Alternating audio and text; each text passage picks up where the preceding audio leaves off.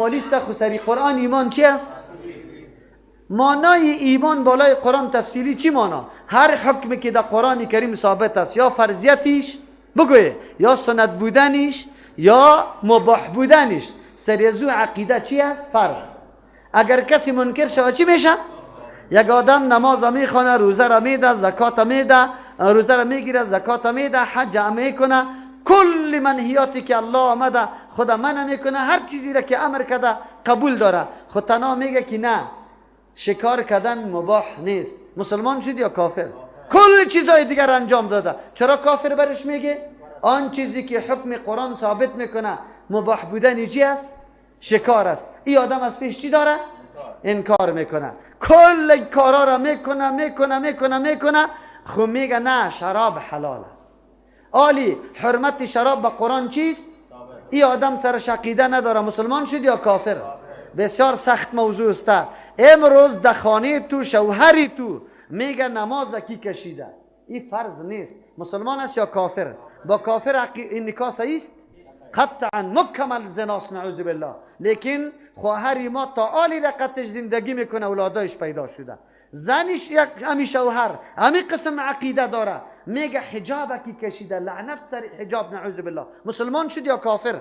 چرا فرضیت حجاب به چی ثابت است؟ به قرآن، با آیت قرآن ثابت است. این میالی قطعی ای زن مسلمان شد یا کافر؟ شوهر قطعی از این نکاحش درست است یا غلط؟ از بین رفته، زنا هست. لیکن امروز مردم ما، ملت ما در بدر است، عمرشان تباس، اولادشان به زنا در دنیا به وجود میاد، نعوذ بالله. در ماه مبارک رمضان برش میطور میگه که کسی که کی است کدام، نعوذ بالله، میگه لعنت بالای الله، نعوذ بالله، که روزه را کشیده. اینطوری دو دشنام به الله میده، او تو برش دیگم تیار میکنی، شرابم در پیشت میخوره. ای خواهری بزرگوارم، امروز در می ساعت اعلان کو که من زنت نیستم. باید راپور بدی که اینی آدم اینی گپ میزنه. مسئولیت داری در پیش الله تبارک و تعالی. دفاع از دین بکو، تو مامور هستی. پیش دولت معرفی کوشه. طلاق طبیعی طلاق که نگیری، نکاح فسخ شدی، مرتد شده. این از دین گشته دیگه. نکاح تو قطعی از اون نیست. اگر مرد باشه، شوهر باشه، اگر زنش باشه. دمی کابلتان ایتونی بسطها نفر وجود داره، در تلفن قطمه مکالمه شده، گریان کرده، زنم گریان کرده، مردم گریان کرده که چی طور کنیم زندگی را. اینی حالت ها وجود داره. ببینی چرا اینطور هستن؟ علت ایشتک اینمی مردکه و امی خواهر ما از ایمان خبر نداره که ایمان چی را میگه. کسی سوال نمیکنه دختری خود که میده، بچه در کجا زندگی میکنه؟ در روسیه. چی عقیده داره؟ کمونیست است. او به الله عقیده نداره، او به لنین عقیده داره. او میگه قرآن فکر کونه است، افسانه های قدیمی است، نعوذ بالله. کتاب لنین ای برای ترقی و بشریت و سعادت بشریت است. این تو آدم مسلمان است یا کافر؟ خب لیکن تو دختری که میدی سوال کردی؟ این همی قسم دا فرقه های داخلی وطنی ما. اگر یک آدم عقیده داره که پیری ما قیوم زمان است، کلی انتظام زمان او میکنه، او مسلمان میمونه یا کافر؟ چطور دختری بری از او جایز باشه؟ کسی که عقیده داره که عایشه رضی الله عنها، تو ایمانی تفصیلی بالای قرآن فرض است و در قرآن براءت و پاکی از زنا از عایشه رضی الله عنها را ذکر کرده، قرآن یا نکرده؟ دا آیت در مورد پاکیش آمده. خو یک آدم عقیده داره که عایشه رضی الله عنها زانی است، نعوذ بالله. مسلمان است یا کافر؟ کافر است. دختری تا چرا برش دادی؟ او بی غیرت مومن. دختری تا چرا برش دادی؟ بلدنگ شدیدی، کشوفش موتر شدیدی، سندی قوی از دکتری داره، در پیش الله متعال رفتنی نیستی. امید اوی دختر به می عقیده امیال شوهرش داره، بازم زنیش است، نه مطالبه طلاق میکنن، نه خیرت چی است؟ ولی از ما اولاد پیدا شده که نمیفهمی، دیالی میفهمی. به شوهر بگو یا یه عقیده را داشته باش که عایشه رضی الله پاک است. چرا؟ قرآن میگه. اگر تو میگی که نه زانی است، ما تو نکاح ما از بین رفته. قطعا ما تو با هم چی نیستیم؟ زن و شوهر شدن نمیتونیم. ولی با تأسف امروز اینی طور حالتا سری مسلمان آمده. شما فیصله کنی که ما علما به نزد الله تبارک و تعالی جوابدهی هستیم یا نه. 10 سال من در مسجد تیر میکنم. چند سال؟ 10 سال، 1 سال هم نه، اگر 1 هفته تیر کنیم باید ما عقیده را به مردم بگوییم. امی مولا رفته، امی نکای امی کس بسته کرده که به نعوذ بالله به دین دشنام میده، شراب حلال میدانه، سود حلال میدانه. امی مولا صاحب رفته، امی مولا صاحب رفته نکای امو دختر و بچه را بسته کرده که بچه عقیده داره که عایشه رضی الله عنها زانی است، نعوذ بالله. ما که علما را هر جای میکوبم، عالمی حق پرسته، عالمی که خدمت دین کرده، عالمی که واقعا دل سوختانده سری عوام، سری مقتدیای خود تشریع دین کرده، واره من نمیگم. معموع عالمی که دین پنهان کرده، روزی خود گذرانیده، ملایی را یا عالم بودن یا امامت ذریعه و کسب چی؟ زندگی خود دانسته. از او خاطر چیزی که عوام میگه این قطش روان است. 1 روز اعتراض انتقاد نمیکنه که ای مردم اینی کاریتان خلاف دین است. چرا؟ او میگه میترسم که از مسجد میکشه و عقیدهش اینمیسته که اگر از مسجد کشید روزی مقطع میشه. کسی که تو عقیده داشته باشه مسلمان میشه. عجیب گپ کو اینجا است. ما باید بدانیم، درک بکنیم حقیقت عقیده را. ما باید بدانیم. بارها شما مردم شاهد هسته، برادر زنا میکنه، مردم جرگه میکنه، جرگه قومی چی را باز در جرگه ثابت میکنه، فیصله میکنه؟ امشیری امی زناکاره به کی میده؟ به مو کسی که قطع اهلش زنا صورت گرفته. ایره به نام چی یاد میکنه در اصطلاح ما شما؟ به نام بد. به نام چی؟ به نام چی؟ در دین بد دادن حرام است یا حلال؟ امی مولا صاحب امی نکاح را بسته میکنه یا نه؟ میکنه یا نمیکنه؟ خب شما بگوی چی رقم مولاست؟ ایره ما مولا بگویم، این عالم پشتش اقتدا بکنیم، این عالم پشتش نماز بخوانیم، به چشمی سر میبینیم. امی عالمی که فعلا سود میخوره، امی عالمی که نعوذ بالله، ما گفتم افتتاح سینما را به آیات قرآن میکنه، نعوذ بالله. ما پشت از این نماز بخوانیم یا نه؟ خب مردمی ما چرا هوشش از بین رفته، عقلشان از بین رفته؟ چرا دی متوجه نمیشه؟ در نقصان دنیا متوجه است که ادنا نقصان پیدا شه بازو کاروبار را ترک میکنه. خدا دین چرا متوجه نیست؟ الله از ما و شما سوال نمیکنه؟ سوال کرده نیست. برادرها بدانی ایمان بر تقدیر است. چقدر امری خیلی بس بزرگ است. ما ایمان به تقدیر داریم. تقدیر چی معنا؟ کدام امری که الله فیصله کرده حق است، مطابق حکمت است، الله حکیم است، به قضا و فیصله الله ما چی داریم؟ عقیده داریم. امروز روزی نیست که برای ما در تلفن یا همونطور سوال نشوه که خو الله که ما را پیدا کرده وقت فیصله کرده یا نکرده؟ او مولی صاحب ما میگم بله فیصله کرده. خیر چرا ما را عذاب میده؟ خب وقت خودش فیصله کرده. ما که گناه میکنیم مطابق فیصله کی میکنیم؟ الله میکنیم. خیر ما چی گناهگار؟ این قدر سوالا شده، در هر مکتب همی سوالاست و ای از طرف امین نعوذ بالله ملحدین همی سوالای چی میشه؟ به خاطر شک انداختن و گمراه ساختن مردم. ما برش میگم که بله الله خو بله فیصله را کرده، خود تو را که پیدا کرد اختیار داد تو را، یعنی که تو را مجبوری ساخت. ما که پیدا شدیم اختیاردار هستیم یا مجبور هستیم؟ صوبکی تو به اختیار خود در ترجمه قرآن آمدی یا نه مجبور بودی؟ نه، در یک خانه 2 برادر بودی، 2 خواهر بودی، یکی تان آمد زحمت کشید ترجمه قرآن، دیگه تان خوابی تان زده، باز پسان خیست 8 بجه در لیسه مریم چکر زده، نه نماز خوندی، رفتی اونجا نعوذ بالله لبایت سرخ کردی، در اونجا گشتی روزیت خراب کردی، پس هم آمدی. الله که برات فیصله کرده، باز تو را خبر داد که ای دختر، اینجا ترغیب داد که 1 ساعت اگر قدم طرفی ترجمه میمانی و رفتی 1 آیت قرآن خواندی چندانه از 2 شوتری بزرگی که بوکای کلان داره که چقدر ارزش داشت، از او مثل که او را بدونی گناه و بدونی قطع صله رحمی پس چی کرده ای؟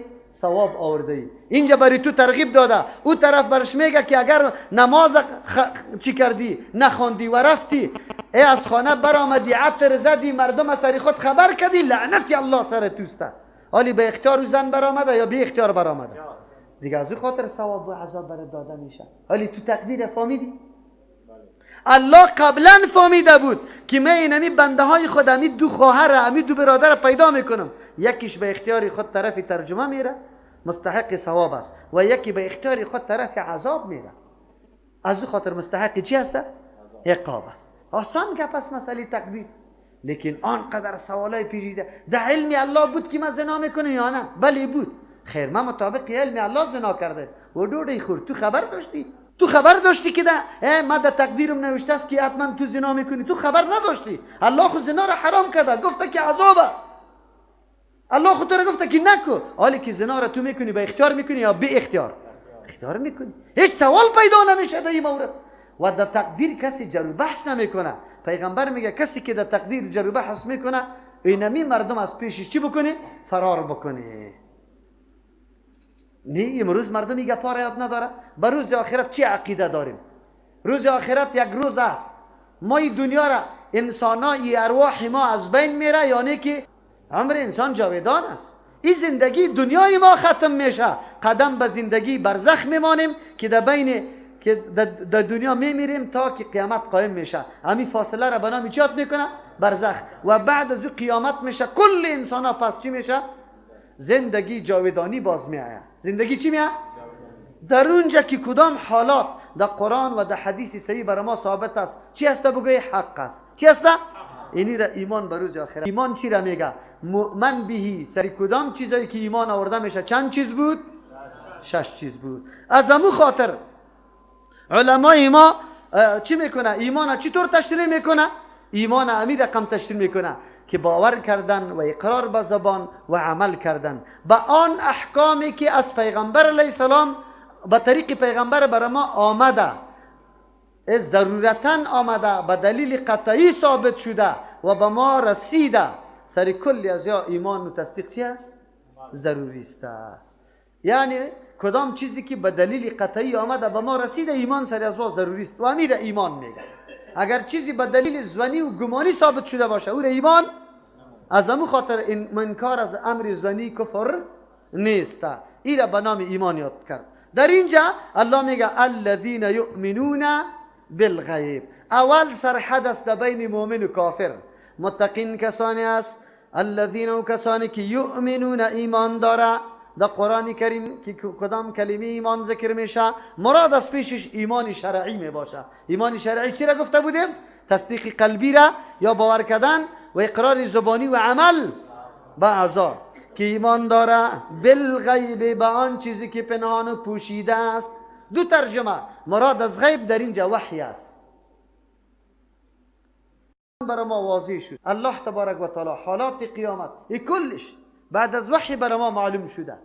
یا بالغیب به معنای آن چیزی که غایب و پنهان است. غایب و پنهان چی چیز است؟ الله غایب است. عذاب قبر چی است؟ ملائک چی است؟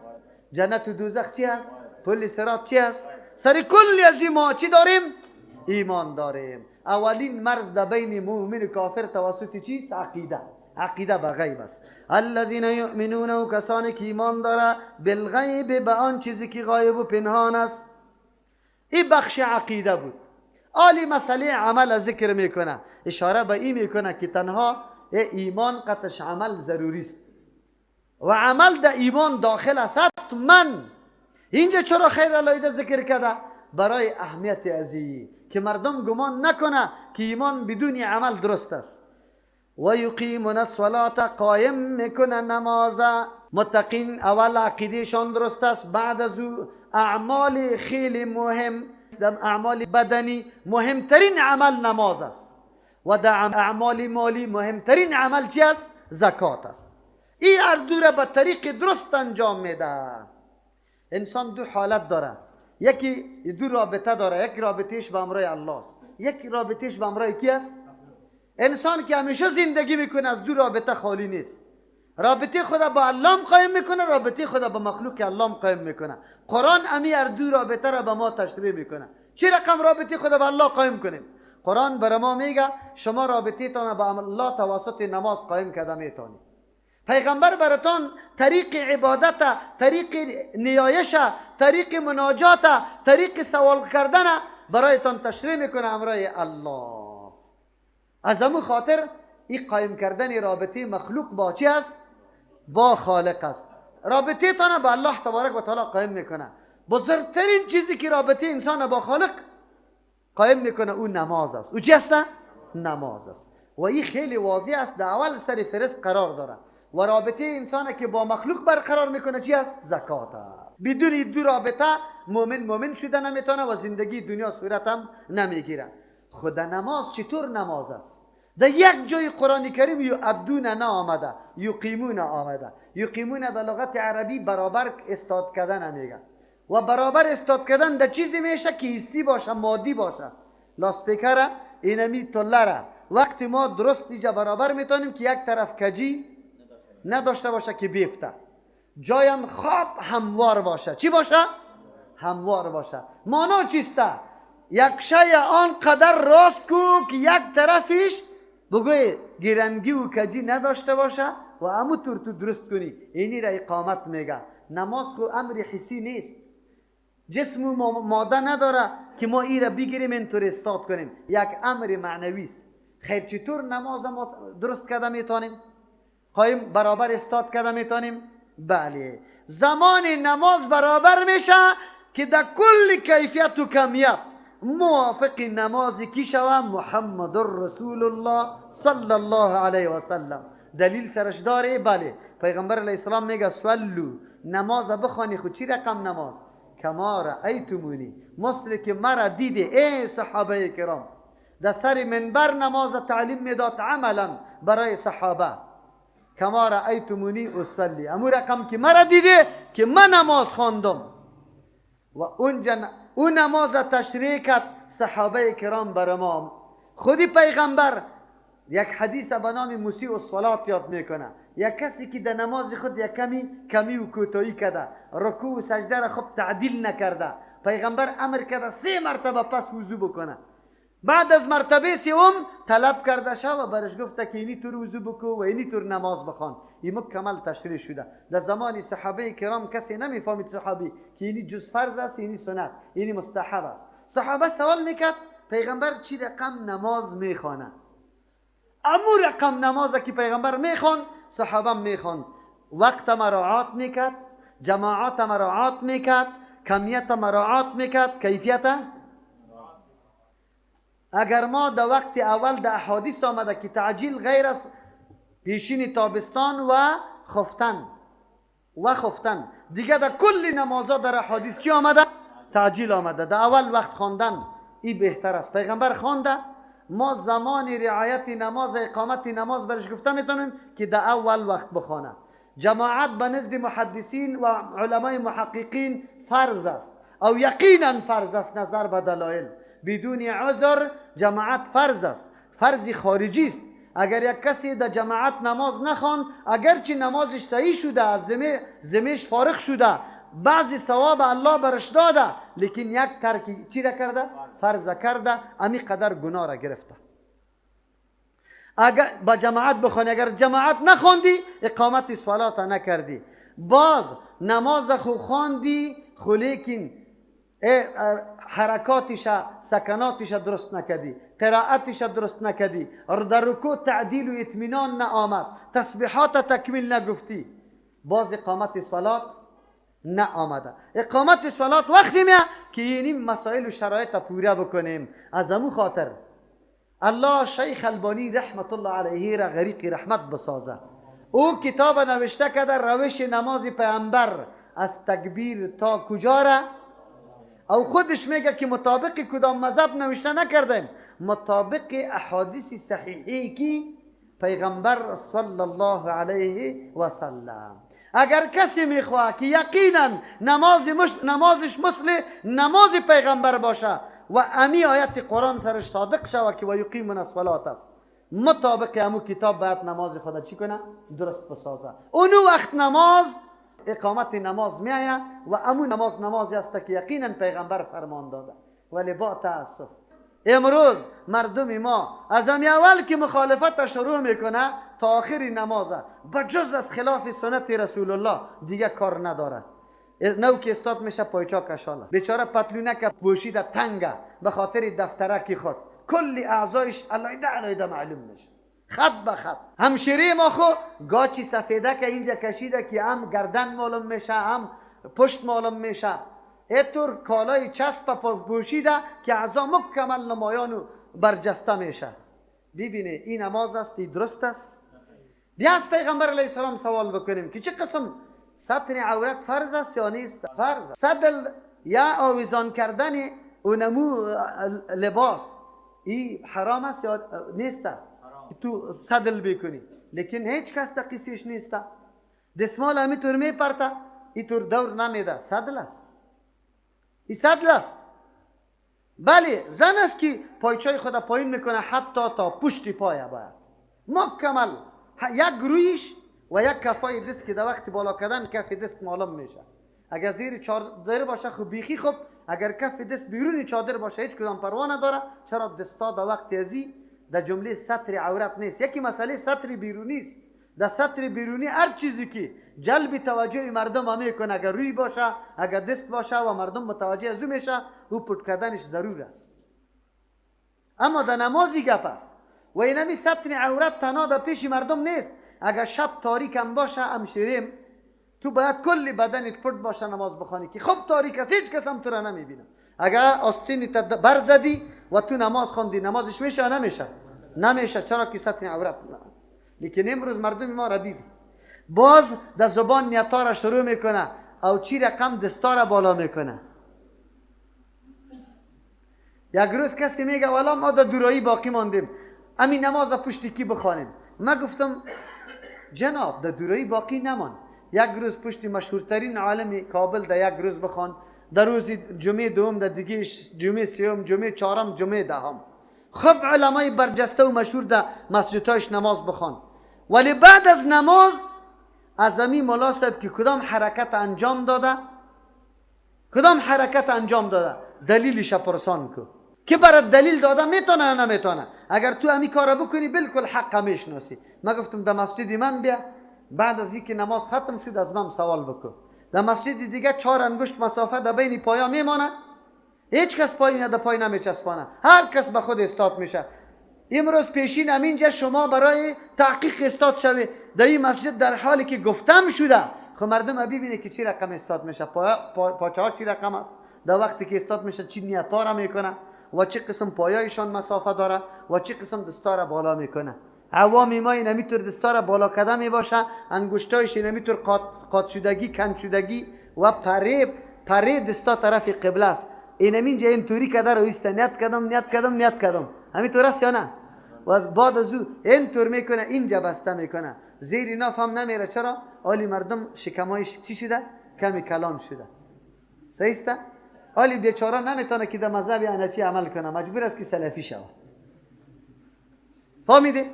باز دیگه او طرف استاد میشه، اونجا سعی میکنه 1 ثانیه تیر نشده باشه، الله اکبر در رکوع. بازه در رکوع که می پایین شوه، پس توان طاقتی بالا شدن نداره، زده طرف کجا میره؟ در سجده. امی فقط پیشانی مانده میشه، پس بالا میشه، در نیمه بالا میشه، پس در نیمه سجده میکنه، باز امی طور زودی کده میخیزه.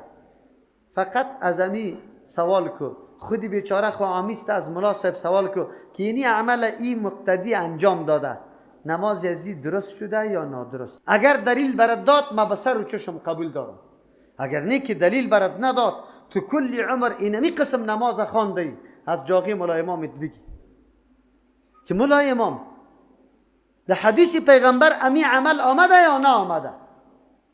بعد از او برای تو معلوم میشه که من نماز کجا بخوانم و چی قسم بخوانم. بیا در مسجدی من، مردم هم بی مرم بی که ما چی کار کرده رو استیم. در مورد کلش از ما سوال بکو، از همی جاغیم بگی که یا از به طریقه سنت رسول الله دلیل حدیث برم تیر میکنی یا برم جواب بدی. اگر من مکمل برات به سند صحیح حدیث دادم، باز دیگه برای تو خودمون تو از این صاف کار بگی که نماز کجا بخوانم و چی قسم بخوانم. تو همی گفتم قطعا نمیپذیری، حیران هستی که میگم من کجا نماز بخوانم. خب ببینید این معیار است برادرها، یقینا براتان میگم ما نماز با کدام کیفیت بخوانیم. قرآن کریم از ما مطالبه اقامت الصلات کرده، در درجه و زمره متقین زمان داخل میشیم که اقامت الصلات بکنیم. در شک نباشیم. برادرها و خواهرای ما چی میگن؟ مولوی صاحب بسیار خوب آدم است، خب گپا میزنه لیکن وابیست. وابی چی را میگه؟ من یک دفعه بشناسم که وابی چی را میگه. امو عملی که خلاف قرآن و حدیث است دمه پیدا کو برم بگو. بس سر رو چشم که خلاف قرآن و حدیث عمل پیدا کردی، امو که عملی وهابیگری باشه امو را دمه پیدا کو بگوینی عملی وهابیگری است. اگر ایره تو عملی وهابیگری میگی که من نماز درست میخوانم، موافق حدیث پیغمبر میخوانم، ایره تو وهابی میگی دیگه وهابی، این خوب گپ است، این خوب صفت است، باز خوی صفت خوب شد، خراب نشد. ما خود عالی کدام مذهب به نام وهابی بشناسه؟ کسی وجود داره که بگه من وهابیستم یا در مذهبی وهابیستم؟ هیچ کسی وجود نداره. چرا تو؟ خب برادر و خواهرم تحقیق بکن، تو متاثر از تبلیغات مردم نشو. کسی که برات میگه که اینی وهابیست، اول از پیش سوال کن که وهابی کی را میگه. باز همون صفتای وهابیت که برات گفت، بیا اینالی همون شخصی را که او متهم به وهابیت کرده همون صفتا را در این مردکه ببین که موجود است یا نه. اگر موجود بود قطعی آدم بشی که تو اینی صفتا را داری و این صفتا غلط است، تو چرا این کارا را میکنی؟ که او برات جواب داره یا نداره. ولی با تاسف ما بس زمزمه مردم دیگه دول زده را ایستیم، اون رونق داده را ایستیم. یادتان باشه که در این تبلیغات سو خود داخل نکنیم. یو نمو تبلیغات دشمن است که در بدر کرده مردم ما. و یقیمون الصلاة، نماز درست برابر ادا میکنه در وقت وادیش در جماعت به مکیفیتی که از پیغمبر صلی الله علیه و سلم نقل شده. حالی در کتابا الحمدلله موجود است به نام روش نماز. قطع خود امام اینجا موجود است. ما این کتاب بسیار شایع کردیم به مردم دادیم، بسیار به نرخ ارزان الحمدلله. بسیار برادرای و خواهرای ما از این کتابا استفاده خیلی درست کردن، نمازایشان الحمدلله نماز شده. وقتی که ما محبتی پیغمبر در قلب پیدا کردیم، باز نمازهای ما بسیار با مطمئن با آرام نماز میشه. الله همونطور نماز برای ما نصیب کنه. نماز چیزی است ان الصلاة تنها عن الفحشاء والمنکر، از هر قسم بی‌حیایی و کار زشت نماز تو را منع میکنه. یقینا اگر نماز باشه الله همونطور نماز نصیب ما بکنه. یقینا نمازی که خشیت دو بیاید، خضوع دو بیاید، آبدیدیت بیاید، ترس الله در قلبت پیدا شود، احساس بکنی که مقتی الله مکالمه و گفتگو داره. و اون وقت نماز میشه که به الله قسم دمی حالت نماز براتون همینطور لذت بیا که الحمدلله نماز بود. اگر نماز نمی بود هیچ چمی زندگی ما به دردم نمیخورد. همینطور لذت که در نماز برات پیدا شد اون وقت نماز میشه، اون وقت اقامت الصلاة است. الله نصیب ما بکن. و مما رزقناهم ينفقون، از بعض آن چیزی که رزقناهم ما روزی دادیم، ينفقون مصرف میکنن. متقین کسانی هستند، جماعت متقین کسانی هستند که عقیده درست در عمل، که مسئله عملی بدنی بود مهمترینش نماز بود، که رابطه خدا با الله قائم میکرد، این بالکل درست و برابر بود. سوم چیز رابطه خدا با مخلوق الله قائم میکنه و این عبادت مالی است، ایلا خب درست انجام میده. خب لیکن تنها عبادت مالی در اینجا شامل نمیشه. و مما اصلش و من ما است، من برای تبعیض است. از بعض ما آن چیزی که آن چیز مشخص نکرده، هر کس که یک چیز داره رزقناهم که الله برات داده، به عالم علم داده، به مالدار مال داده، به صاحب مرتبه و مقام و منزلت منصب و منزلت داده، به آدم شخصی قوی قوت داده. هر کس الله تبارک و تعالی یک حصه از نعمت خود داده. الله میگه از اینمی چیزی داشتگی خود یک کمی را مصرف بکنه، در حال مصرف بکنه که امی هم دادگی کی است؟ الله اکبر. خودت نداری. عالم اگر علم داده استعدادش کی داده؟ اگر مالدار مال داره قابلیت پیدا کردنش کی داده؟ اگر کسی قوت داده کی داده؟ اگر در منصب و منزلت و رسیده کی رسانده شه؟ خیر چرا مصرف نمی کنی؟ الله کلش هم از تو مطالبه نداره. میگه بعضیش مطالبه بکن. از آن چیزی که ما برش دادیم ینفقون، خرج میکنه، مصرف میکنه. چرا؟ اگر مصرف نکنه این چرخ زندگی جای به جای استاد. اگر افراد انسانی هر کس که هر چیز خود داره مصرف نکنه، چرخ زندگی جای به جای استاد میشه. عالم علم خود مصرف نکنه، مالدار مال خود مصرف نکنه، توانمند قوت خود مصرف نکنه، و صاحب منصب و اداره چیسته آبرو و امو مقام و منزلت خود مصرف نکنه، زندگی دنیا مختل میشه. مؤسسه هنری الحمید. نجار استعداد نجاری را داره اما قرار میشینه در خانه خود، یک نجار بیرون نمیبره. معمار استعداد معماری را داره مصرف نمیکنه، قرار در خانه خود میشینه. استاد لیاقت استادی را داره مصرف نمیکنه، قرار در خانه خود میشینه. دریور در خانه خود میشینه، معلم ماموری دفتر دیقان در خانه خود میشینه. دنیا آباد میشه و ایران. امی مطلق زندگی انسانی هم ضرورت بینمی مصرف داره. خو مصرف به جای باشه یا بی جای؟ دریور وقتی مصرف کنه که مردم بیرون برآمده باشه، طرف کار و وظیفه روان باشه.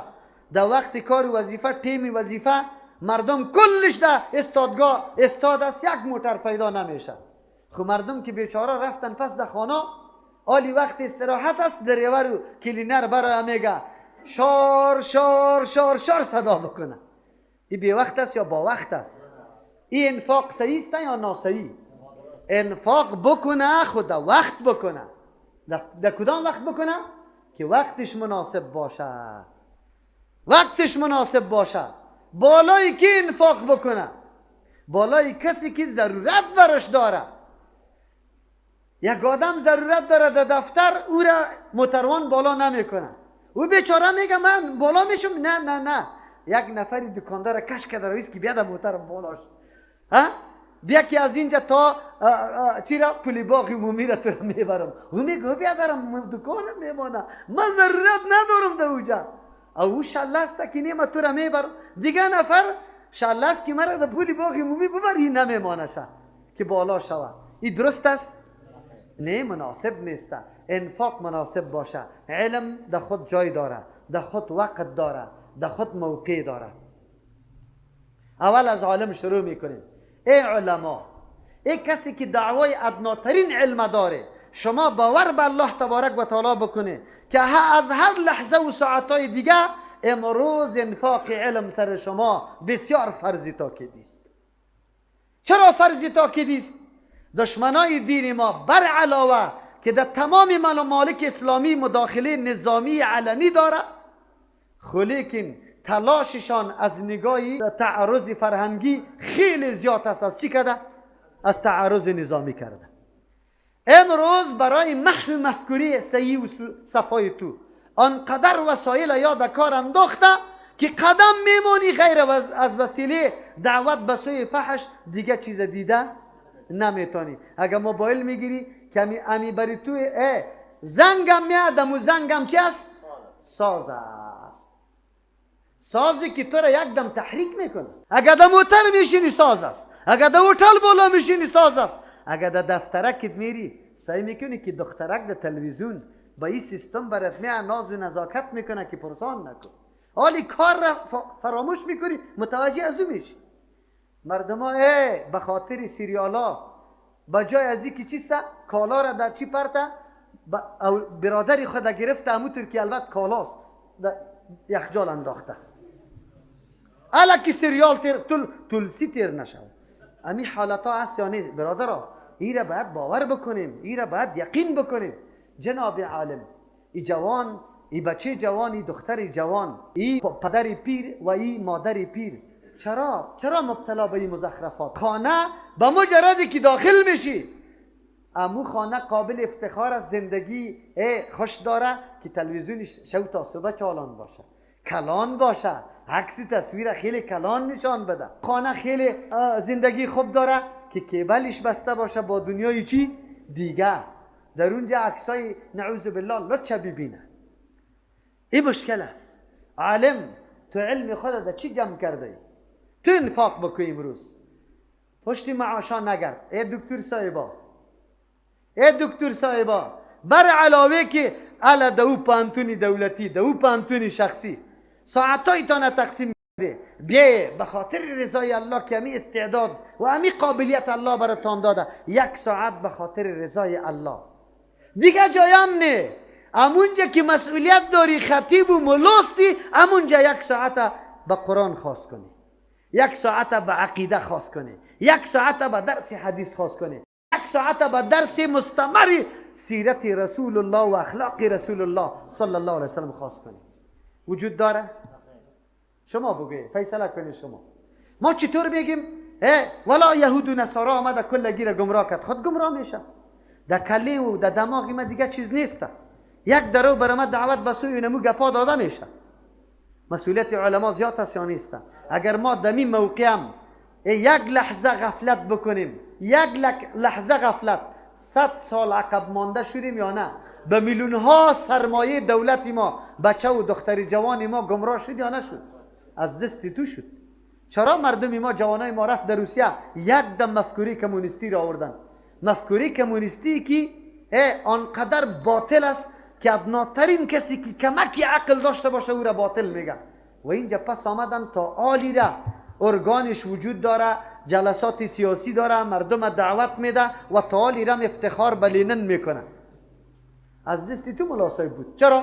امی بچگک وقتی که خرد بود در مسجد در پیش تو آمد، یک موضوع عقیده را برش نگفتی، یک آیت قرآن برش ترجمه نکردی.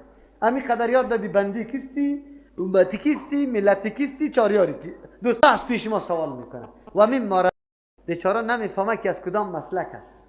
الله رحم بکنه.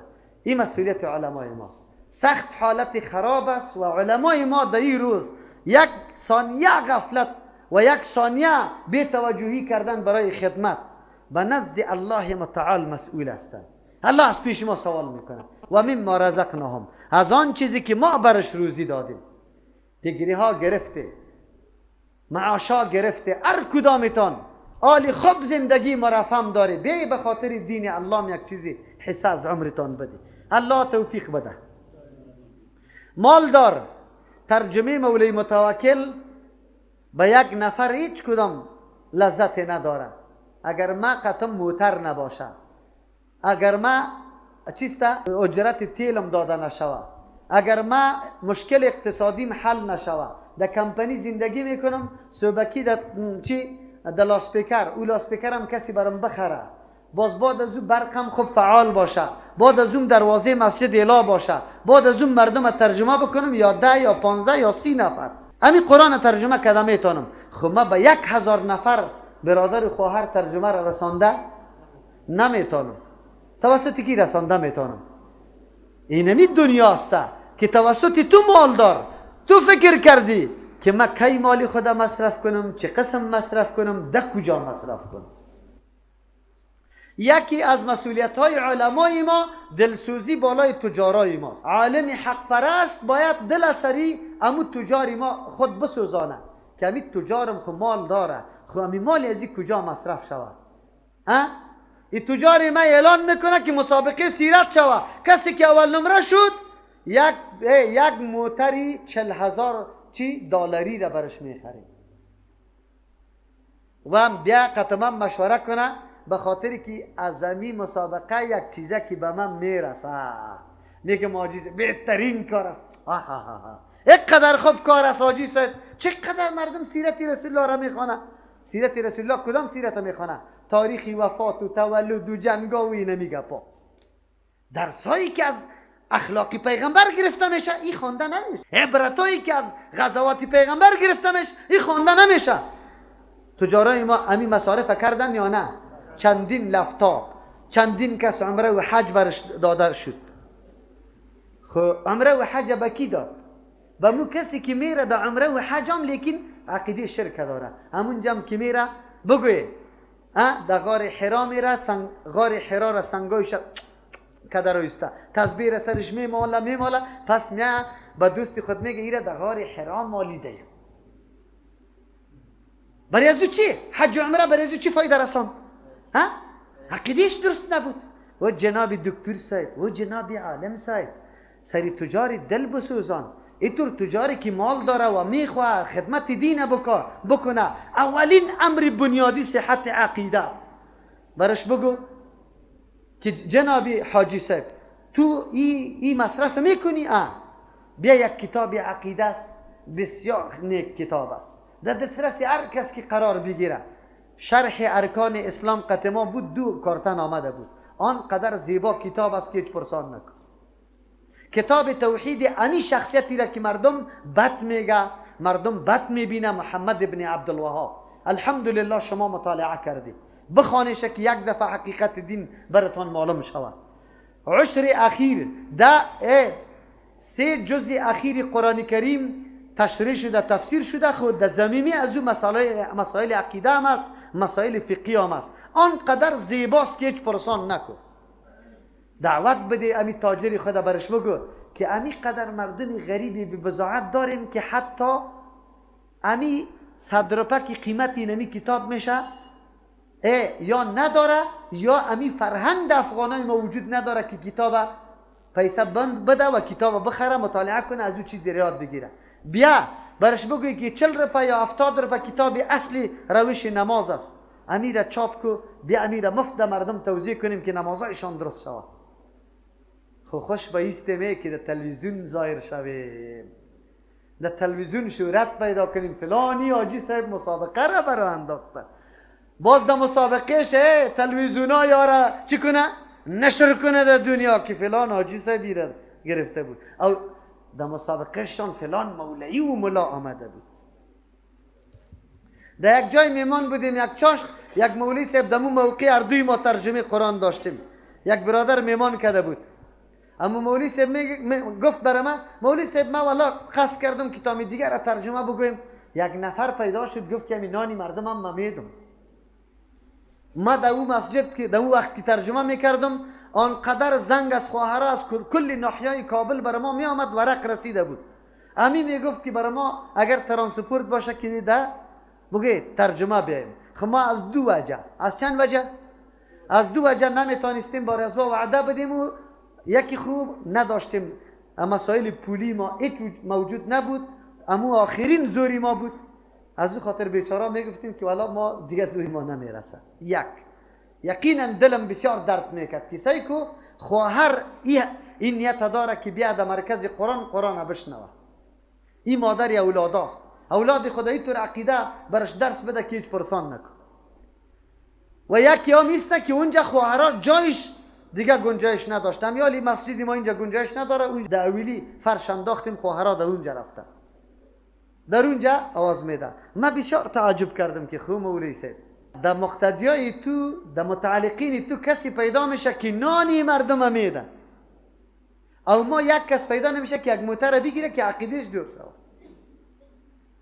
آلی خوی هم درسی قرآن است، تو هم درسی قرآن است، چرا امو کمکی خود دهی درسی قرآن نمیکنه که ما به جای 20 موتر 50 موتر بگیریم؟ چند؟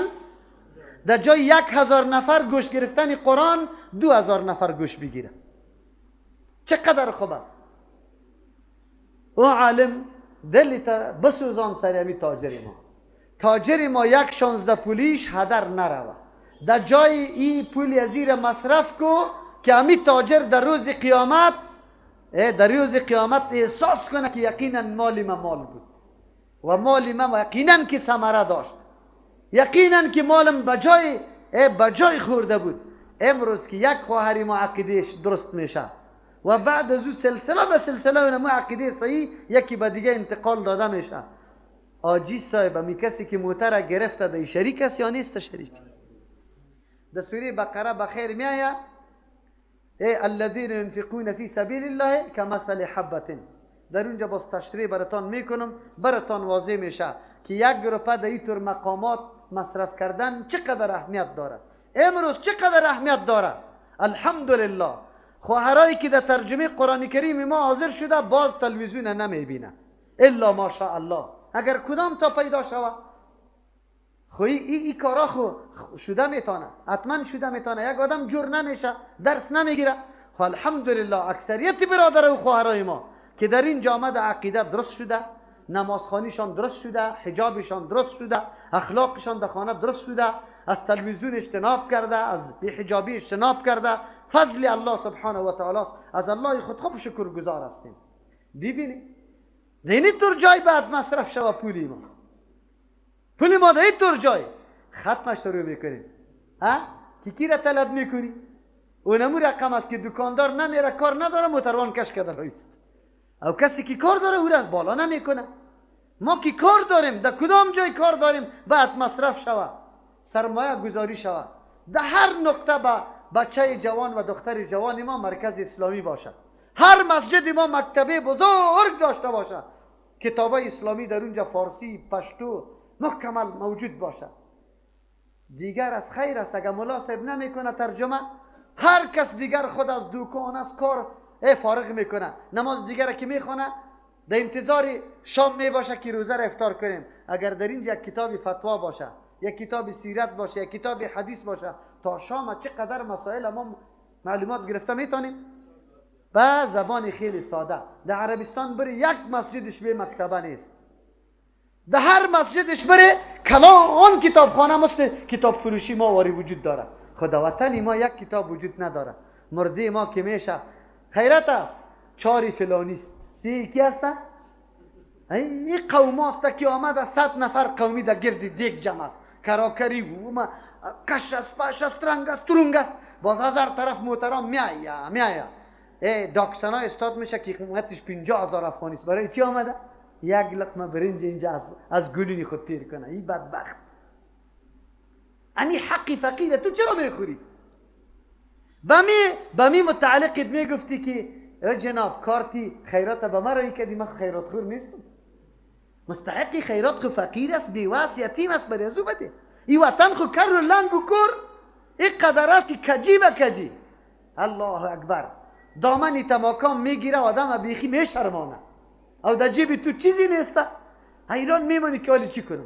امو را بده دیگه، خودت بار نکو، تکلیف نکش، مردم از کار و وظیفه مانع نشو.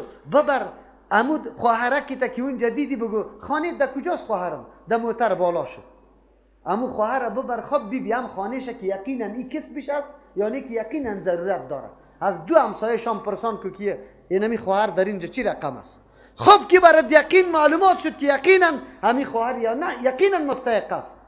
همی مجموعه برنجک و روغن ببر در خانهش پاتاکو، به خواهر بگو که دیگر از تو را دیدم خواهر دگیری حکمت داده نیستم، چرا 1 ساله نفقه تا خیلی نمه دادم. شما برای ما بگوید که یک خواهر دیگه در روی سرک میآید که به خارجی عاجزی کنه، چاپلوسی کنه؟ ننگ و غیرت ما داریم؟ ما مسلمانی واقعی اگر ننگ و غیرت داشته باشیم میمانیم؟ خب با تأسف او علما مردم بفهمانه، سری تجار دل بسوزانه، مردم تشویق کنه که کدام کارا بکنه.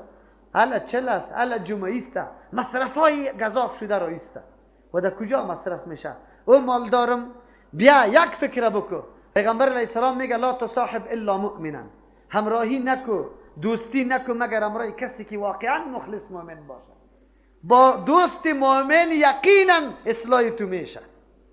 ولا یأکل طعامک الا تقی، نخوره طعام تو را مگر کدام شخص باید بخوره؟ و طور کسی که بالکل متقی است، پرهیزگار است، قدم خدا به احتیاط میمانه که از مال تو یقینا او عبادت میکنه. خود عبادت یزو کی شریک میشه؟ تو شریک میشه. و نمو قسم بکن این مسئله مالدارم بود، رئیس دولت، وکیل پارلمان، وزیر صاحب، رئیس صاحب، خب موقع و مقام داری، او آمری اوزه، او آمری امنیت، خب میفهمی اینم اینجا یک مدرسه بنیادش نهاده شده، رئیس دولت خبر شدی امی قدر ده هر کس پاش داده رایستی، از اموجا فرمان صادر که از بودجه اختصاصی برای احیا و ترقی امی مدرسه که در اونجا درس قرآن میشه اینی قدر افغانی برای تعمیرش یا برای معاش استاداش تخصیص داده شد. جناب وکیل پارلمان، او وزیر صاحب، تو مسئولیت داری، خبر شدی په اشتهار یا اعلامه شد، همینجا بیا به محتمم بگو چقدر کتاب نیاز داری. من انشاءالله 1 لگ افغانی را کتاب قط شما خودم هم نمیخرم، فقط با سفارت عربستان در تماس میشم، با سفارت پاکستان. اونجا مؤسسات خیریه زیاد است. در عربستان مردم کسی را پیدا نمیتونه که صدقیش سرش بخورانه. من خودم فقط در 1 عمره رفتم در مدینه منوره، در مسجد نبوی سرمایه‌دار 100 نفر اجرت کراکار میگیره، در 1 روز برشان 100 درهم میده که 1300 افغانی شود. 100 درهم میده به خاطر چی میده؟ که در افطار در دسترخوان افطاری من نفر پیدا کن. کسی که در عمره رفته در رمضان مبارک این گپا را مکمل مشاهده کرده. وقتی که در داخل مسجد نبوی داخل میشی که می نفرا میده و که محکم میگیره تا ریشی تا بوسه میکنه. ریشی اینی طور به یک قوم چاپلوسی تو را در دسترخوان خود کش میکنه. یک رقم خوشوقت میباشه که نفر در دسترخوان آوردم. چرا؟ به خاطری که کس پیدا نمیشه که دسترخوان چیش خورده شوه. اگر ما و شما او مصارفی که اونجا ببینیم که در اشغالدانیا کدام خرمایی که چقدر قیمت داره انداخته میشه، کدام ماست قوطیگکی، کدام گوشت، کدام میوه که در اشغالدانی انداخته میشه، عربستان نخواد مسلمان بگوی، حکومت عربستان نخواد مسلمان بگوی. میگه که در مملکات های دیگه مردم از گشنگی میموره، ایره چی کنه؟ اونجا اونموتور مردم های سرمایه‌دار داریم کس پیدا نمیتونه که برش بده. آیا وزیری ما، آیا وکیل پارلمانی ما قطعی سفارت رابطه کردن نمیتونه؟ همین مدارس سریپای استاد کردن نمیتونه؟ بالکل میتونه. انفاق چی را میگه؟ اینی را میگه. روی تا اینجا مصرف کو، رابطه کی داری، شناسایی کی داری، اینجا مصرف کو. از شما سوال دارم، وطن آباد میشه و نه؟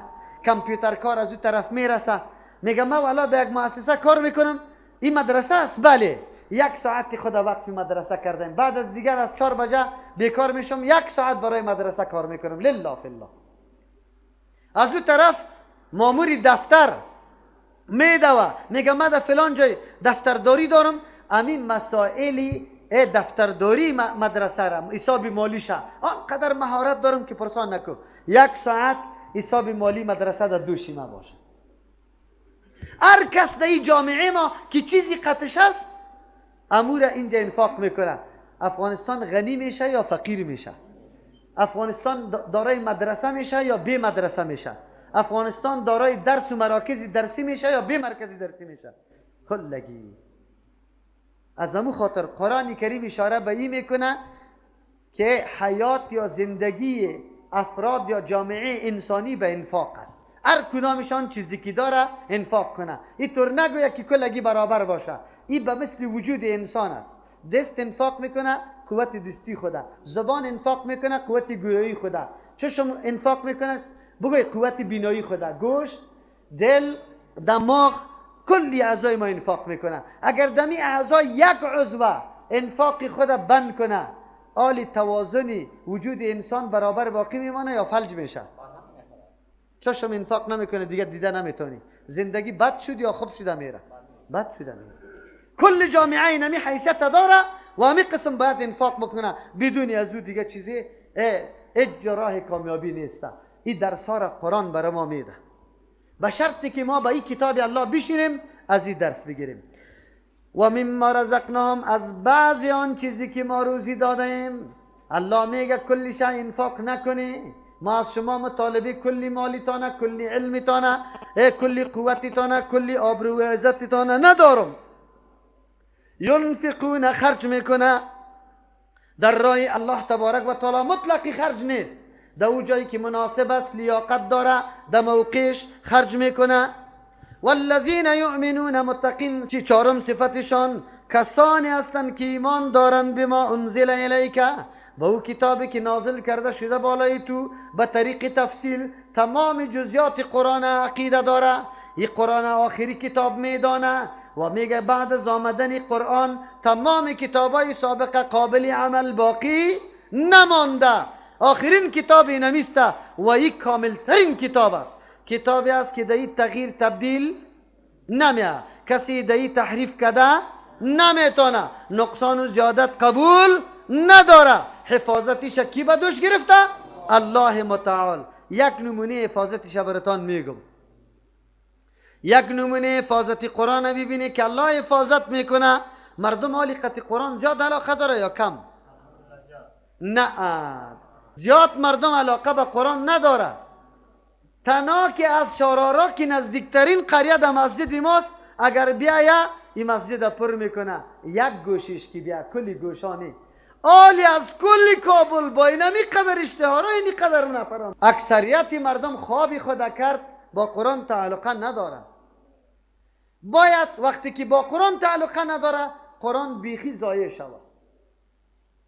روز به روز از قرآن فاصله گرفته شد، قرآن بیخی ختم شود. خو نه، چون حفاظت و زیمواریش الله کرده.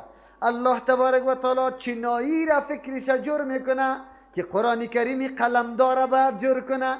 هر صدای قاری که خیلی خوش آواز است توسط قلم باید به میلیون ها نسخه قرآن چاپ میشه یا نمیشه؟ چاپ میشه نمیشه؟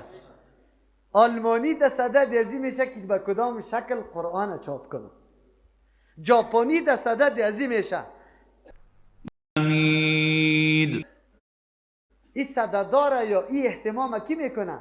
الله میکنه در قلب از تو مسلمان دور شده میری، خو الله میگه ای مسلمان تو خود دور که کافر معذف میکنم که قرآن بگه چاپ کده بره و این نسخه های قرآن موجود باشه. و ما انزل من قبل که ایمان داره به او کتابی که نازل کرده شده من قبل که پیش از تو. همه کتابا که از جانب الله داره، الله آمده، تو عقیده داری، تبعیض قائل نیستی که یکی را بپذیری دیگر نه، بلکه کلگی را عقیده داری و کلگی را کتابا را از جانب کی میدانی؟ الله تبارک و تعالی. اشاره میکنه انبیاء علیهم السلام کلشان معلمین است، همو کتاب تدریس میکنه که کی روان کرده؟ الله تبارک و تعالی. فرق در بینشان در صنف است. صنف اول، دوم، سوم، چهارم، پنجم، آخری صنف است. صنف کیست؟ محمد رسول الله. این کامل ترین صنف است. دیگه صنفا منفا وجود نداره. این آخری شهادت نام است که گرفته میشه. از او خاطر دین چی شده؟ الیوم اکملت لکم دینکم. دین دیگه تکمیل شد تا روز قیامت نقصان نمیاد. این آخری صنف است و تمام کمالاتی امتهای سابقه که در کتابایشان بوده کدام کتاب آمد؟ در قرآن کریم آمد و نصیب امی امت شده. خو امت چقدر غافل است از کتاب الله، هیچ کمالاتی خدا، هیچ طرز زندگی خدا از این کتاب نمیگیره. و بالآخرت هم یوقنون. پنجم صفت ذکر میکنه در زمره متقین کسی داخل میشه که عقیده داره به تمام کتابای آسمانی، خصوصا به قرآن کریم، به طریق احکام جزئیش هم عقیده داره. و بالآخرت هم یوقنون. با آخرت یقین داره، باور داره که آخرت آمده نیست. اونو وقت تو در متقین داخل میشه. یقین نمیشناسی؟ یک چیزی که با چشم سر میبینی، آتش که با چشم سر میبینی که ورق میسوزانه، این چی میگه؟ یقین. یقین که پیدا شوه باز دیگه انسان از گناه بالکل منع میشه. برادرای تبلیغی میگه یقین پیدا کنی. یقین اگه یقینی ما پیدا شوه که رزاق کیست، باز ترس از مخلوق نداری، باز امام میشی که نه غم احمد داری نه محموده. مسائل واضح باید بکنی. چرا؟ یقینی است که رزاق کیسته. یقینیت که پیدا شد که عزت پیشی کیست، دهندش کیست، باز دیگه در قصیش نمیشه که کل مخلوق تو را وابی بگوید. بازم تو قرآن چی میکنی؟ بیان میکنی، غمش نداری. یقین پخته شود. یقین بیا که یقین پخته شود که الله قطعا محاسبه میکنه و ما پیش الله میروم.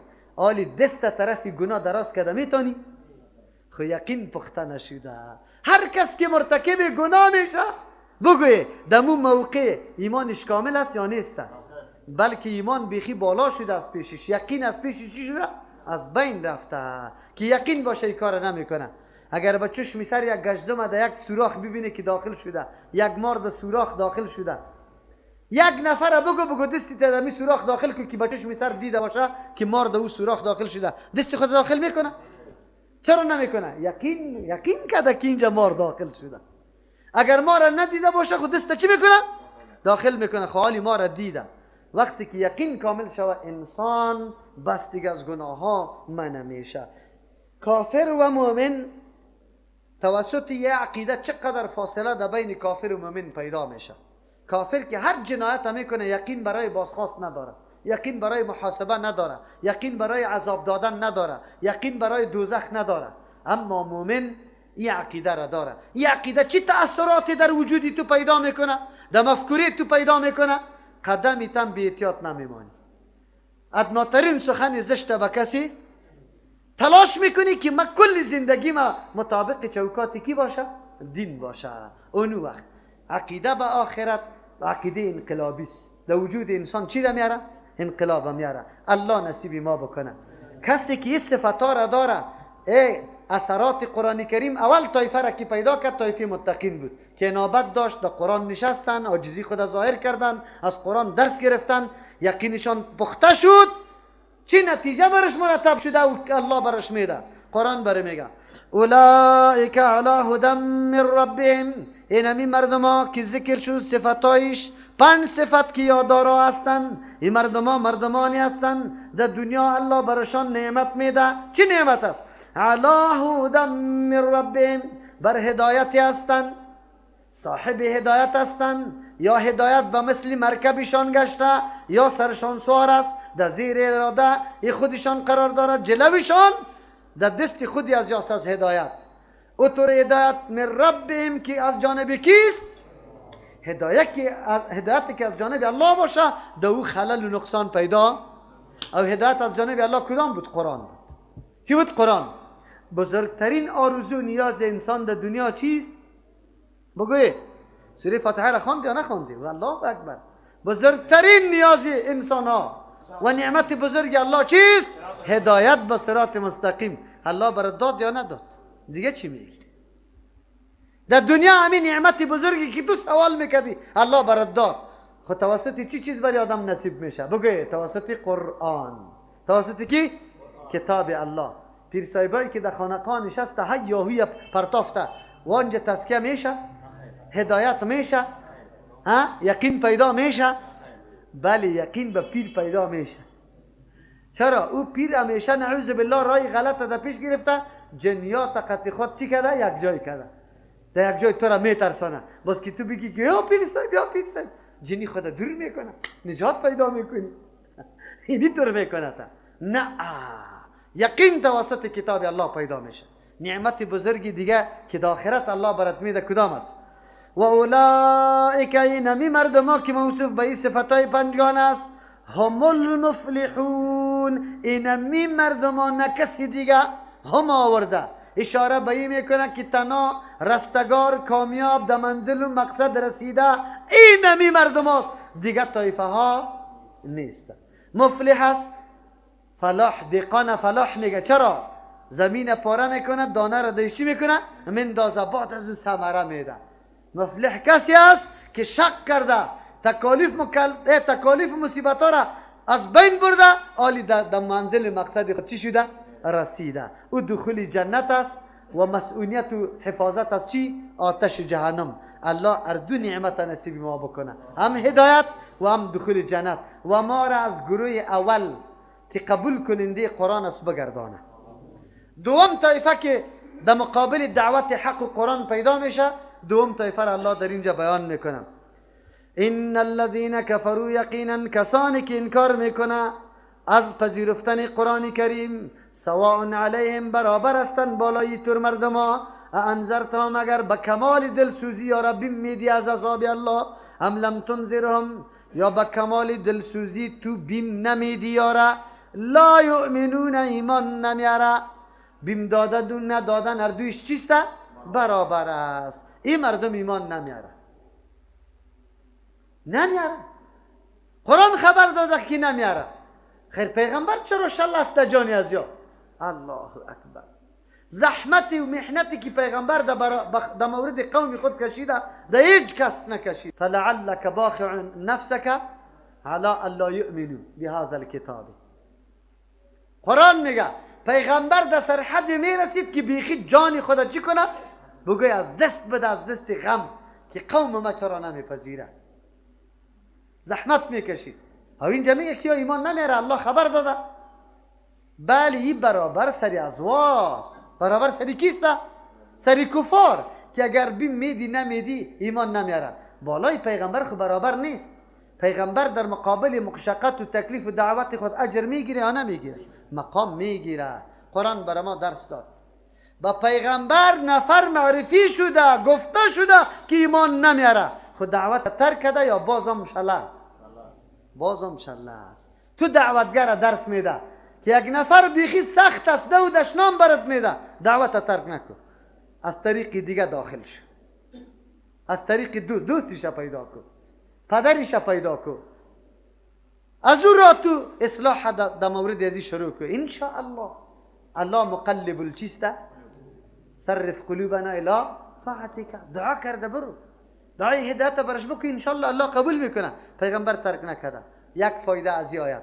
دوم ان الذين یقینا کسانی که کفروا کافر شدن عنادن یا کافری نیستن که جاهل باشه نادان باشه از حقایق دین خوب میدانه حقایق دینه از روی ضد و عناد. ابو جهل میدانست یا نمیدانست؟ ابو لهب میدانست یا نمیدانست؟ ابو طالب میدانست یا نمیدانست؟ کلی از جا میدانست.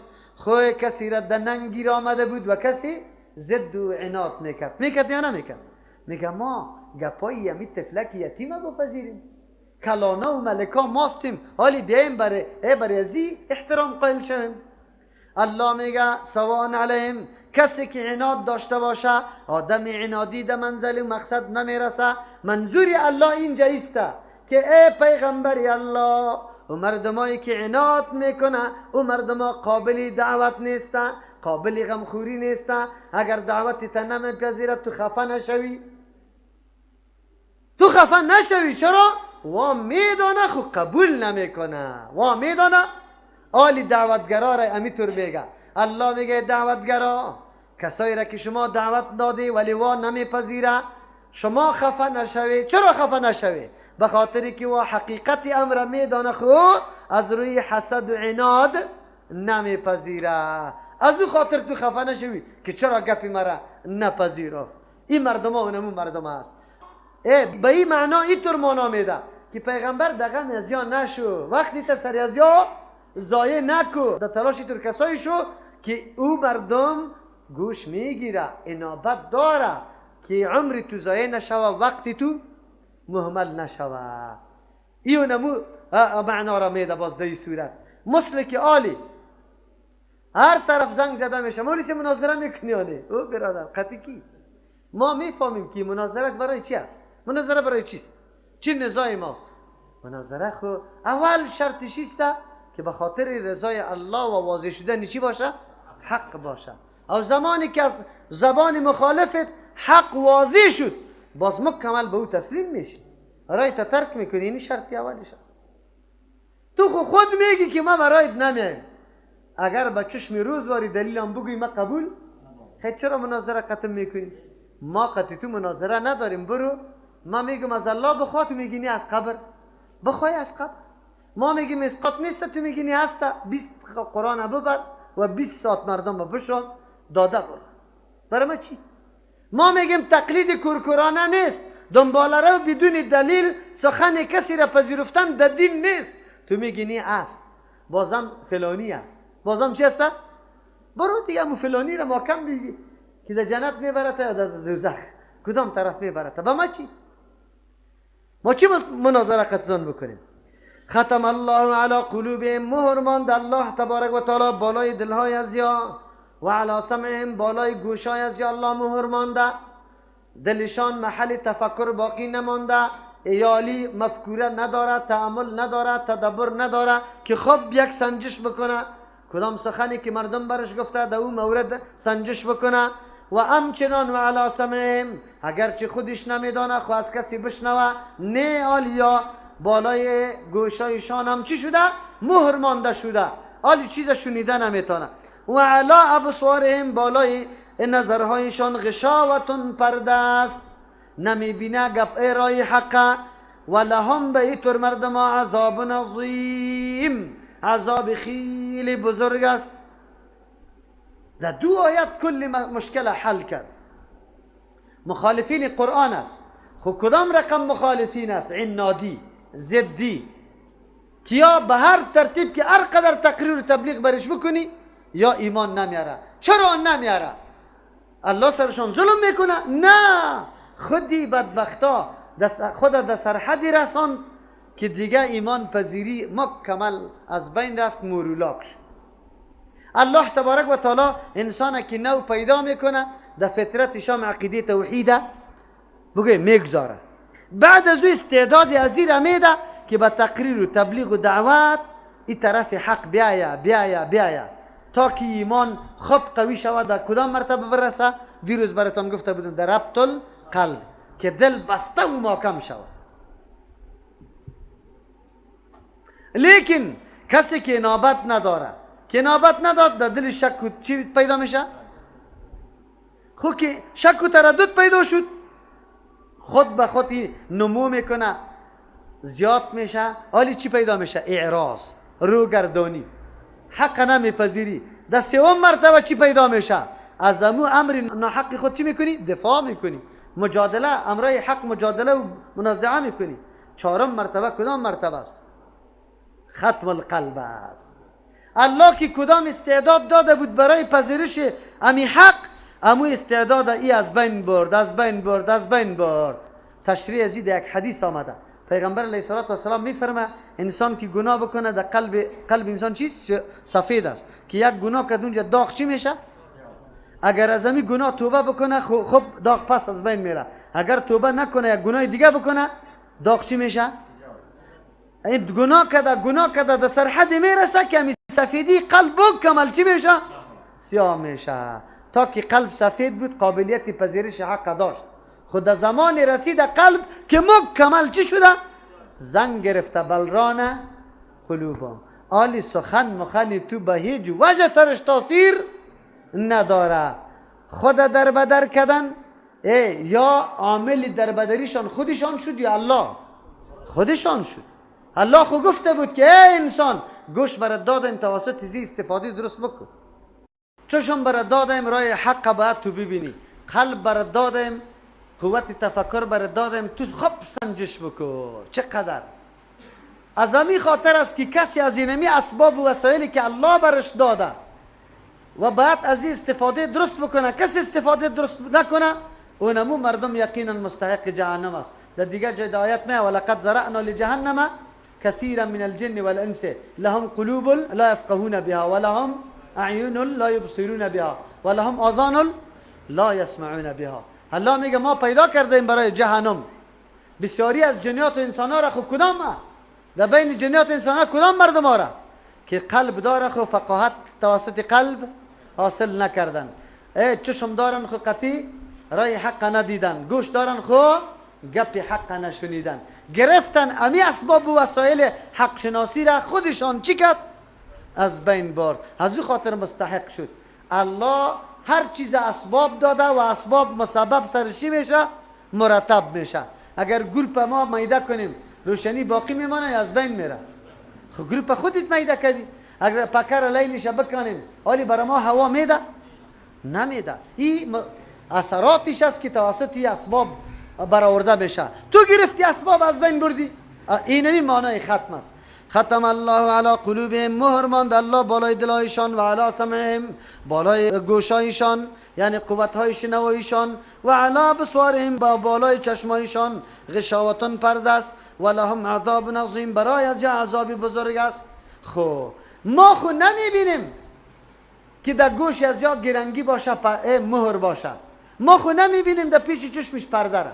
چطور الله میگه که در پیش از پرده است؟ پرده دو قسم است، یکی پرده حسی است، یکی پرده معنوی است. پرده حسی و نموست دروازه را پیش که پرده شد، این ورق داده میروید بگی، دست داده میروید بگی، پرده شد.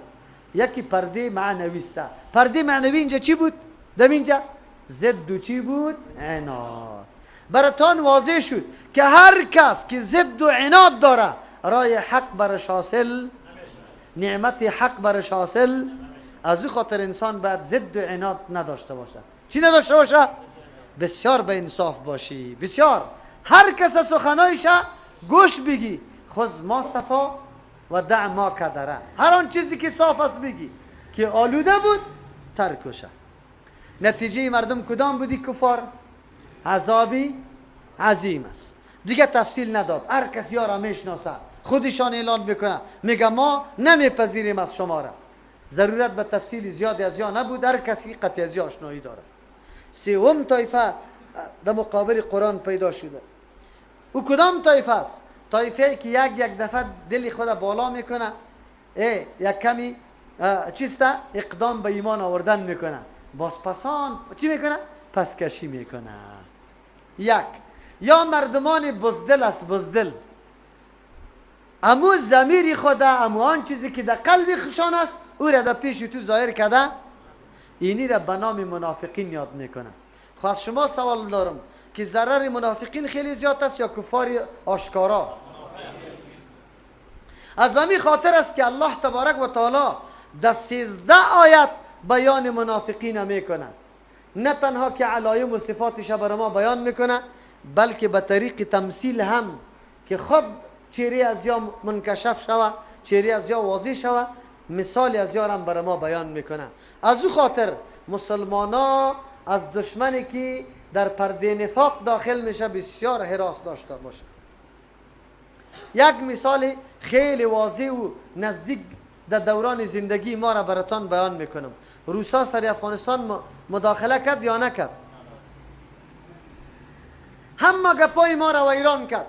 خب لیکن علنی داخل شد یا نه که مرموز؟ علنی داخل شد. به مردم شک و شبهه باقی نماند. فرمودن که روس آمده قطعی چند دانه مزدورای خود که کمونیست شده میخوایی وطن از دین اسلام بکشانه به دین چی؟ کمونیستی، نعوذ بالله. زن بگوی مرد، طفل بگوی جوان پیر، دیقان مامور معلم اسکر صاحب منصب کلگی برآمدند در کوها جهاد اعلان کردن. نعوذ بالله او وحشی بزرگ دنیا را که خود ابرقدرت در جهان میگفت و بودم و همونطور زور در مقابل کل ممالک جهانی داشتم، توانست امی ملتی بیچاره نافام در بدر مختلف مظلوم که چیزی هم قطعش نبود در ظرف 30 سال بنیادی نه تنها روسا را شکست بده بلکه نظریه کمونیسم گلمش از دنیا چی شد؟ برچیده شد. چرا؟ به خاطری که اونجا آشکارا بود. اما امروز خطرناکترین مداخله که امروز شده او کدام مداخله است؟ به نام صلح. بگوی نیروهای ناتو در اینجا وجود داره یا نداره؟ خب یا به نام تعرض آمده یا به نام صلح آمده؟ به نام صلح آمده. مردم در دور را انداخته. یکی میگه جهاد رواست، مقابلش دیگهش میگه نیست روا. مشکل پیدا شده یا نشده؟ مشکل پیدا شده. منافقت این امیر میگه یا برای صلح آمده، کمک آمده، کلینیکی تانا جور میکنه، مکتبی تانا جور میکنه، راهی تانا قیر مندازه، سربدنای تانا پخته میکنه، بندی برق براتان بسته میکنه. به این خاطر آمده. خاطرش فهمیده؟ اینی را میگه شیوه منافقانه. شیوه چی میگه؟ به خاطری که در ظاهر دوست است لیکن در حقیقت تو را اینطور از بین میبره که هیچ پرسان نه. پیغمبر علیه السلام زیاد زیان و ضرر از منافقین مدینه دید یا از مشرکین مکه؟ از منافقین مدینه دید. قرآن به می خاطر که مسلمانان در طول تاریخ هوشیار و بیدار باشه باید منافق شناسایی کنه، علاماتش بشناسه، رفتارش ارزیابی کنه، امتحان کنه، فریب نخوره. فریب از او خاطر علامات منافقین تنها در این جنه در سوره توبه 70 نشانی کی را منافقین برای ما بیان میکنه. پس معلوم شد که بدترین دشمن برای مسلمان ها کیست؟ منافق است. منافق در ظاهر آشکارا میکرد من مؤمن هستم، خود در حقیقت بگه اسلام از بین میبرد. در زمان روسا حالتی که فعلا آمده موجود بود، کسایی که در اون زمان کلان سن کلان داشت در کابل زندگی میکرد، او حالت خیلی خراب بود یا این حالت خیلی خراب است؟ این حالت خیلی خراب است. قرآن کریم براتان تشریح میکنه، ضرورت به من نیست، کتاب الله تشریح میکنه. و من الناس، بعضی از مردم، من کسی است یقولو که میگوید به زبان آمنا بالله، ما ایمان به الله تبارک و تعالی داریم، و بالیوم الاخر، به روز آخرت داریم، و ما هم بمؤمنین، لیکن یا مؤمن نیستن، مؤمن حقیقی و واقعی نیستن. منافقین مدینه پیش پیغمبر و مسلمانان می آمد میگفتن ما ایمان به الله داریم، به روز آخرت داریم. در این گپی خود دروغگوی هم نمیکشیدن، اینقدر چالاک بودن که ما دروغگوی هم نشویم. چی میگفتن؟ ما ایمان داریم به الله و به روز آخرت. نمیگفتن آمنا بالله و بالرسول و الیوم الاخر. دیده؟ یا اینقدر چالاک بودن که میگفتن ایمان به الله و به روز آخرت داریم، نمیگفتن ایمان به رسول داریم. چرا؟ اگه این را میگفت خب چی میشد؟ دروغگوی میشدن. ایمان خب به الله داشت، به روز آخرت داشت، خب همون ایمانی که قرآن معرفی کرده بود یا ایمانی که خود میتراشیدن؟ ایمانی که خود میتراشیدن. ایمان خودشان در مورد الله چی بود؟ که الله یک حصه را به اولیاء داده، به انبیا داده. اولادای اولیاء و انبیا اگر گناه بکنه معاف هستند. این عقیده بالای الله داشتن. میگه ما چی میگه؟ نحن اولیاءه، بگه ما اولیای الله هستیم. در دیگه جا نحن احباؤه، ما دوستای کیستیم. در مورد آخرت چی عقیده داشتن؟ لن تمسنا النار الا ایاما معدوده، یک چند روزک ما اموان که گساله را پرستش کرده اونم وا عذاب میشه دیگه. نه، این عقیده قرآن است، موافق با قرآن است نیست. از او خاطر الله میگه که و ما هم بمؤمنین، یا یقینا مؤمن نیست. دیگه ترجمه: و من الناس، بعضی از مردم من کسی است یقولو که میگوید آمنا، ایمان آوردیم، یعنی ایمان آوردیم به زبان خود اقرار میکنه بالله، به الله و یوم الاخر، به روز آخرت، و ما هم نیست یا بمؤمنین، در عقیده مؤمن نیست، در عقیده مؤمن نیست. دیگه مانا: و من الناس من یقول، بعضی از مردم کسانی هستند که میگه آمنا بالله، ما ایمان آوردیم به الله تبارک و تعالی، و بالیوم الاخر، به روز آخرت، و ما هم بمؤمنین نیست یا مؤمن به نزد الله، یا خب گمان خود مؤمن خدا میگیره، خب به نزد الله مؤمن نیست. چی میکنن؟ یخادعون الله والذین آمنوا، اینجا از دروغ خودداری کردن. چرا؟ دروغ گناه خیلی بزرگ است، تباه میکنه انسان، هلاک میکنه انسان. یهود که یهود بود خدا از چی نگاه میکرد؟ از دروغ. لیکن در اینجا دروغ نگاه میکرد، در دیگه جا باز اقدر دروغ میگفتن. چرا که پشتی سر میای ولهم عذاب علیم بما کانوا یکذبون، مسلسل دروغ میگفت. معلوم شد که دروغ بسیار گناه بزرگ است.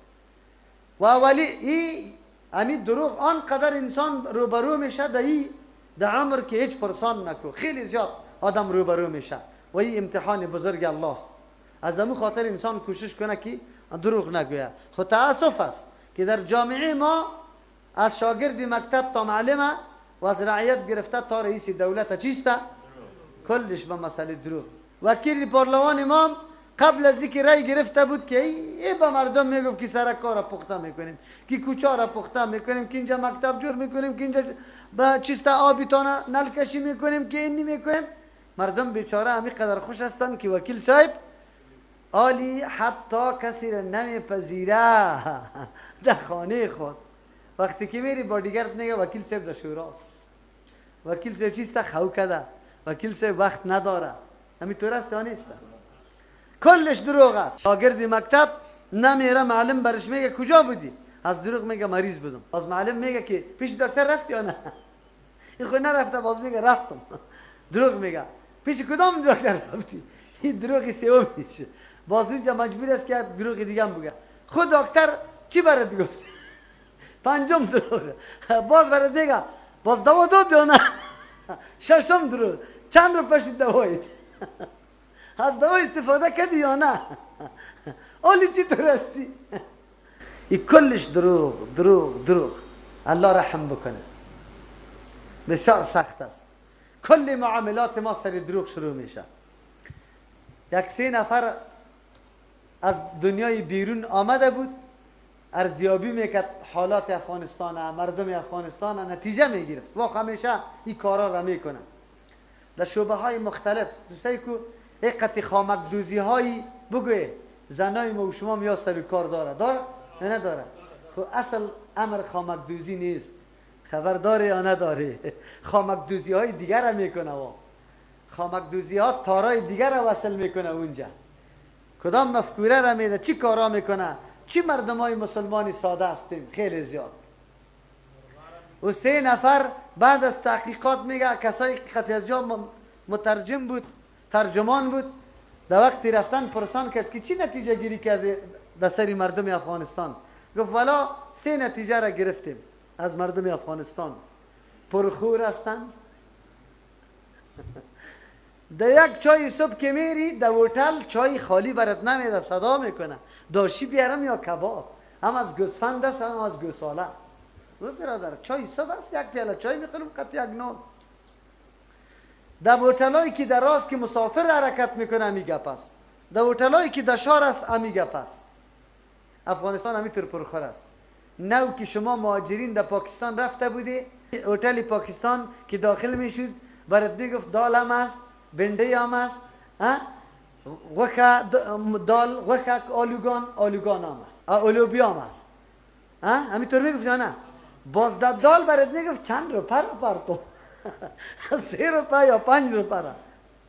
در هتل افغانی بگوی از او کده که لوکس خوراک نیست، امو خوراک وجود داره. خب راستی که پرخور هستیم یا نیستیم؟ در پاکستان اینمی قدر شروعگه که در قاب مندازه. در کجا؟ در قاب که او خیلی چقر نیست نه؟ او دور خورده می باشه 6 نفر امینان همی طور میکنه، پس خورده رایست کلگی سیر میکنه همون شروعگه همونجا باقی میمانه. در افغانستان کاسه کلال میاره میدم میکنه سرش چپه میکنه، میزنه دوباره میدم میکنه، میگه خب مزه کرد الله رحم بکنه. پرخور است. یک گپای طبیعتی هم بزنیم که خویتان نبیه، خوب بیدار شوید. دوم صفت ارزیابی چی کرده بودن؟ بیکار هستن. چی هستن؟ دمی زمستان که طرف دیهات بری دیهات، دمی بری هر مسجد و دکان دل نفر است، ریش سفید، جوانا، رقم چی میکنه؟ چلبوز پشکلا را گرفته خطکشی کرده، قطعه از قطش. عجیب گپاسته. خلاص این مردم حتی نمیره دمی زمین خود یک بیل نمیزنه. چرا کار نمیکنه؟ 1 سال در ایران تیر کرده، 1 سال در آلمان تیر کرده، 1 سال ولی از کارا خسته شده. برادرم کار دوام بده. دنیای غرب که امروز پیشرفته است به خاطر که کار میکنه، چرخش در گردش است، تم کار بکن. افغانستان که آمد، حالی که هر کس سوال میکنه از کجا فارغ شدی؟ انجینری. چی کار داری؟ بیکار. خیر سال انجینری که برات پیدا نشده، یک کاری دیگر رو در دست بگی. معلم هستی که کاری معلمی پیدا نمیشه، کاری دیگر. مولا صاحب بسیار خفه می باشه. مولا صاحب چرا خفه هستی؟ والله امامت پیدا نمیشه.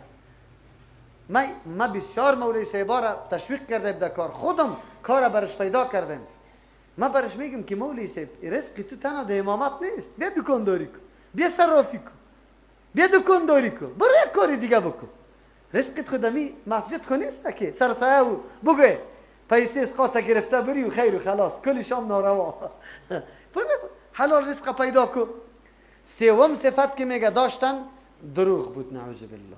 انجینرها که پروپوزه را جور میکنه در اول اینقدر پول و پیسه را، مولوی صاحبا که مدرسه را جور میکنه اینقدر پول و پیسه را نوشته میکنه که پرسان نکن، حالا که اونجا ضرورت خیلی کم میباشه. اما تو رس یا نیست؟ الله رحم بکنه. بسیار حالت خراب است. دروغ نگاه شود. یهود همینجا دروغ نگفت که آمنا بالله و بالرسول و پیغمبر ایمان دارم. تنها ایمان به الله خود داشتن نه؟ اگرچه ایمان به اللهشان ایمانی درست نبود، ایمان به روز آخرت داشتن اگرچه ایمانی درست نبود، خود داشتن. یخادعون الله والذین آمنوا. اول صفت منافقین همی بود که اظهار ایمان میکنه، زبانی چرب دارن، نرم داره، آنقدر بلوکده زبان داره، میگه ما مؤمن هستیم، خو لیکن در اصل حقیقت مؤمن نیست. اول علامه منافق است. وقتی که پالی تو میآیه اینقدر ما دلم سری مسلمانا میسوزه، ولی ما کی هستم بسیار دلم میسوزه، یا بسیار غریب بیچاره مردم تو سیکو تمامی روز کنجی مسجد گرفته. آخر گپش در کجا میبره؟ اعتراض بالای کی؟ اسلام. یا اونمو چرب زبان منافق است. یک علامه. در عقیده هیچ گپی نیست، در ظاهر الله اکبر. خب گوشیتان آواز کنی که ما و شما نشویم که اینجا در پولی میمی اول لنبر سلفیستی، خو لیکن در پشت سر که میری به مردم میگی ما کتر حنفیستم او در علیه ما سخنم میگی. این را به خاطر میگیم که یک مولوی صاحب است الله اکبر که در پیش ما میآید دوام برم میکنه اوان قدر چیز میگه، لیکن باز پشت سر شاگردای ما را میگه چیزایی میگه که هیچ پرسان نکن. الله اکبر. اینطور نکن. آن چیزی که در قلبت است در زبانت باید باشه، مسلک و مسیر دیگه باشه. ضرورت به این نیست. چرا؟ اگر مسلکت حق است چرا از مردم میپوشانی؟ اگر حق است چرا از مردم میپوشانی؟ اگر ناحق است چرا میپذیری این مسلک اینو حق آدم میپذیره؟ نه که حق است. پیش شده میدان، هر کس که سر انتقاد اعتراض داره دلیلش بگو دیگه، خلاص دیگه چی باقی ماند؟ این مسئله متوجه علمای ماست. او علما اگر شما اصلی واقعیت بگوی، مردم از دورویی هم چی میشه؟ میبراید نمیبراید، خلاص.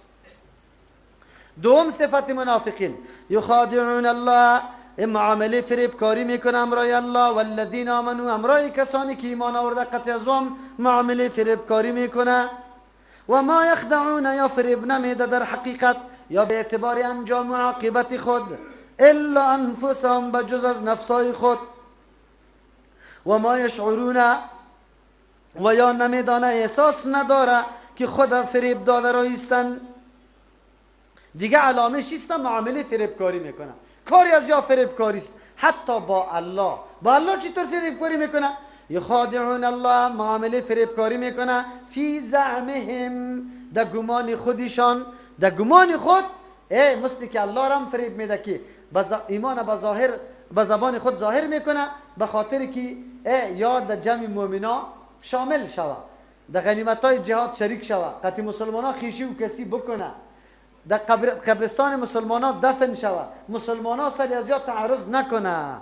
عقیده از یا است که ما الله رم بازی دادیم نعوذ بالله، و این را زرنگی فکر میکنه. این چی میگه؟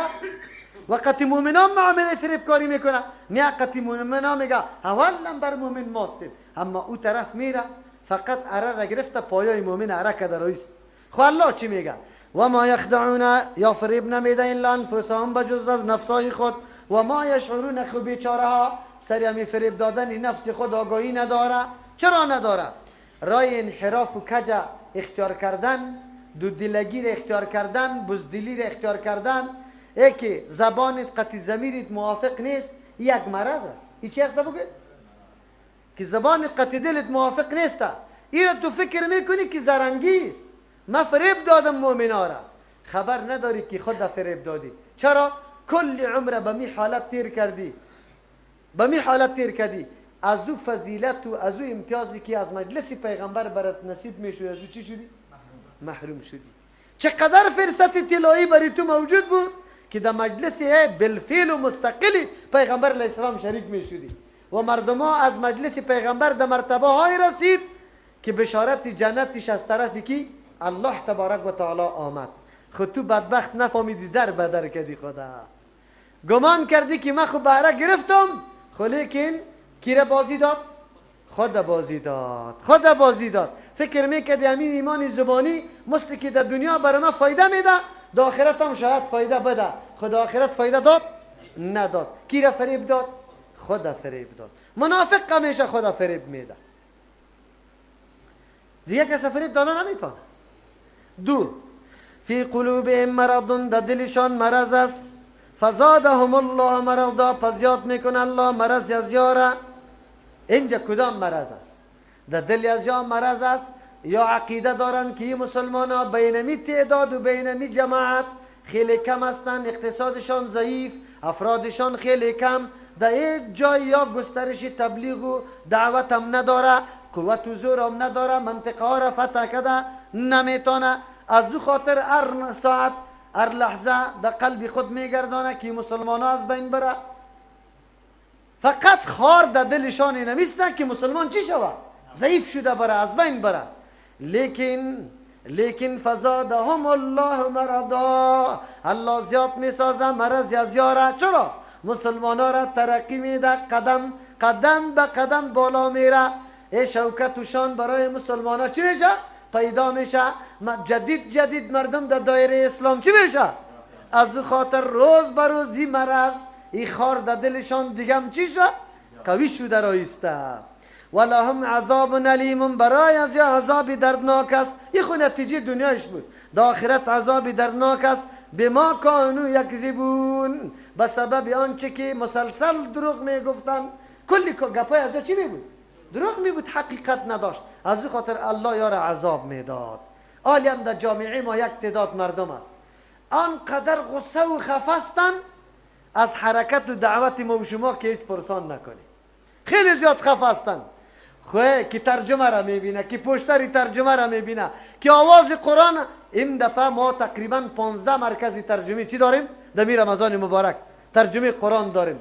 الله اکبر که آتش یاره بگوی سوختانده، یک لحظه آرام نمیشینه. او مردم چرا دشمنی با ما داری؟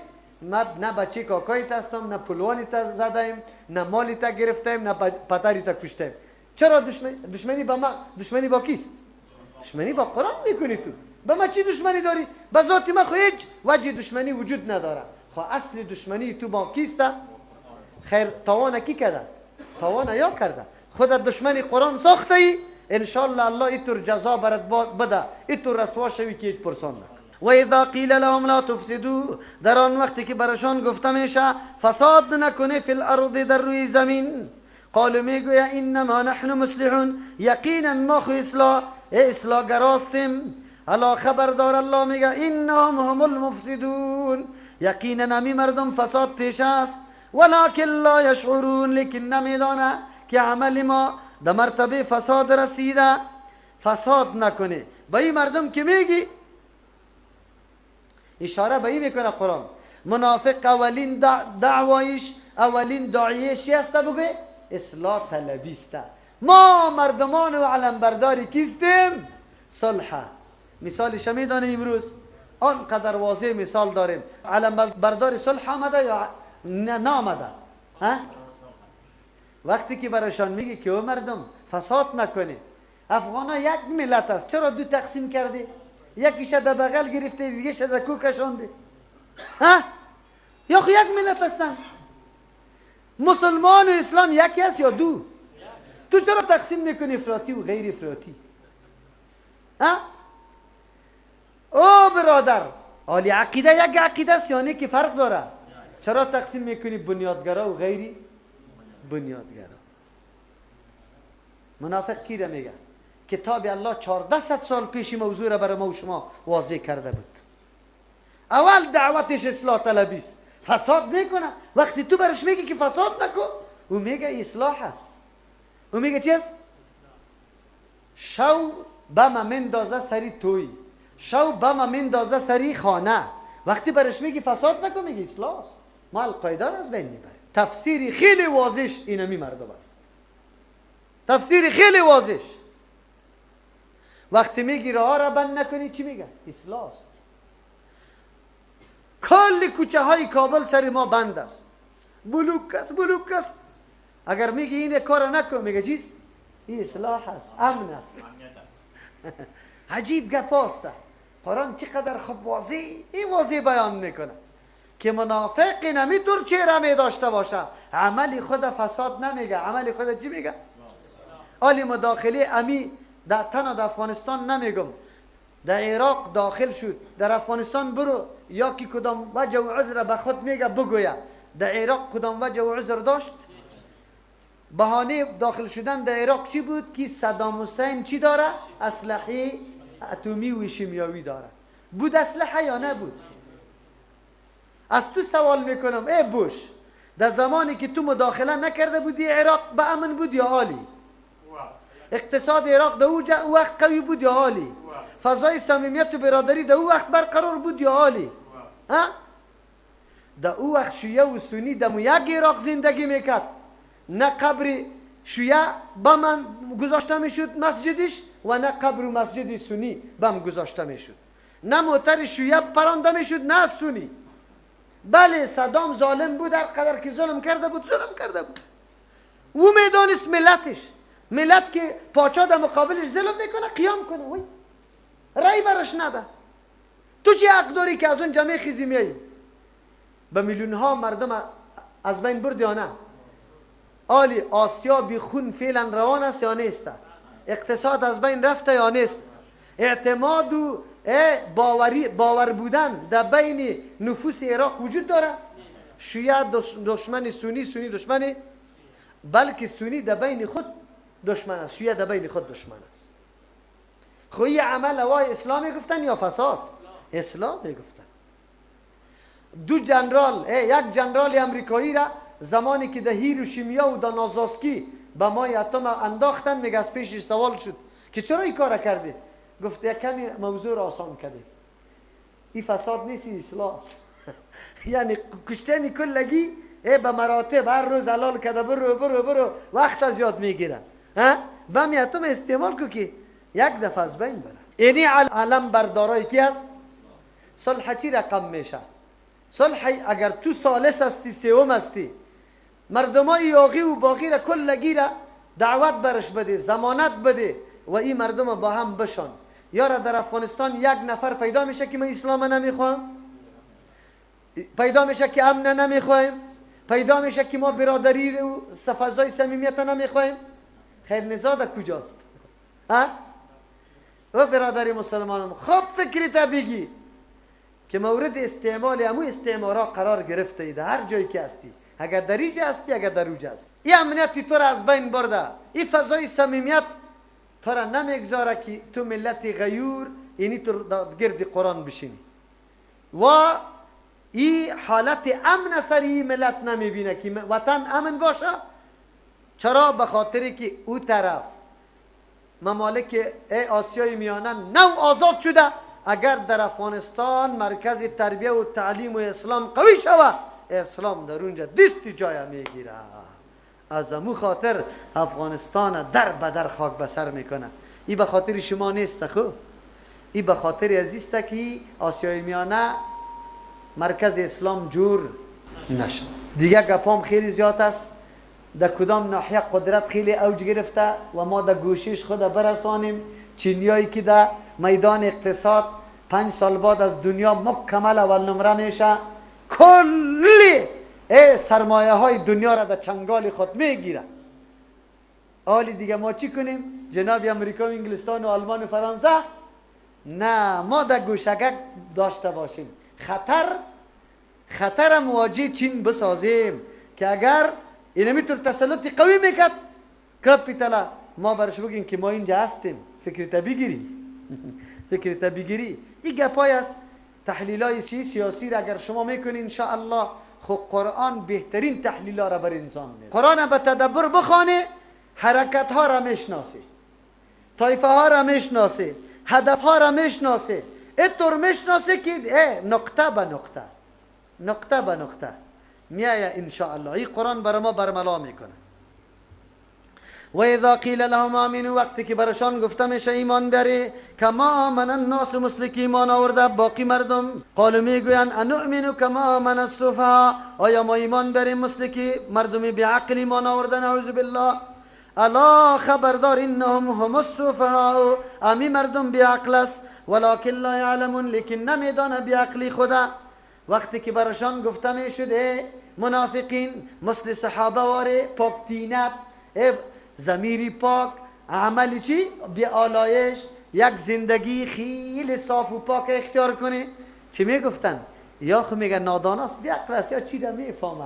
ما زرنگ هستیم که از هر طرف میگیریم. عالم کسایی که شما در قرآن آمدی مردم براتون چی میگن؟ ای بیکارا کجا میره؟ اوی که طرف کورس انگلیسی میره بگوی او را خیلی امر مهم میدانه نه. شما ترجمه والا را او مردم چی میگه؟ میگه بسیار بیکار مردم است. بیعقل خو نمیگم. میگه بسیار بیکار مردم است. خو الله تبارک و تعالی چی میگه؟ از اینجا معلوم شد که ایمان صحابه ایمان است، عمل صحابه چی است؟ از او خاطر الله میگه که به مثل از جای ایمان بره، به مثل صحابه. ایمان صحابه معیار برای صحت ایمان دیگر است. عمل کرد صحابه معیار برای صحت عمل کرد کیست؟ خیر کسی که صحابه را کلش مرتد بگویه با جز از 5 صحابی با او مردم خیشی درست است؟ عجیب گپ است. چرا ما گول هستیم؟ چرا ما از خواب غفلت بیرون نمیشیم، بیدار نمیشیم؟ چطور میگی؟ صحابه کدام مردم است؟ دیگه بگو. باز میگه الا انهم هم السفهاء، خودشان بیعقل هستند، ولکن لا یعلمون، لیکن نمیدانه. چرا؟ حق طلبی را در ضمیرشان وجود نداره، حقیقت جویی وجود نداره. اینمی فرصت اطلاعی را از دست دادن با جای از اینکه مقام و منزلاتشان مثل صحابه کرام شود. لیکن نعوذ بالله همین مادیات دنیا یا ای که ما یک چند روز قطی فلان مردم هم نشست و برخواست کرده بتانیم ایمانی واقعی را ظاهر نمیکنه، خوب بزرگترین سرمایه را از دست داد که پشت سر اولایک بگوی لذین اشتروا الضلالة بالهدى فما ربحت تجارتهم، اونجا معلوم میشه. سبحان ربك رب العزة عما يصفون وسلام على المرسلين والحمد لله رب العالمين. اللهم ربنا آتنا في الدنيا حسنة وفي الآخرة حسنة ربنا فاغفر لنا ذنوبنا وكفر عنا سيئاتنا وتوفنا مع الأبرار. ربنا ظلمنا أنفسنا وإن لم تغفر لنا وترحمنا لنكونن من الخاسرين. ربنا افرغ علينا صبرا وثبت أقدامنا وانصرنا على القوم الكافرين. اللهم إنا نعوذ بك من شرورهم ونجعلك في نحورهم. اللهم دمر ديارهم وخرب بنيانهم وزلزل أقدامهم وخصهم أقصى عزيز مقتدر. ربنا واتنا ما وعدتنا على رسولك ولا تخزنا يوم القيامة إنك لا تخلف الميعاد.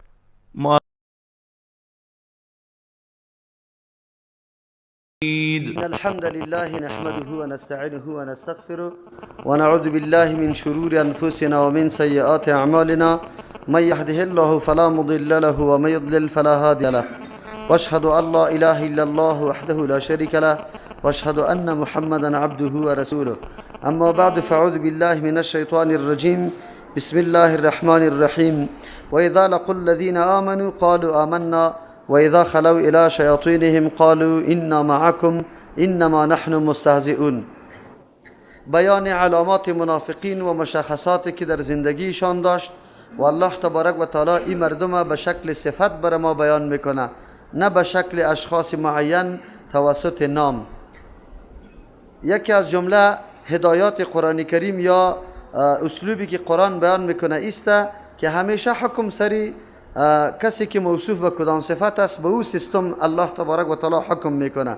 اشخاص نام نهاد نمیکنه، یعنی به نامهای خودشان نمیگیره. اگر منافقین الله تبارک و تعالی به نام معرفی میکردن، برای منافقین بزرگترین بهانه جور میشد. از یک طرف عناد در رو میگرفتن و میگفتن که چرا نام ما گرفته شده، از طرف دوم کدام چیزی که سری از ادعا میشد از او انکار میکردن، چرا میگفتن ما به این سیستم نیستیم. اما الله تبارک و تعالی برای ازی که همیشه تقریر و تبلیغ علما و همچنان خطابی که از جانب الله تبارک و تعالی برای بندگانش میشه، این داخل چوکات میشه و این بسیار اسلوب خیلی ورزیده است، کسی هم تو را ملامت کرده نمیتونه. ما وقت مسائل بیان میکنیم میگیم کسانی که بینمی صفت موصوف هستند. قرآن کریم هم همین قسم بیان میکنه، اینمی دستور بر ما میده که ما مشخص نام نمیگیریم و کسی سر ما انتقاد اعتراض هم کرده نمیتونه، بلکه کدام حکمی که مرتب میشه بالای کدام اوصاف، در داخل اوصاف همون شخص معرفی میکنیم. حالی اگر همون شخص دمو چوکات میایه و حکم سر ثابت میشه، گناه خودش است، خودش باید از او صفتا خود نگاه بکنه. به طور مثال ما میگیم اگر کسی از صحابه کرام مرتد میگه، عایشه رضی الله عنها را زانیه میگه و ابوبکر صدیق رضی الله عنهما را جبت طاغوت میگه، این مردم از دایره اسلام خارج است. حالی این صفت اگر در بالای هر کسی صادق میشه، او بر ما گفته نمیتونه که چرا بر ما گفته ای گپه، چرا ما در داخل چوکات بیان کردیم، حالی تو که آمده ای باید خود ملامت کنی و این صفات در تو موجود نشوه که مصداق امی حکم بگردی. از امو خاطر است یک سال در می مسجد ترجمه میکردیم، یک چند قاری صاحبا از ما بسیار خفه شدن. ما قطعشان گفتگو کردم، گفتم چرا خفه هستی؟ گفت سعی که کلی امی آیتا را در ما میچسبانی. باز ما گفتم نخواد سری تو چسبانده باشم، نامی تا گرفتیم؟ گفت نه. گفتم چطور چسبید سرت؟ باز برش گفتم که شما این امی صفتا را دور کنی که آیتا سر شما نچسبه. کدام چیزایی که سبب چسبیدن شما میشه او را شما زائل کنی، در صدد ازی شوی که شما او گپ پیدا نکنی، سر شما دیگه این حالت نبیه. حالی شما در این مورد خوب فکر بکنی که من نام شما را نگرفتیم. بسیار علما حالی بسیار خفاست از ما، میگه سعی کنی در پشتی علما را گرفتی، به علما اینطور گفتی. دیگه ما میگم خود تو را خود نگفتیم، نامی تا خود نگرفتیم، خود ما عالم صفتش بیان کردیم که کدام عالمی نمی صفت داره، اینی حکم الله تبارک و تعالی متعلقش میشه. حالی وقتی که این موضوع را به این قسم بیان کنیم کسی اعتراض هم نمیتونه. قرآن کریم هو به هو اینمی اسلوب پیش میبره. منافقین به نام معرفی نکردن. چرا؟ اگر به نام معرفی میکرد دو سبب بدبختی میشد. یکی خو انکار بکردن، میگی صفتا دما نیسته. دو میسته که بسیار لجاجت و عناد و ضد در پیش میگرفتن. اما الله تبارک و تعالی طور صفتا را بیان میکنه که همین صفت دوا موجود میشه. وقتی که دوا موجود شوه خودشان در بین مجموعه و اجتماع بسیار خجالت میکشه، شرمنده میشه که چرا اینی صفتا خود ما موجود است و ما متعلق همین حکم میگردیم. الله تبارک و تعالی منافقین به علامات و به اوصاف مشخص کرد بر ما. و این سوم فایدهش ایسته که تنها در زمان پیغمبر علیه السلام منافقین نبوده، بلکه در هر تاریخ و زمان منافقین وجود داره. منافقین امو افرادی هستند که وا بزدل هستند، شجاعت نداره، مسیر خود انتخاب کرده نمیتونه و دلاوری ندارن که در مقابل استادگی بکنه. همیشه نعوذ بالله برنگ امو محیط و جامعه خود میسازه. با تو امروز برنگ توسته و با سبا برنگ دیگر هسته. همچو افراد ما و شما دیدیم. یک تعداد مردم در این وطن ما و شما در دایره دولت بودن، البته دور از اون مردمایی که حق پرست هستند. با کمونیست بودن، با مجاهدین مجاهد بودن، با غربی غربیستن. سبا که هر کس در این نظام بیا، با طالب بودن. یعنی رنگ خدا مطابق امو زمان و تاریخ و منطقه بدل کده میره. چلپاسه است برنگ امو محیط خدا می سازه. اینطوری افراد بسیار خطرناک است. چرا؟ یا مسیر مشخص نداره، مردم در ظاهرشان فریب میخوره، حقیقتشان برشان واضح نمیشه. از او خاطر الله تبارک و تعالی بیان منافقین در اوصاف کرد و بر ما نشاندهی کرد که در هر تاریخ و زمان همچون مردم پیدا میشه. علاماتی از جای اینمی گپا است. از جمله علاماتی که قبلا گفتیم، یک علامه شیسته که وقتی امرای مؤمنان می آمدن می گفتن ما ایمان داریم، ولی زمانی که می رفتن تنها می شدن با امرای سردارای کفر خود، باز می گفتن که ما همراه شما هستیم. اونجا برای محض استهزاء و رشخندی نعوذ بالله رفته بودیم، سری از رشخند زدیم. یعنی قطع هر کس و قطع هر محیط امو قسم خود ساختن. اینمی هم نشان منافق است. اینمی منافقت در بدر میکنه، مسئله را گنگ باقی میگذاره و مردم در دوری قرار میده. امروز مشکل ما از کجا پیداسته؟ مردم کلگی شکایت داره، خصوصا اعتراضشان سر ما زیاد است. میگه سیکو شما مسائل بیان میکنی، نفاق در بین مردم پرتافته. ما میگیم نفاق نیست. اگر علمای حقانی و حق پرستی موضوع را کلگی روشن بگویه، هیچ افتراق باقی نمیمانه. هر عالم ادای مسئولیت دینی خدا بکنه، آن چیزی که در کتاب الله و سنت رسول الله وجود داره بیان بکنه، خورقتش نکشه. زمانی که در تلویزیون جناب مفتی صاحب و دکتر صاحب و مولوی صاحب میایه، از زنگ برش زده میشه، از پیش سوال میشه رفع الیدین چی طور است؟ گنگ گنگ گنگ گنگ گنگ میشه. این طرف میگه بله در حدیث آمده، خود مذهبی ما نیست. اینی قدر گپ میزنه. خب بگویه که در حدیث پیغمبر آمده، عمل سنت است، هر کس کی را انجام میده عمل به سنت رسول الله میکنه و این قابل نفرت نیست و کسی قطعش نفاق نداشته باشه. اگر کسی قطعی نمی عمل نفاق داشته باشه، بدبینی داشته باشه، این در حقیقت بدبینی قطعی شخص نداره، این بدبینی قطعی عمل شخص داره. او عمل شخص عمل محمد رسول الله صلی الله علیه وسلم است. و کس که با عمل پیغمبر دشمنی داشته باشه، نعوذ بالله و از دایره اسلام بیرون میشه. یک عالم امیتور واضح گپ در تلویزیون میزنه؟ نمیزنه، گنگ میسازه مسئله را. و وقتی که تناو را گیر کنی قسم برش بدی که تو را والله قسم مولوی صاحب همین موضوع چی طور است، برات میگه حق است، خب ما گفته نمیتونیم. چرا گفته نمیتونی؟ دست تو پای تا کسی بسته کده؟ آیا تفنگچه را در گوشت باقی همینطور گذاشته که حالا تو را میکشم؟ نه، به این خاطر تو گفته نمیتونی که عقیدت سری الله تبارک و تعالی قوی نشده که روزی دهنده الله است، عزت دهنده الله است. تو به خاطر عزت و مصلحت شخصی خود برای خوش کردن مردم امی گپ مرموز میزنی. از او خاطر این گپ گفته نمیتونی. از اینجاست که دورا پیدا میشه. ما یک فتوا میدم، جناب مولوی صاحب دیگه فتوا، جناب استاد دیگه فتوا، جناب دکتر دیگه فتوا، مردم در دوری باقی میمانه. در دهن کی سعی کنه مردم عوام از کی را بپذیره؟ عوام در این مورد باز ملامت نیست، یک ملامتی داره.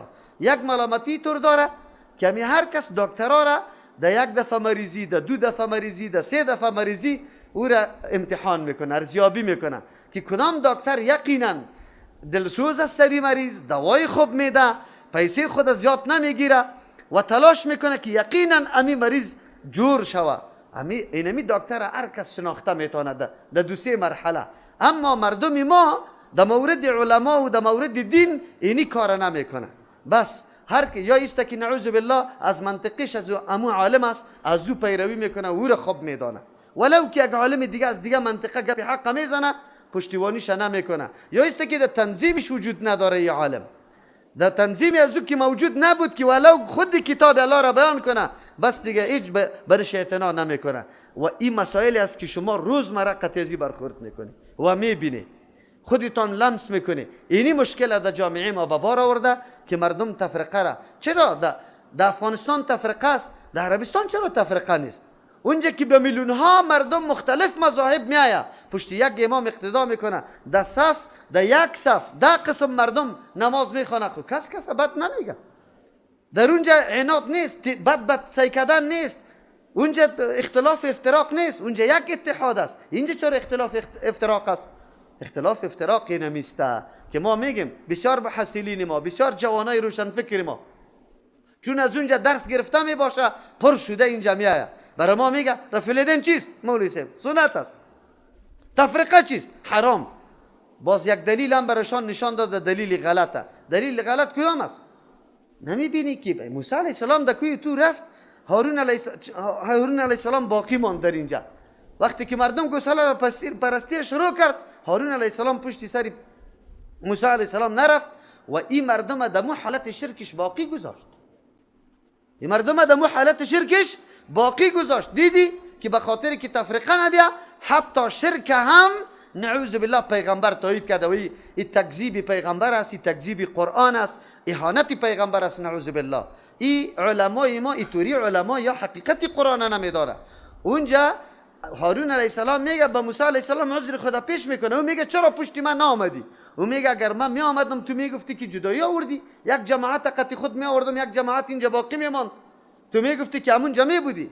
خب اونجا او تایید شرک نکرده، او بسیار تلاش کرده که شرک نکنه و کادو یقتلوننی، قریب بود که مردم مرا قتل کنه، اینقدر مبارزه کرده. خب برای ما میگه کسی کنه اینقدر تفرقه باید دفع شود. ما میگیم خیلی خوب یادرکم، یکی تفرقه است یکی سنت است. حالا ما چی کنیم؟ تفرقه را از بین ببریم یا سنت؟ تو بگو برم، امی فتوا را تو برم بده. ما باید تفرقه را از بین ببریم. تفرقه از کجا پیدا شده؟ عامل تفرقه چی است؟ نادانی مردم است. مردم نمیفهمه کی سنت است، رفع الیدین سنت است. خب که مردم نمیفهمه، عامل امی تفرقه نادانی مردم است. نادانی مردم از کجا پیدا شده؟ ملا صاحب مسئله را واضح به مردم نگفته. تو پیش من نبیا که سنت پیغمبر به مردم نگو که عملی بسازه و تو ای را بیان نکو. تو پیش اون ملا صاحب برو، با ملا صاحب بگو که نگفتن تو سبب نادانی مردم شده، نادانی مردم سبب تفرقه شده که سنت پیغمبر بد میدانه. تو پیش او عالم برو، پیش من نبیا. برای من نگو که سنت بیان نکو، برای من بگو سنت بیان کو، اورم بگو سنت بیان کو. اگر دو عالم سنت بیان کنه تفرقه از بین رفته. بزرگترین نمونه مثالش در مسجد ما. بیا تون بیا، نه رفع الیدین کو، نه آمین به جهر بگو، نه دستایت سر سینه بسته کو، همینطور زیر بگی. اگر یک نفر بری تو گفت که چرا این کارا میکنی یا بد برات سی کرد، نمیکنه، چرا که بیان شده. پس از او خاطر او جوانی روشن فکرم، او جوانی مبارزم که بسیار جدیستی، پیش من نبیا، پیش او ملا برو. او ملا را از جاغیش محکم بگی که او ملا صاحب می عمل سنت است یا نه. اگر گفت که بله سنت است، در کتاب حدیث ثابت است، تو بیان کشه. این موضوعات به خاطر میگم شاید شما بگویید که کلی مولوی صاحب مسئله را سر این موضوعات میچرخانه و اینمی گپا می رفع الیدین است، به خاطر که زیاد واقع شده، مردم دی زیاد مبتلا شده، سوالا به ما زیاد مواجه شده. از این خاطر وضاحت براتون دادم که همین سوالا را انواع میکنه. گپ در کجاست؟ گپ در اینجاست که حقیقت باید بیان شود. انسان در ظاهر یکی، در باطن دیگر رقم نباشه. این مشخصاتی کیست؟ منافقین است. نعوذ بالله. منافقین مردم از ظاهرشان خیلی مطمئن، اما در حقیقت در بدری و خاک بسری بود. مزمو خاطر گفتم که مؤمن مسیرش معلوم است، واضح است، از کسی هراس نداره، خصوصا در موارد حق بیان کردن. فلا تخشوا الناس واخشونی. الله میگه از مردم نترسه، از ما بترسه. حق چرا پنهان کنیم که مردم از پیشم خفه میشه؟ مردم خفه شوه. عزت در پیش کیست؟ الله تبارک و تعالی است. اگر این گپ میزد یک پیغمبر میتونست که بعد چی بکنه تبلیغ؟ مردم قطعشان خفه میشد یا میپذیرفت؟ انبیاء علیهم السلام در اول نقطه آغاز دعوتشان یک نفر داره. چند نفر؟ یک به مرور زمان 2 3 4 10 نفر جور میشه. کل مردم قطعش مخالف میباشه. پس پیغمبر باید هیچ تقریر نکنه، هیچ تبلیغ نکنه. چرا؟ تفرقه پیدا میشه. و یک سوالی بود که مشرکین در مورد پیغمبر به مردم بیان میکرد که شخص آمده تفرقه را در بین پدر و اولاد پیدا کرده، مادر و دختر پیدا کرده، ما را به هم چی کرده؟ نفاق در خانه ها پیدا کرده. این در حقیقت اعتراض مشرکین بالای محمد رسول الله صلی الله علیه و سلم بود. ولی امروز از دهن مولا صاحب ما، مولوی صاحب ما، از دهن دانشمند ما، از دهن کلان ما امی اعتراض میشه. عجیب نیست؟ آیا کتاب الله را مطالعه نمیکنی؟ قرآن؟ نه، بیا که از امی کالای نفاق خود بکشیم، حقیقت خود برملا کنیم، هر مشخصاتی که داری بالکل واضح بیان کو که مردم بشناست تو کیستی. عجیب نیست؟ نعوذ بالله. کمونیست پیدا میشه نظریه خود برملا اعلان میکنه، نمیترسه از تو. کسایی که نظام سرمایه‌داری را میپذیره غربیست، او نظام خود اعلان میکنه، حتی در کالا، حتی در رفتار، حتی در تکلم. کمونیستا به چی قسم میخوردن؟ راستانه بگه، به شرافتت قسم، به الله قسم نمیخوردن. وای اظهار ضمیر خود میتونه، تو عالم چرا نمیتونی اظهار ضمیرت که حق است؟ تو را به الله قسم حدیث میخوانی، کتاب الله را میخوانی، موضوع برات معلوم است، واضح است، چرا بیان نمیکنی؟ باز خصوصا که اگر از پیش سوالم نباشه تو یک عذر داری که مردم از پیشم سوال نکرده، از او خاطر ما بیان نکردیم. ولی وقتی که از تو سوال میشه و در تلویزیون سوال میشه، خود مفتی مملکت هم معرفی کردی، چهره عالم به خود گرفتی، بازم تو ایله و با نمیکنی، برو نگفتی، به می الله چی جواب میگی؟ در مقابل سنت محمد رسول الله تو چی روش اختیار کردی؟ مردم هم منع کردی یا تشویق کردی؟ امی معنا در قبر از تو به چه قسم میشه که ما تقول فی هذا الرجل؟ در این شخصیتی که موصوف به این صفات است چی میگی؟ تو میگی که پیغمبر صلی الله علیه و سلم، پیغمبر چی مانا؟ که ما در روش در رفتاری از این قدم میگذاشتم و حرکت میکردم، تو حرکت کردی؟ حتی مردم از پیش تو سوال کرد، تو گفتی؟ نگفتی. خیر در روز قیامت به الله چی جواب میگی؟ من دیگه کار ندارم. منظوری ما است که اینی سوالات خیلی زیاد میشه، ما را مردم ملامت میکنن. شما مسائل فروعی را گرفته، یهود و نصارا آمده، عقیده باید جور شو. مردم ما اول عقیده را بحث میکنیم. سوره فاتحه مکمل عقیده بود یا نبود؟ مکمل عقیده. افرادی که رفع الیدین میکنه عقیدهشان مکمل جور است، و افرادی است که حالی پشت افضل میگرده، او عمل اطور عمل انجام میده که عمل یقینا دیگه خون نداشته باشه، او طور افراد می کار میکنه. ما کی مردم اول شما که آمدی براتون گفتم الا رفع الیدین کنی؟ ما گفتیم نه، عقیده تان درست کنی. عقیده بعد از او مرحله به مرحله انسان، حتی ما ای گپا را بارها اعلان کردیم که کسی که ادعا داره که ما پیرو کتاب الله و سنت رسول الله هستم، تنها بر رفع الیدین ای پیرو شده نمیتونه. با امین جهر گفتن پیرو شدن تا که مکمل عمل کردی زندگی خود موافقی کی بسازه؟ کتاب الله و سنت رسول الله صلی الله علیه و سلم. اینی بود قرآن کریم این موضوعات برای نمی اهمیت بیان میکنه که مشخصات منافقین است. و اذا لقوا الذين آمنوا، زمانی که روبرو میشن امرای مؤمنا، قالوا آمنا، میگوین ما ایمان داریم. شما باور به الله بکنید. مردم ایمیا خود معرفی میکنه که هم فکری توست مولوی صاحب. چه رقم هم فکری مستی؟ چند سال امامت کردی، چقدر بدعت از بین بردی، چقدر سنت جا بجای بدعت کردی. ایترام نه که امروز تو بگویی که من نمیتونم به خاطر که نو رفتم مردم آشنایی نداره و زودی که دمه را میکشه.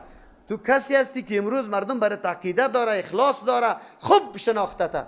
عالمی که اول در کدام منطقه و قریه میره بالکل ملامت نمیکنم شه. من برش میگم که نگو. چرا؟ به خاطر که تو را دم یک روز پس میکشن. هیچ موقع خدمت تدریس تعلیم برات حاصل نمیشه. اما تو عالم خود 10 سال تیر کردی، تو عالم خود 20 سال تیر کردی، تو را به الله قسم بدعت از بین بردی. امیال کج میشینی یا راست روی تدور میدی؟ دعا را بعد از سنت بیات اجتماعی میکنی یا نمیکنی؟ مردمای مقتدیای تسبیحات یاد داره یا نداره؟ عجیب است که خود میگه ما به قدم پیش میریم. اما کدام قدم است؟ دمی 20 سال خود 100 مقتدی تو وفات کرده، 100 مقتدی تو عقیده توحید یاد نداره. به نزد الله بر مقابل 100 مقتدی تو جواب داده میتون؟ در روز اول بعد عقیده توحید بیان میکردی، برو عمل به سنت نکن. از همون خاطر برادرها این سوال خیلی مهم است. هر کس می سوال میکنه. یهود و نصارا آمده، یهود و نصارا تو جناب عالم چی کرده؟ برای من میگی یهود و نصارا به تو نامده؟ من خلا اقل مردم از یک سنت پیغمبر آگاه کردم، تو چی کردی؟ دیگه شخو بگذار. یهود و نصارا را چطور شکست داده میتونیم؟ با یکی چوب بشینیم حقایق برملا نکنیم؟ یهود و نصارا را شکست به این داده میتونیم که ما کتاب الله را فاش کنیم در بین مردم، حدیث پیغمبر را فاش کنیم که مردم حقیقت دین بفهمه.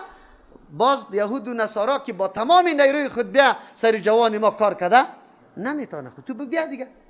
اینمی سوالی است که به هر کس پیدا میشه و از ما سوال میکنه، در تلفونا قطمه جنگ میکنه، دشنام شما باور به الله بکنید دشنامم برای من بده. خب لیکن من دای بی‌حوصله نمیشم، خیر است دشنام بده، ولی حقیقت دیگه چیز است. گاهی گاهی برش میگم خیر است بیا در ترجمه بشی در مجلس باز بعد از گپا را بشنم. خب ما گلکی دارم همیسته که ما رنگ منافقا را قط خود نگیریم. منافق حقیقی اعتقادی در زمان پیغمبر بود. چرا؟ با طریق وحی معلوم میشد. عقیده امر مبتن است، پنهان است. الله تبارک و تعالی آگاست. پیغمبر علیه السلام خبر میداد که اینی منافق است. امروز ما منافق شناخته نمیتونیم، رای شناختش نداریم، اما پیغمبر به ما خبر داده که اگر یک عمل منافق در کسی پیدا شد و چیست؟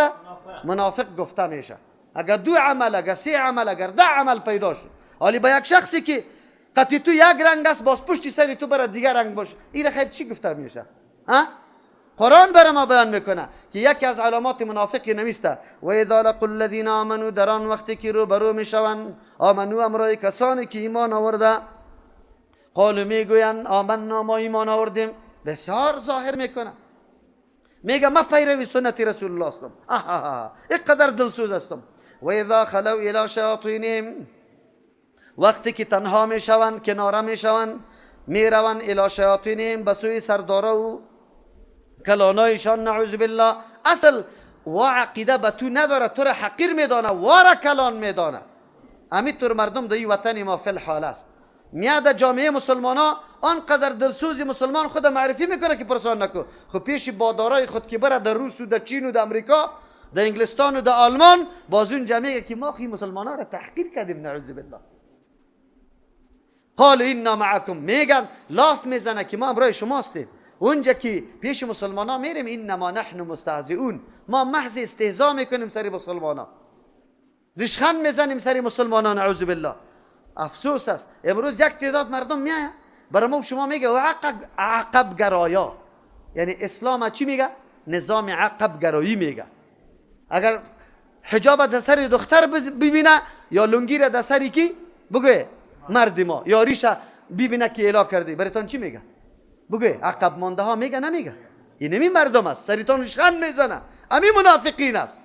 اصل حقیقتش با اونمو کفار است. اینجا فقط محض از نگاه نسب و نام خود مسلمان معرفی میکنه، مسلمان نیست. قرآن گپا را میگه. او خود که هر قدر تلاش کنه که نه من مسلمان هستم، قرآن برش میگه که نه مسلمان نیستی. دو رنگ داری، دو مسلک داری، دو آرزو داری، دو نیت داری، دو اراده داری. و هر کسی که طور باشه که نمی قسم حالتای باطنت قطع ظاهرت موافق نباشه، باز تو در جمله منافقین شمار میشی. خب الله چی جواب میده؟ الله یستهزئ بهم، الله مسخره میکنه بالای از یا، یعنی الله تبارک و تعالی جزای مسخرهش میده. بعضی تاویل میکنه نه، استهزاء صفت مخلوق هم است، صفت خالق هم است. صفت خالق امو رقم که لایقشان کیست؟ الله متعال است. ما واره نیست که مسخره با دیگر رقم است، اما الله تبارک و تعالی اینطور برش چی میکنه که ایره موقع میده از اینمی ظاهر کردن ایمان زبانیش هم الله برش چی کرده؟ نعمت نصیب کرده، امن برش نصیب کرده. اما در حقیقت این گناه عظیم خیلی انجام داده. چرا که ظاهر یک چیز گفته، باطن دیگه چیز است. و یمدهم فی طغیانهم یعمهون، زیاد میسازه یاره فی طغیانهم، در سرکشیشان، یعنی در برآمدن از حد شریعت دیگه هم زیاد میشه. یعمهون، سرگردان هستند. چه رقم؟ منظور است که یا خود تلاش داره که این مسلمان ها خود کامیاب نمیشه. این مسلمان ها بسیار فقیر هستند، حقیر هستند، چیزی را یاد ندارن، چیزی مادیات در دستشان نیست، قوت یا یک روز شکست میخورن. خب لیکن در قلبشان همیشه اینمی آرزوست که مسلمان شکست بخوره. خو الله میگه و یمدهم فی طغیانهم، دمی ریشخندی، دمی بیعزتی برای مسلمان یار از جات میسازه، باز یعمهون سرگردان میباشه، ترقی مسلمان ها را باز میبینه، باز ایران میمانه که حالی کدام طرف شویم. همون رقم مردم بودن. اولئک الذین اشتروا الضلاله بالهدى فما ربحت تجارتهم و ما كانوا مهتدین. الله تبارک و تعالی برای ما نمایان میسازد دنیا یک صحنه و میدان امتحان بزرگ الله تبارک و تعالی و یک سرای یا کاروان تجارتی است. شما برای تجارت آمده، الله اکبر، موسم تجارت هم الله برای ما معرفی میکنه در فلان وقت بینمی سیستم، اینی سرمایه تان و اینی فایده تان، بینمی سیستم عمل تجارت انجام بده شما کامیاب هستی. دنیا سرای تجارتی ماست. الله برای ما سرمایه داده، عقل داده، حواس داده، انبیاء علیهم السلام با کتابه و قوانینی که نجات بخش است برای ما و شما، ذریعه نجات است برای ما و شما، او را الله روان کرده. ولی ما از این استفاده میگیریم یا نه؟ از این گوشی خود، از این فکری خود، از این چشمی خود، از این چیستا زبانی خود، از این سرمایه، او سرمایه که پیغمبر برای ما آمد در راهنمایی کرده، او کتاب الله که در پیش ما فعلا وجود داره، از این فایده میگیریم یا نمیگیریم؟ این سرمایه اصلی ماست. از این چطور فایده میگیریم؟ چه رقم؟ اگر ما زندگی خود موافق نمی قوانین الله بسازیم، یقینا که سرمایه ما به جای مصرف شده و آنقدر فایده کردیم که فایده به هیچ چیز حاصل نمیشه به جز از اینمی چیستا عمل ما و شما.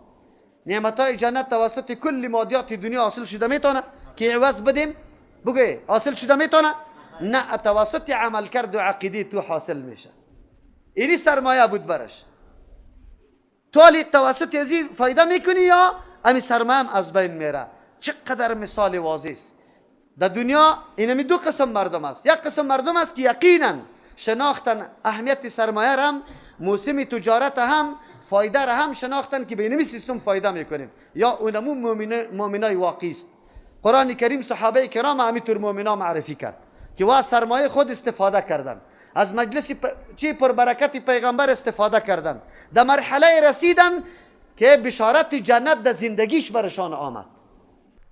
اینی مردم بود که از این سرمایه خود استفاده کرد، تجارت درست کرد، سرمایهشان ضایع نشد. اما بالمقابل مردمی بودن که این سرمایه را از دست دادن. الله که کدام گوشه برای کدام وظیفه داده بود استفاده نکرد، کدام فکر قوی فکر که الله برش داده بود استفاده نکرد. پشت سر میاد صم بکم عمیان فهم لا یرجعون. این مردم ها وسایلی که توسط از یا در یک مرتبه و مقام و منزلت میرسیدن اموار گرفت ضایع کرد، از بین برد. لامپ برای روشنی بودی گرفت میده کرد شه در تاریکی نشست. اینی مردم است. دو قسم مردم در دنیا است. خلاص هر کس اینی میدان تجارت است. میدان تجارت اعضای ما سرمایه ماست، مال ما سرمایه ماست، عقیده ما سرمایه ماست، علم ما سرمایه ماست، قوت ما سرمایه ماست، مقام منزلت در کدام رأس که داریم سرمایه ماست. درست استفاده از پیش میکنیم یا نعوذ بالله غلط استفاده میکنیم. الله منافقین حالاتشان بیان میکنه، سرنوشتشان بیان میکنه. منافقین کدام طایفه است؟ در مجلس پربرکت پیغمبر حاضر بودن، خب موقع و چانس طلایی تعلیم و تربیه پیغمبر علیه السلام برش حاصل بود. شما فکر بکنه سخنی که از دهن من میبره و سخنی که از دهن محمد رسول الله صلی الله علیه و سلم میبره، او الگو و شخصیتی که قطعا معصوم است، او شخصیتی که یقینا داعی بر حق است، او شخصیتی که تاییدش توسط معجزه شده. آیا درس و تعلیم از او خیلی تاثیرگذار است یا از علمای دیگه؟ از پیغمبر علیه السلام. لیکن امی منافق بدبخت از امی مجلس پربرکت پیغمبر چی مانده؟ محروم مانده. چرا محروم مانده؟ امو سرمایه‌ای که الله برش داده بود کلش ضایع کرد. دو دلگی را شروع کرد، شیطنت شروع کرد، فکر میکرد من زرنگ هستم، ام دو طرف قدم مانده بود، ام این طرف قدم مانده بود. سری مسلمان‌ها ریشخند میزد، میگفتن یا عقب مانده است و فکر میکرد که طایفه کامیاب نمیشه. چند نفری غلام در گرد یک پیغمبر جمع شده، یا دعوا داره که حجاز، سرزمین حجاز عربستان در زیر تسلط و زیر مفکوره و عقیده خود بیاره. باز بعد از تمه داره که فارس و رومیا را شکست بده. بله، کسی که عقیده به حقانیت نداشته باشه اینمی قسم برشان بسیار بعید معلوم میشه، ولی کسی که حقانیت عقیده داشته باشه امیال فکر میکنه کل جهان فتح است. ما یقین دارم اگر به کتاب الله و به حدیث پیغمبر مسلمانا به طور عمومی جنگ بزنه، نفاق او طور بگذاره، خود شافعی و حنفی و مالکی و نقشبندی و فلانی معرفی نکنه، خود مسلمان بگویه به یک کتاب الله و سنت رسول الله جنگ بزنه، دنیا مکمل فتح است. یقینا که ما الگو برای اسلام جور شیم در میدان عمل. من یقین دارم اگر ما مسلمان ها آنچه که اسلام از ما مطالبه داره عمل بکنیم، دنیای کفر در یک روز مسلمان میشه، در یک روز میبینه حالات ما را. خب لیکن با تاسف ما نمایندگی واقعی اسلام نتونستیم. چرا؟ خود نفهمیم، ماندیم سر اسلام. و یکی تفرقه ها و نعوذ بالله دلبازی ها زیاد شد. از کجا پیدا شدی تفرقه ها؟ از کدام ناحیه؟ ریشه از کجا شروع شده؟ شما تاریخ ها را مطالعه بکنید. در هر جایی که مسلمان شکست خورده ببینی عامل اصلیش یهود است. امو برنامه را یهود پیریزی کرده و امروز این امت مبتلا به اونمو گپا است. خب مردم ما را ملامت میکنه، ما میگیم نه، بیایید آن چیزی که ما را با هم جمع میسازه کدام چیز است؟ کتاب الله. نه هیچ کس نظام نداره، اختلاف هم نداره، خلاص بیایید که جمع شویم. در جهان هر کس است، در هر نقطه که است، بس دو چیز است که ما را ذریعه نجات ما مقرر کرده الله. ترکتم فیکم امرین لن تضلوا ما تمسکتم بهما، کتاب الله و سنتی. پیغمبر الله صلی الله علیه وسلم گفته یک را ما کم بگیریم خلاص. خود نگذاشت ما را دشمن در هر تاریخ، در هر زمان، در هر مقطع ما را نگذاشت. ما را شکاری رقم اختلافات کرد، رقم تا اندازه که این اختلافاتی را در بین ما پیدا کرد. در یک حنفی اولی ببینه، در یک مذهب حنفی دیوبندیستی، پنجپیریستی، بریلویستی، بگوی رقم حالتا پیدا شد. هزار فرقی دیگر را ایجاد کردن برای ما. این مشکلات ماست. نه، ما نیروهای خود منسجم میکنیم، از این نیرو استفاده میکنیم. نعوذ بالله ایتو نشویم که این سرمایه ما نعوذ بالله در بیراهه مصرف شوه و سبب زیان و تاوان ما شوه. منافقین واره اینطور موقع و چانس اطلاعی برش میاثر، ولی آخرم نه، در دنیا که کدام آمال و آرزو داشت به سر رسید و خو میخواستن که مسلمان ها شکست میخوره، کفار نعوذ بالله کامیاب میشه. مسلمان ها را الله غالب و کامیاب کرد، کفار شکست داد، دو آرزوم نرسیدن. کدام نجاتی که توسط عقیده صحیح برشان حاصل در آخرت میشد، او رام چی کردن؟ از دست دادن. این میره مردم میگه در بدر خاک بسر، که اصلی سرمایه را هم از بین برده و فایده خوب بیازو از بین رفته. قرآن میگه اولئک الذین ایونمو مردمایی بودن اشتروا الضلالت، که خریدن گمراهی را بالهدی، در مقابل هدایت. خریدن چرا میگه؟ هدایت داشتن، هدایت سرمایهشان بود، در مقابل سرمایه خود که هدایت است گمراهی را خریدن. یا خب پیش ایمان نداشتن که ایمان نداده باشه، کفر خریده باشه. بله، الله تبارک و تعالی برای از جای استعداد داده بود، قابلیت داده بود، عقل داده بود، پیغمبر را روان کرده بود، قرآن را روان کرده بود. زمینه حق پرستی و حق پذیری مکمل برشان بالکل مهیا بود. با مجرد هم یک بٹن زدن امی کلی سعادتمندی برشان حاصل میشد. لیکن این مردم همون بٹن نزدن، همون تکمه را نزدن. این از اونمو استعداد تعبیر به چی میشه؟ به هدایت میشه. این هدایت خود از دست دادن و در مقابل چی را گرفتن؟ گمراهی را.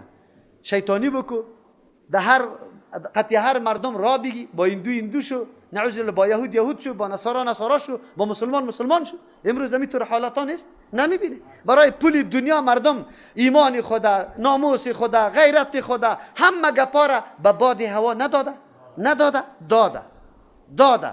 اینی مردمی هستن. اگرچه در ظاهر فکر میکنن که ما زرنگ هستیم، ما خو از هر ناحیه استفاده کردیم، خود در حقیقت خود فریب داده، در بدر کرده خدا. الله از خاطر میگه فما ربحت تجارتهم، معامله از یا فایده نکرد. کدام معامله که یاد دست گرفته بودن هیچ دم فایده برشان نکرد. چرا نکرد؟ و ما کانوا مهتدین. فایده در تجارت کسی میکنه که راهیابی تجارت، قوانین تجارت، موسم تجارت بشناسه، معلومات داشته باشه، مهارت داشته باشه. از یک موقع و میدان کسی فایده میورداره که در اون مورد مهارت داشته باشه. دیقان اگه مهارت داشته باشه از زمین خود، از زراعت خود چی میکنه؟ بهره بگیره. میوه فروش اینمی طور است. میوه فروش میفهمه که در کدام موسم اینمی میوه را نگاه میکنم. امو سیب است. خود اولی سال چند روپیه است؟ سیری 100 روپیه است. اما بعد از مرور 5 ماه کی تکلیف کشیده در خانه خود برده ای را نگاه کرده سیب، پس میکشه سیری 800 روپیه سودا میکنه. در یک سیر 700 افغانی را کمایی میکنه. چرا؟ مهارت داره، موسمش هم میشناسه، طرز و طریقش هم میشناسه. الله تبارک و تعالی مؤمنا را بیدار میسازه. ای مؤمن ماهر باشی، مؤمن بیدار باشی. تو باید بدانی که وقتت چه ارزش داره. تو باید بیدار باشی که دستت برای چی آفریده شده، چشمت برای چی آفریده شده، گوش و اعضا. الله همو تو را خلق نکرده، در این دنیا آورده تا تو را مسئول ساخته. خب فکرت بگیری که پشتی سر برات میاد، خلیفه روی زمین هستی، نافذ کننده احکام الله تبارک و تعالی هستی. تو باید چه قسم زندگی داشته باشی؟ زندگی مثل حیوانات وری نعوذ بالله، بخور بنوش خواب بکو، هیچ چیزی دیگه ندانی؟ نه، اینطور باید نباشی. نکو خود تبا نکو. از اینمی وسایل، از اینمی بخشش هایی که الله برات نصیب کرده در وجودی خودت و در بیرون، استفاده درست از پیشش بگی. وقت است. یک مثال براتان میگم. اینمی صوبکی در این رمضان مبارک، این وقت یک وقت است. ما اینمی وقت الحمدلله تلایی ساختیم. چی ساختیم؟ در مسجد الله نشستیم، در جایی که عبادت الله میشه. خواب نکردیم، از جاهای دور به شوق و محبت قرآن آمدیم. شما بگوید دیگه تی کدام ساعت است و چه قسم ساعت است، چه ارزش داره؟ اما شخصی پیدا میشه که نماز صبح هم نخوانده، امیالی ملاق خورده رایسته، 10 بجه از خواب میخیزه، بعد از اون میره روی خدا میشویه، بعد از اون میگه وی در پسشویی هم بیدار نشده، من روزه را گرفته نمیتونم، پت در خانه داخل میشه، شروع میکنه به خوردن روزه. یک حیوان اینجا افضلیت داره یا این انسان؟ شما قضاوت و فیصل. حیوان وظیفه خدا از نعوذ بالله از امو خانگه کش میکشی، بار سرش بار میکنی، باری تو را میبره، لیکن این انسان حتی بار نبرد. این چه رقم انسان است؟ الله تبارک و تعالی ما مؤمنا را آگاه میکنه که مؤمنا یک قسم مسیر داشته باشه، یک قسم کل نیرویتان به یک هدف عالی باید مصرف شود. بزدل نباشه، دو راه نباشه، دو دل نباشه، بل همه مسیرتان مشخص باشه. از امی مواهبی که الله براتان داد استفاده کن. منافقین جور نشوی نعوذ بالله. مثلهم كمثل الذي استوقد نارا، مثال امی منافقین به مثل او مردمایی هستند که همراه باشه، همراه او شخصی که استوقد نارا در داده باشه آتش، فلما ضاءت ما حوله، هرگاه که روشن بسازه امی آتش ما حول خدا، ذهب الله بنورهم، میبر الله امو نور آتش، و ترکهم میگذاره امی مردم ها را فی ظلمات، در تاریکی ها، لا یبصرون، که دیده نمیتونه، بصیرت برشان حاصل نمیشه، به خاطری که منافق بسیار ضربی قوی به هر حرکت واقعی میرسانه. از او خاطر الله تنها به علایم اکتفا نکرد، در بیرون بر ما مثال میده.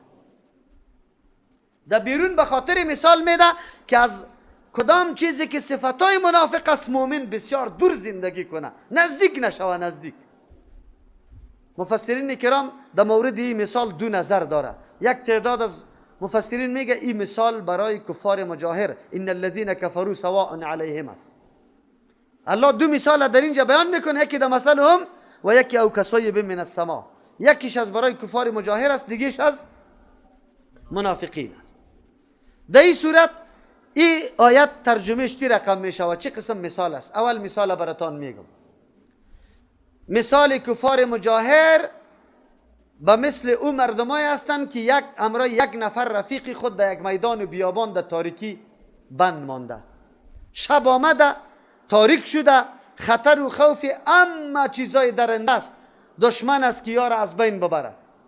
لیکن یک نفر اینمی مجموعه میخیزه که آدم خیلی هوشیار، دلسوز، فعال آدم است، میخیزه چوبا را جمع میکنه، آتش در میده. دمی طور تاریکی که آتش در میده، اگر دیگه هیچ چیز نمیشه، ما حولشان خود دیده میشه یا نمیشه؟ چیزای حشرات و موزی خویاره ضرر رساندن نمیتونه. میتونه؟ خب امی رفیقای دیگهش چی لایق است برشان؟ امی رفیقای دیگه بخیزن آتشی که امی نفر در داده ای را گل کنه، از بین ببره، و این مردکر هم تهدید کنه، مردکر لط و کوب کنه و بگویه که بد کار کردی، یعنی که یام بخیزه که اوهو آتش خویی در داده، سر ما ضرور است که بریم یک چوب هر کدام ما دیگه هم اضافه کنیم که آتش ما تا صبح چی باشد؟ روشن و هیچ نوع ضرر متوجه ما نباشد. کدام رقم بکنه؟ شما بگوید. همراه ها باید چوبا را بیاره، معاونت تو کمک هم یک شخص بکنه و خیلی قدردانی بعد از این شخص بکنه، خیلی عزتمندی هم شخص بکنه. چرا؟ شخصی بود که به مردم در دشت و بیابان خیلی یخ، در دشت و بیابان خیلی تاریک آتش برش در داده. کسایی که یخی را تیر کرده قدر آتش میفهمه. کسایی که در حالت قرار داره که جنگلدار است که از هر طرف مار گشتم هر چیز آمده رو ایسته، در اونجا هیچ روشنی دیگه وجود نداره، آتش در بدی، اهمیت آتش برات معلوم میشه که چقدر آتش اهمیت داره. قرآن کریمی طور مثال ساده را بیان نمیکنه، مثال بیان میکنه که در قلب آدم نفوذ میکنه.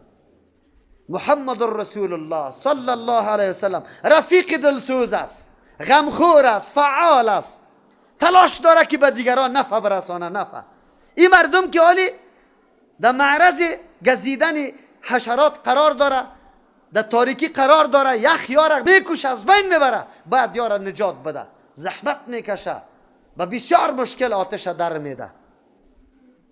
لیکن این همراه ها مشرکین مکه، قومش قریش و سایر مشرکین بجای از اینکه قدردانی از پیغمبر بکنه میخیزه، نه تنها که چوبی دیگر را جمع کنه آتش زیاد بسازه، آتش هم گل میکنه، از بین میبره.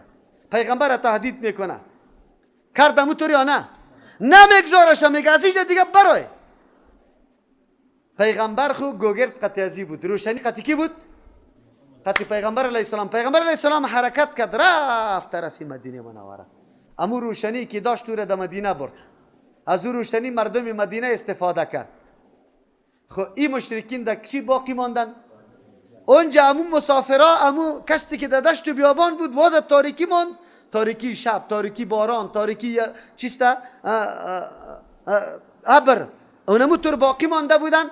اینمی قسم کفار مکه در رسم و رواج کمرشکن، در بیدینی، در نفاق، در شقاق، در نعوذ بالله بدبختی، پیغمبر رفت این مردم با سر اونمو عنعنات و رسم و رواجایی که خیلی غلط بود دونمو باقی ماندن. قرآن امیر برای ما بازگو میکنه، خود درس برای ما میده. امی طور آدم دلسوز مردم قدرش نمیدانه، از امو خاطر است که مردم قدرش نمیدانه، الله مردم دیگری را پیدا میکنه، استقبال میکنه و از امو نور استفاده میکنه. از پیغمبر علیه السلام کدام مردم استفاده کرد؟ اهل مدینه که انصار نامیده شد. کارنامه ازوار قرآن قدم به قدم ذکر میکنه، الله که کدام عظمت و شرافت به او مردم داده دیگه. دعاهای نیکی پیغمبر، عزتمندی، شکومندی اسلام مردم مدینه به توسط مردم مدینه حاصل شده، ترقی اسلام توسط ازوا حاصل شده، مرکز اسلام در اونجا قرار گرفته. به دعوتگرا قرآن درس میده، ای دعوتگرا در بین قوم کار نمیتونی، یادتان باشه هیچ گپی دیگه که نباشه، گپی قومی وادار میسازه که گپتان نپذیره. میگه بچی فلانیگه گالی سر ما رئیسی میکنه، ما گپی ازیره بپذیرم. هر جای مرا ببینید در قوم خود ما کار نتونستیم، در حالی که عمل کردی مرا مکمل کل به تمام معنا مرا میشناسه، بچه کیستم، چی کار دارم، چه قسم خاندان هستیم، کلگی ما را میشناسه، اما فایده نرسانده. این در کابل در کمپنی در مسجد چی شیخ محمدی آمده و در اونجا الحمدلله درس قرآن روان است، درس حدیث روان است. دعوتگر در جای خود کامیاب نمیشه، حتما سفر میکنه. لیکن دعوتگر یاد داشته باش قطعی تو چراغ است، هر جای که بری روشن است، مردم از او استفاده میکنه.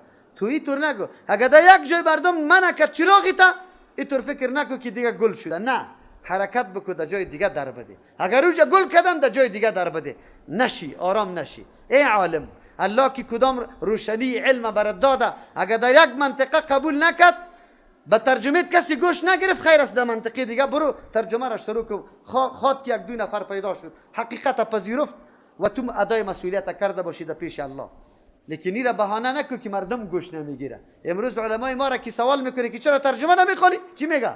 والا مردم گوش نمیگیره، چی کنیم؟ چرا گوش نمیگیره؟ شما مردم از کجا آمده؟ اهل همین مسجد هستی؟ از کدام منطقه های دور آمده؟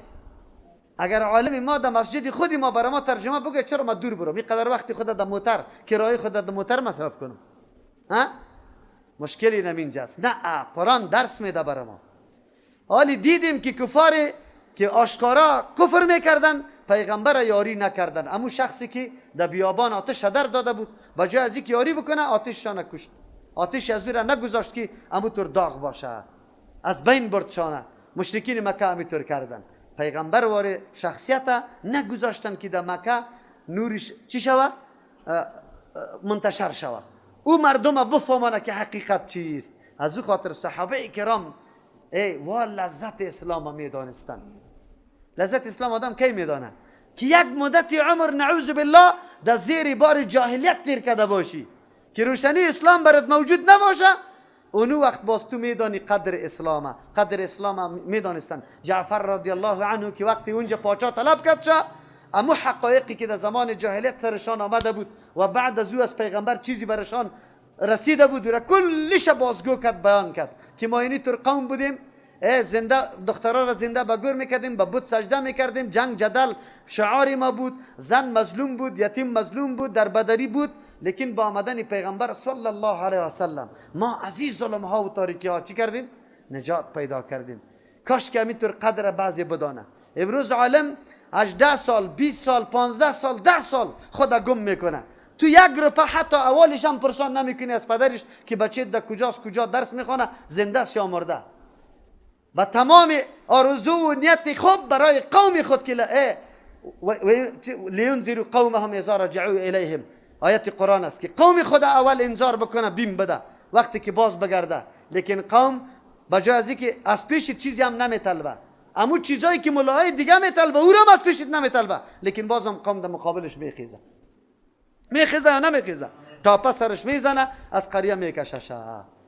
او تاریخ و این تاریخ یک تاریخ است. هیچ کدام او هم دعوتگر بود، این هم دعوتگر است. او را هم به خاطر دعوتش مردم از قریه کشیده، به خاطر از این نکشیده که بچه فلانی است، در قومی فلانی است، اینی رقم هویت و شخصیت داره. به خاطر کدام دعوتی که داده، کدام سخنی که گفته در زبان، مردم دشمنیش اعلان کرده و او را کشیده. امروز ما و تو را اینوی قسم است. الله رحم بکنه. این مسلمان های امروز ما واخو کافر بود، الله کافر معرفی کرده شه. امروز مسلمان عمل کافر انجام میده، دعوتگر حق نمیگذاره، از قریه خود چی میکنه؟ میکششه. تهمت ها را سرش بسته میکنه. با پیغمبر تهمت بسته نکردن، شاعر، مجنون، کاهن، ساحر، صابی برش نگفتن. قوم مسلمانی ما امروز بعد عالم حق اینمی تهمت ها را میچسبانه. از او خاطر قرآن ما و شما را بیدار میسازه که اینی طور حالت هاست. در این صورت اینا تطبیق مثال چطور میشه؟ مثال همی کفار مکه، مشرکین مکه، کمثل الذی بمثل همراهان او شخصی است. اینجا کمثل الذی بمثل همراهان او شخصی است، استوقد نارا که او شخص آتش در داده، فلما اضاءت ما حوله، هرگاه که روشن کرد امی آتش ما حول ازیره، ذهب الله بنورهم. چی مانا؟ اراده کردن همراهان همون شخص. اینجا عبارت چیز پنهان است. اراده کردن همراهان همون شخص که بکشن امی آتشی رفیقی خدا، نگذاشتن که آتش در بگیره، خیستن آتش گل کردن. ذهب الله بنورهم، الله بردم روشنیشه. آتش که گل کنی چیش از بین میره؟ روشنیش از بین میره، خاکستر خو سیاهی خو مکمل باقی میمانه، تنها نور از بین میره. اینجا امی مشرکین مکه پیغمبر علیه السلام دعوت شروع کرد، حیثیت آتش داره، مردم از پیشش هر کس استفاده کرده میتونه، خود گرم میتونه، روشنی میده. لیکن مردم خیستن، آتش گل کردن، خاکستر باقی من، سیاهی باقی من، نور چی شد؟ بگه رفت حرکت کرد قطی پیغمبر. و ترکهم، گذاشت می همراه های می مسافره، فی ظلمات، در تاریکی ها، در دشت و بیابان، لا یبصرون، که حالی هیچ چیز نمیبینه، هیچ چیز نمیبینه. مشرکین مکه در تاریکی ها گذاشته شد، امو کفر، امو بدعت، امو جنگ جدل، امو نفاق، امو نعوذ بالله بیدینی، امو جاهلیت، امو چیستا نه حق قائل شدن به یتیما و بزنا، کلی از امو تور بود. فی ظلمات، اینی تاریکی ها بود، لا یبصرون، که نمی بینن رای حق، پیدا نمیتونستن. چرا؟ خو نور یا کشیدن. الله میگه چرا؟ یا خو حقیقتا تاریکی وجود نداره مثل اون مسافر واره که رفیقاش قطش آتش گل کرده. اینجا خو حقیقتا چیزی وجود نداره که یا الله میگه بله یا روشنی را درک کرده میتونستن به شرطی که از چشم خود، از گوش خود، از فکر خود کار میگرفتن، از زبان خود کار میگرفتن. اینمی ایزومیشان بود. ایزومی اونمو مسافر است که یا امو دعوت پیغمبر به گوش میشونیدن، به چشم میدیدن، آلی به زبان خود دعوت میدادن به دیگران، یا هم شاگردای امو نفری در دادنی آتش جور میشودن. حالا ایزوم جمع کده رایی میبودن، لیکن این مردم ها از این چیزا کار نگرفت. سمون بکمون یا سمون یا کرستن، بکمون گنگستن، عمیون کورستن. حقیقتا خیایی طور نیست، کلشان چشم داره، زبان داره و گوش داره. چرا قرآن برش میگه؟ ایره الله تشبیه میده این مردمایی که از گوش خود کار نگرفتن، سخنای خیلی مؤثر، خیلی بلیغ، خیلی فایده مندی پیغمبره با گوش شنیدن، لیکن یا گوش برش نگرفتن. خیلی گپای ارزشمند بود. یکی راهایی که پیغمبر ترسیم میکرد، نقشه میداد، بسیار رسا و زیبا و راست بود، لیکن این مردم ها چشمای خدا پرد گرفت، نمیدیدن. لایق بود که همی گپای فایدمندی پیغمبره این مردم توسط زبان خود به مردم دیگه هم تبلیغ میکرد، لیکن یا زبانای خود به مثل آدمی گنگواره بس بسته کردن. از او خاطر سمون هم که سم، یا به مثل کراستن، یا به مثل گنگ هستن، یا به مثل کور هستن. مثل که کور، گنگ و کر از اعضای خود هیچ نوع استفاده کرده نمیتونه، استفاده مفیده. اینمی کفار هم از اینمی اعضای خود استفاده نکردن. لایق بود که دعوت پیغمبر در گوشه گوشه جهان میرسانید. لایق همینطور بود. یک عالم حق پرست که در منطقه پیدا میشه، عقیده حق بیان میکنه، توحید برات معرفی میکنه، تو دیگه لاسپیکرش هستی. تو باید این سخن فرد ببری، اول در خانه خود تبلیغ کنی، در قارب خود تبلیغ کنی، در قوم خود تبلیغ بکنی. این مسئولیت است. ما نمو وقت مسئولیت خود ادا میکنیم که نمی اعضای خود یقینا از پیش استفاده بکنیم. این شما را میگه. شما را چطور میگه؟ شما این نمی گپای حق میشنوی، خب میشنوی، میبینی واقعیت در قرآن سعی میکنه که مولوی صاحب از بیرون نمیگه، از همین کتاب میگه. آلی یقین و تصدیقتان پیدا میشه، زبانتان باید گویا باشه، این حقایق به مردم بگوی. چطور شده میتونه در یک مجلس نشسته استی، مردم میگه مولوی متوکل چیسته ائمه مجتهدین دشنام داد. ریش سفیدا آمده بود مرا گفت که تو گفتی که امام شافعی غلط میگه، امام حنیفه غلط میگه، نعوذ بالله نعوذ بالله.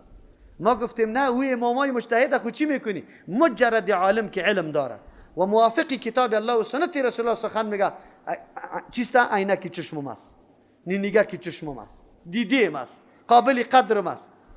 زبانم بریده شوه که میتور نعوذ بالله گپی گستاخی را دشان اینطور ائمه بزرگ بزنم. کلا قطعا نه. ما شما را میگم که ائمه بزرگ چی توصیه داره، برای شما چی توصیه داره. شما را گفته، شما را به الله قسم امام ابو حنیفه رحمت الله شما را گفته که هر گپی که به نام حنفی تمام شد شما امور محکم بگیری ولو که خلاف صریح حدیث پیغمبر باشه. گفته میره؟ نگفته. او گفته نه، که در مقابل گپی ما، گپی مردمای دیگه نه که خود حنفی گفته و با حنفیت بسته کرده، که گپی من باشه که مخالف حدیث پیغمبر باشه، او را چی کنه؟ ترک کنه و کی را با کم بگیره. خب افسوس است که این حقیقت ها را کسی درک بکنه. حمید این تبلیغات نکنه. ملا صاحبای ما، مولای صاحبای ما، اوتر علمایی که خود یک چیز میگه، چی میگه؟ در درس قرآن و ترجمه و در درس حدیث میگه، ولی یک نفر پیدا شده دخترها قطش درس میخوانه، بچه ها قطش درس میخوانه، بسیار بتنگ هستیم از یا. چرا بتنگ هستیم؟ ما چی کردیم؟ ما شما را چی کردیم؟ چرا بتنگ هستیم؟ الله اکبر. الله رحم بکنه، نکنیم اینطور. صمون بکمون عمیان، یا به مثل کراستن، به مثل گنگ هستن، به مثل کوراستن، نه به گوش خود گپ حق شنیدن و نه به چشم دیدن عملی برنامه عملی از یاره و نه به زبان خود حقایق همی گپ به پیش مردم بیان کردن. ما مسئولیت داریم که بیان کنیم. ما مسئولیت داریم که بیا که مردم چیزی گپ برات گفت، چیزی گپ برات گفت دیگه بیا یک دفعه برنامه را پیریزی بکو با چشم سر بیبی که اینجا چی خوانده میشه، با چی دعوت داده میشه. مرکز عبدالعظام مردم میگه اینجا یهودیت و نصرانیت میگه دعوت داده میشه. نعوذ بالله. عالمی گپ میزنه. یک ریش سفید یک حاجی صاحب برام قصه کرد، گفت مسجد رفتم که یک ریش سفید خیسته تقریر داره. تقریر این قدر با احساسات و جذبات تقریر کرد نزدیکی کمپانی ما دیگه تقریبا. گفت من اینطور فکر کردم که امی مردم امیالی یک دم امیالی میخیزه و سری تو حمله میکنم یا در مسجد تو. بسیار گفت من خفه بودم. بسیار خفه، این قدر خفه که این مردکه خود دروغ میگه، خود مردم خود سری احساسات میاره. گفتم تو نام تو را میگرفت و که اینی طور پیدا شده که شما غیرت نداره که این طور است.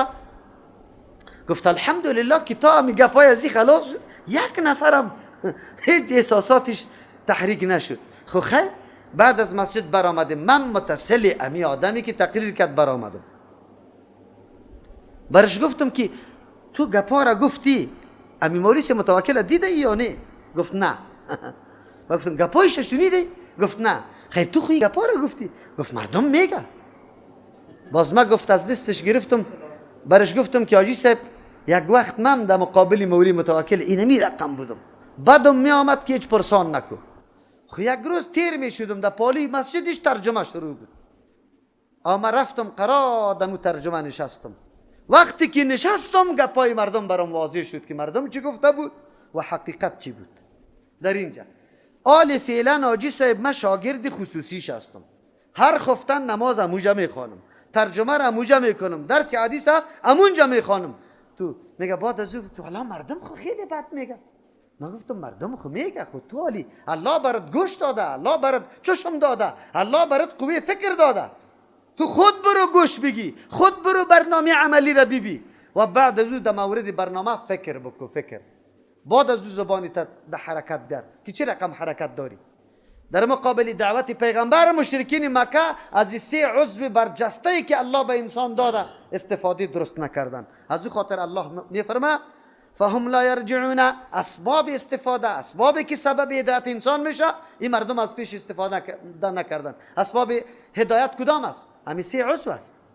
زبان است که بگویی حق، چشم است که راه حق ببینی، گوش است که حق بشنوی. او کصیب من السماء. خو این مثال مشرکین مکه. اگر مثال منافقین شود، مفسرین میگه منافقین دو طایفه بود. یکی منافقینی بود که قصد داشتن که ما همینطور میمانیم، تنها در زبان اظهار ایمان میکنیم اما در حقیقت ایمان نمیاریم. خو یک قسم منافقین دو دله بودن. وقتی که ترقی و پیشرفت مسلمانان را میدید، در دلشان یک کمی حرکت پیدا میشد که ایمان بیاریم. خب وقتی که در اسلام میگفت نماز بخوانی، زکات بده، روزه بگیره، میگفتی گپا را چی کنیم؟ پس کشی میکردن. الله دو مثال برای دو طایفه منافقین بیان کرده. این مثال منافقین است. خب مثال منافقین چی رقم است؟ با منافقین چی رقم مثال داره؟ اینجا باز اینطور میشه مثلهم مثل یمی منافقین که مثل لذی به مفرد است، به معنای جمع است. که مثل الذین به مثل او کسانان میشه استوقد ناران که در داده بری خود آتش، در دشت و بیابان تاریکی قرار داره. این مردم ها فکر میکنه امی آتشک یاره از هر نوع مصیبت تکلیف از همه چیز خلاص میکنه. خب یک آتشک یاره خلاص میکنه از همه چیز؟ نه، امی ما حولی خودم میبینه، امی قدر فایده حاصل میکنه که گرد و پیش خودم میبینه. خب زمانی که آتش گل شوه یا پست تاریکی چیسته؟ منافقین هم یک کمکی آتش در دادن، در زبان اظهاری چی کردن؟ یک کمکی ما حولشان روشن شد. چی رقم روشن شد؟ مردم ایرا در مالشان غرض نداره، در خودشان غرض نداره، خیشی و کسی قطش میکنه، در قبرستان مسلمان ها دفن میشه. خو لیکن امی ایمان برشان کفایت میکنه؟ اما تکلیف ها را دفع میکنه؟ نه، اگر اینال نفاقشان معلوم شوه حالی یا موردی قتل قرار میگیره یا نمیگیره؟ میگیره. یا هیچ که او تو نباشه مرکی سرشان بیا، امی ایمانشان در آخرت یارا نجات داده میتونه؟ از امو خاطر دو توجیه میکنیم. مثلهم مثال امی منافقین که مثل الذی به مثل او شخصی است، الذی به معنای الذین است، به مثل او کسانانی است استوقد نارا که در داده باشه برای خود آتش. فلما ضاءت هرگاه که روشن کد آتش ما حوله گرد و بری امی خدا چار اطراف خود روشن کرد، این امی قدر فایده را گرفت. خب بعد از او چی شد؟ آتش خو کم بود، یا خود در دل ایمان نآورده بودی، ایمان زبانی بود. ذهب الله بنورهم، الله روشنی از یارا برد. امی ایمان ظاهری که در زبان اظهار کرده بودن این از بین برد. چی مانا؟ آیت نازل شد، منافقین مشخص شد که یا منافق است. حالی دیگه امو امن برش باقی میمانه؟ امو عزت برشان باقی میمانه؟ نمیمانه. خیر چی شد؟ یا و ترکهم فی ظلمات، حالی در تاریکی ها گذاشت مانده شدن. در تاریکی ها چی مانا؟ هر لحظه خطر داره. حالی میگه که این حالی مسلمان ها سر معامله میکنه، حالی ما را قتل میکنه، حالی مال ما را غنیمت میگیره. اینی حالات سرش آمد. لا یبصرون، را گم کرده که حالی چی کنیم. چرا؟ اگر ایمان هم ظاهر کنیم که سر ما اعتبار نمیکنه. چرا؟ پیش هم ایمان چی کرده بودیم؟ ظاهر کرده بودیم. حالی ما اعتباری خدا، اعتماد خدا چی کردیم؟ از دست دادیم. دوم توجیه، ذهب الله بنورهم، هرگاه که آتش در داد، آتش یک کمکی بود، یعنی ایمان ظاهری و زبانیشان کمی بود. ذهب الله بنورهم، برد الله نوری از یاره، ایمانی از یاره از بین برد. چرا؟ مرگ سری از یا آمد. حالی که مرگ آمد، بعد از مرگ کدام ایمان چی داره؟ ثمره داره؟ ایمانی که از عقیده، از دل باشه. و ترکهم، گذاشت همی منافقین فی ظلمات، در تاریکی، تاریکی قبر، تاریکی نفاق، تاریکی شرک، تاریکی عذاب جهنم. لا یبصرون، که هیچ چیزی جدیده نمیتونه. این مثال اونمون منافقین بود که اراده ایمان آوردن نداشتن، فقط با ایمان ظاهری و زبانی خود یک چیزی مفاد گرفتن. مثل که یک نفر آتش در بده، گردکی خود میبینه یک کمک خود دیگه، آتش کلی تکالیف و مصیبت ها را دفع کده نمیتونه. اینمی قسم ایمانی از یا کلی تکالیف و عذابای جهنم دفع نتانستن، در دنیا فایده گرفتن. او کصیب من السماء فیه، یا مثالی همی منافقین در مقابل قرآن کریم به مثل امو باران تیزی است، من السماء که از طرف آسمان میه، بالا میه، فیه که درو باران ظلماتون تاریکی ها می باشه، و رعد می باشه، غرش آسمان، و برق می باشه. یجعلون، می گردان اصابعهم، انگشتای خدا، فی آذانهم، دکوشای خود، من الصواعق، از ترسی آوازای هیبتناک، حذر الموت، از ترسی مرگ که مناموریم. منافقینی هستن که یا یک کمی پای بالا میکردن، میگفتن که ما ایمان میاریم، ما ایمان میاریم. باز که میدیدن که حالات خیلی سخت است، باز پس کشی میکردن. الله تبارک و تعالی حالات از یار ابرای قرآن کریم بیان میکنه. اول مثال قرآن است. قرآن به مثل باران تیزی است که از طرف بالا میاد، یعنی مثل که باران از طرف بالا میاد، قرآن از طرف بالا میاد. یک او تیز میاد. گسترش و انتشار قرآن کریم آنقدر سرعت داره که روز به روز قبول کننده قرآن کریم و پذیرفتنی قرآن کریم روز به روز اضافه شده میره، سرعت داره. مثل که باران زمینی خشک چی میکنه؟ زنده میکنه. دو رقم رنگارنگ چیست، سبزه ها و میوه ها و علف ها سبز میشه. قرآن کریم هم دلای مرده را چی میکنه؟ زنده میسازه. خب حالی در اینجا امی باران تیز که یک دم جهان زنده میکنه، یک دم گیاه ها و لالزارها اضافه میشه، زمین خشک یک دم تر و تازه میشه، چقدر فواید خیلی بزرگ داره. داره یا نداره؟ خب لیکن یک 3-4 نفر و 5 نفر در یک دشت و بیابان است و بیچاره در غم جان خود است و باران فایده هایش نظر نمیکنه که باران چقدر فایده به مخلوق دیگه میرسانه و در غم جان خود است و میگه نه باران نباشه. باران باشه در دشت و بیابان است. چرا؟ کسی که در شب باشه، باز در دشت باشه، باز اونجا غار، کوز، چیست سنگی گپا خانه وجود نداره. هر لحظه کمی غرش آسمان میشه، میترسه که الماسک سر ما نبیه. چرا؟ قاعده ایست که الماسک در جایی میفته که او جای دشت چی باشه؟ بلند باشه. یا چون که در دشت قرار داره، از یا که دیگه چیزی بلند وجود نداره، همیشه ترس داره. از دستی که غرش آسمان میشه، امی مسافرین چی میکنه؟ بگه انگشتای خود در گوش میمانه. امی انگشت در گوش ماندن از او الماسک یاره نجات داده میتونه؟ نمیتونه. یا بیچاره فقط حال خود در نظر گرفته، باران بد میگه، خوش نداره که باران بیا، تیز بیا، سر و صدا نبیا. خوی قدر است که یک کمکی برقک میشه چند قدم میره، که باز برقک گم میشه، تاریکی است نه؟ جای به جای چی میشن؟ الله تبارک و تعالی حال منافقین به همراه حال اینمی مردمایی که در دشت بیابان که باران تیز آمده است شب آمسته مثل حال از وا مشابه می سازه. چه رقم مشابه می سازه؟ منافقین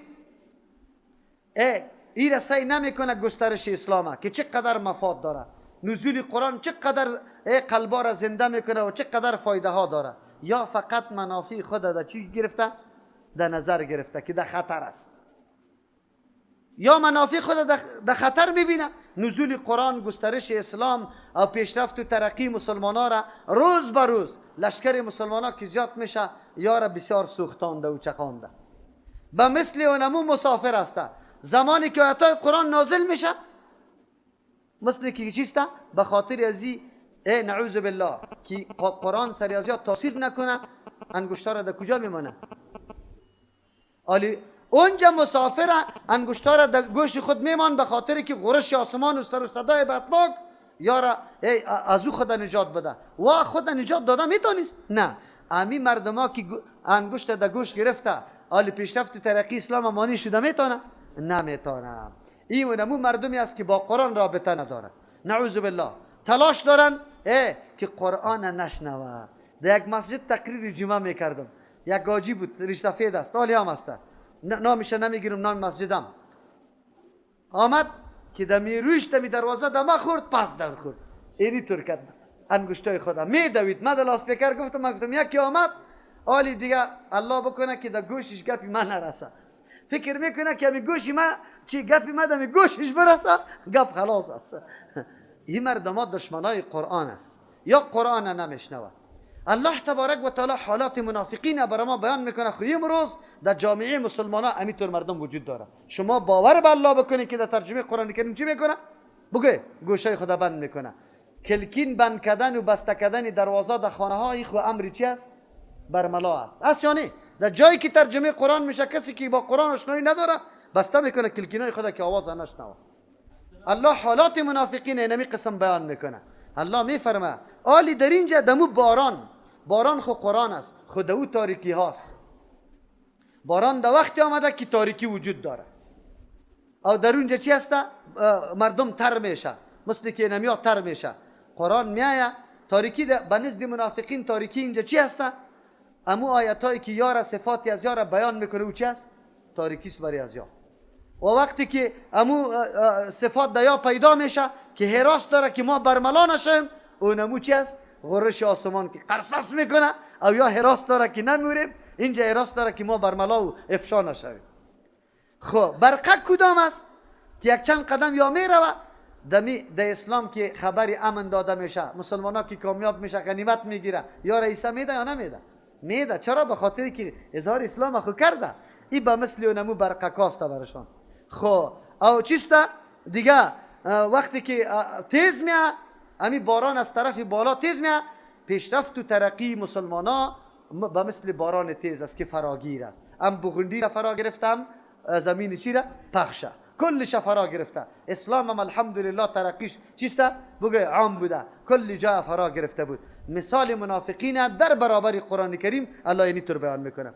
او کصیب من السماء، یا مثال اینمی منافقین در برابر قرآن کریم کصیب به مثل باران تیز است من السماء از طرف بالا، که مثل قرآن هم از طرف بالا میاد، باران تیز هم از بالا میاد. فیه ظلمات که درونمو باران تاریکی ها می باشه، و رعد آواز غرش آسمان می باشه، و برق می باشه. یجعلون اصابعهم که می گردانه اینمی مسافرا انگشتای خود فیازانیم در گوشای خود من الصواعق از ترس آواز هیبتناک، حذر الموت از ترس مرگ که نموریم. اینمی قسم منافقین در برابر قرآن کریم زمانی که آیات کوبنده می آید یا انگشتای خود در گوشای خود میگیره، میترسن که ما با ما افشا شیم و صبا و روز مورد حمله و قتل مسلمان ها قرار نگیریم. خو لیکن الله چی میگه؟ مثل که مسافرها خود نجات داده نمیتونه. چرا؟ او طور باران تیز است، جای پناه وجود نداره. خو اینمی قسم منافقین هم جای پناه وجود نداره بجز از ایمان. چرا که الله میگه والله محیط بالکافرین، الله احاطه کرده بر کفار. کسایی که کافر هستن چطور از الله خدا خلاص کنه؟ اونجا همون مسافر از باران خدا خلاص میتونید؟ نه ترکت شانه. ترکتشانه واره دونمونجا گیر آورد. اینمی قسم کفار از الله خود خلاص کرده میتونه. چرا؟ در خانه ایمان پناه نبردن که از این مکمل نجات پیدا میکردن. در نظر میگرفتن که این باران رحمت است. این باران اگر برمت تاوان است، خب میلیون ها مردم دیگه چی هست؟ آب حیات است. یکاد البرق یخطف ابصارهم.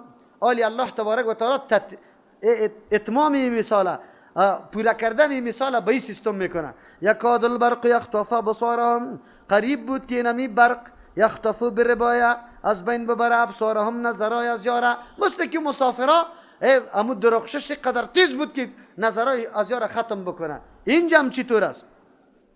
اینجا چیست؟ آیتای کوبنده جهاد و همچنان فتوحات مسلمان ها به مثل چی است؟ اونمو برق نظرای از یاره چی بکنه؟ خیره میسازه، مثل که از بین ببرشانه. چرا؟ یا بسیار حراس داشتن و بسیار خفه میشدن که مسلمان ها کامیاب شدن. کلما ضاء لهم، هرگاه که روشن میکنم این برق برای از یا مشوفی یک چند قدم دو میره، یام که میدیدن که علا مسلمان ها در ترقی است، باز یک دفعه اقدام میکردن که ما ایمان بیاریم. مثل که مسافرها چند قدم میرفتن، منافق هم یکم اقدام میکرد.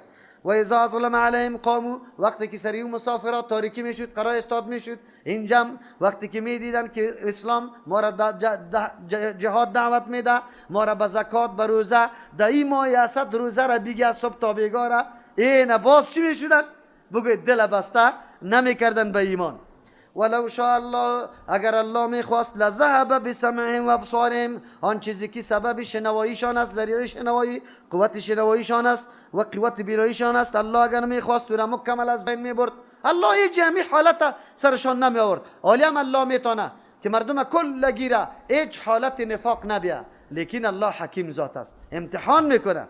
ان الله على كل شيء قدیر، یقینا الله بالای تمام چیزا قدرت داره، هر کار که الله بخواه میتونه. پس میتونه که منافق هم مسلمان بگردانه، امین هلاک کنه، لیکن این میدان چیست؟ امتحان و آزمایش است. یا ایها الناس اعبدوا ربکم الذی خلقکم والذین من قبلکم لعلکم تتقون. بعد از ذکر سه طایفه که در مقابل قرآن پیدا شدن، یک طایفه متقین بود، قرآن قبول کردن، از امی قرآن راه تقوا را در پیش گرفتن، زندگی تقوا را اختیار کردن. نتیجه الله بیان کرد اولئک علی هدی من ربهم و اولئک هم دوم طایفه در مقابل قرآن امو مردمایی بودن که قرآن بنگی برالا آشکارا نپذیرفتن، از روی عناد و ضد میفهمیدن که قرآن کتابی واقعیت است، خو لیکن ضد یارا فرا گرفته بود. سوم مردمای بزدل بودن که وا جرأت نداشتن که اظهار عقیده خدا بکنه، گاهی دو طرف گاهی دی طرف، یا این طور فکر میکردن که ما در دخورق قرار بگیریم، اگر وا کامیاب شد اگر یا کامیاب شد. امی قسم بود. الله تبارک و تعالی بعد از ذکر سه طایفه دعوت میده به کل طایفه، به متقین هم دعوت میده، به کفار مجاهر هم دعوت میده، به منافقین هم دعوت میده. به متقین دعوت میده یا ایها الناس، ای مردم ای متقین، اعبدوا ربکم، محکم شوی سر عبادت پروردگاریتان. مردم که اعتراض انتقاد نامه و لقبا برتان میده، شما حراس نکنید، امیر را پیش بگیره، محکم بگیره. یهود نصارا رقم اعتراضا شبهات چیست؟ خواهشات پیدا میشه، خود شما امیرا را محکم بگیره. اینجا اعبدو برای از یا برای بمانای چی هست؟ ثبتو علی العبادت، سر عبادت ثابت قدم بمانه، خواه از یک پروردگاریتان، از کسی دیگر نه، که اصل دین است. دوم مانا با کفار مجاهر میگه یا ایها الناس، کفار اعبدو ربکم، بیای رب خو قبول داره، توحید ربوبیت قبول داره، توحید الوهیت هم قبول کنه، الله را رب میدانه، مالک متصرف کارساز میدانه، خو ایران بدانه که عبادت مخصوصی کی بسازه؟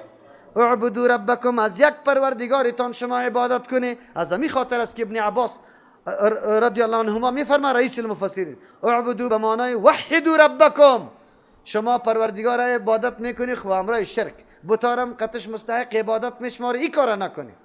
سوم یا ایها الناس، ای منافقین بزدلا، اعبدوا ربکم، از روی یقین و دلتان، از صمیم قلبتان عبادت پروردگارتان بکنه، تنها به زبان کفایت نمیکنه. بی شما یا ایها الناس خطابی چیست؟ عام است، به کل بشریت است. قرآن کتاب یک قوم نیست، منطقه نیست، به کل انسان ها تا روز قیامت. یا ایها الناس، ای مردم، اعبدوا ربکم.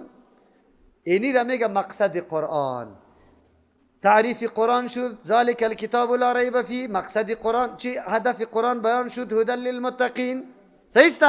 مردمایی که مخاطبین قرآن بودن سه طایفه را بیان کرد. عالی، قرآن به هدف هدایت آمده بود. خو اول مقصد هدایت توسط چی حاصل میشه؟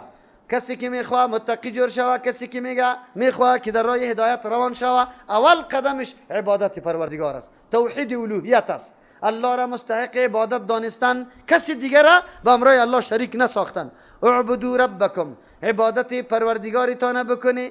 دمی ربکم برد اشاره میکنه. ای انسان، امو ذات تو پرستش کو، او را عبادت برش خاص بساز. ربکم که تربیتی تو را کرده، در این مقام و منزلت تو را رسانیده، او روز به روز درجه به درجه تو را در مقام میرسانه. ربکم، همو ذاتی که تو را تربیت کرده. ربکم عبادت صرفی تبکو. رب چی مصلح مدبر. دمین دلیل از یک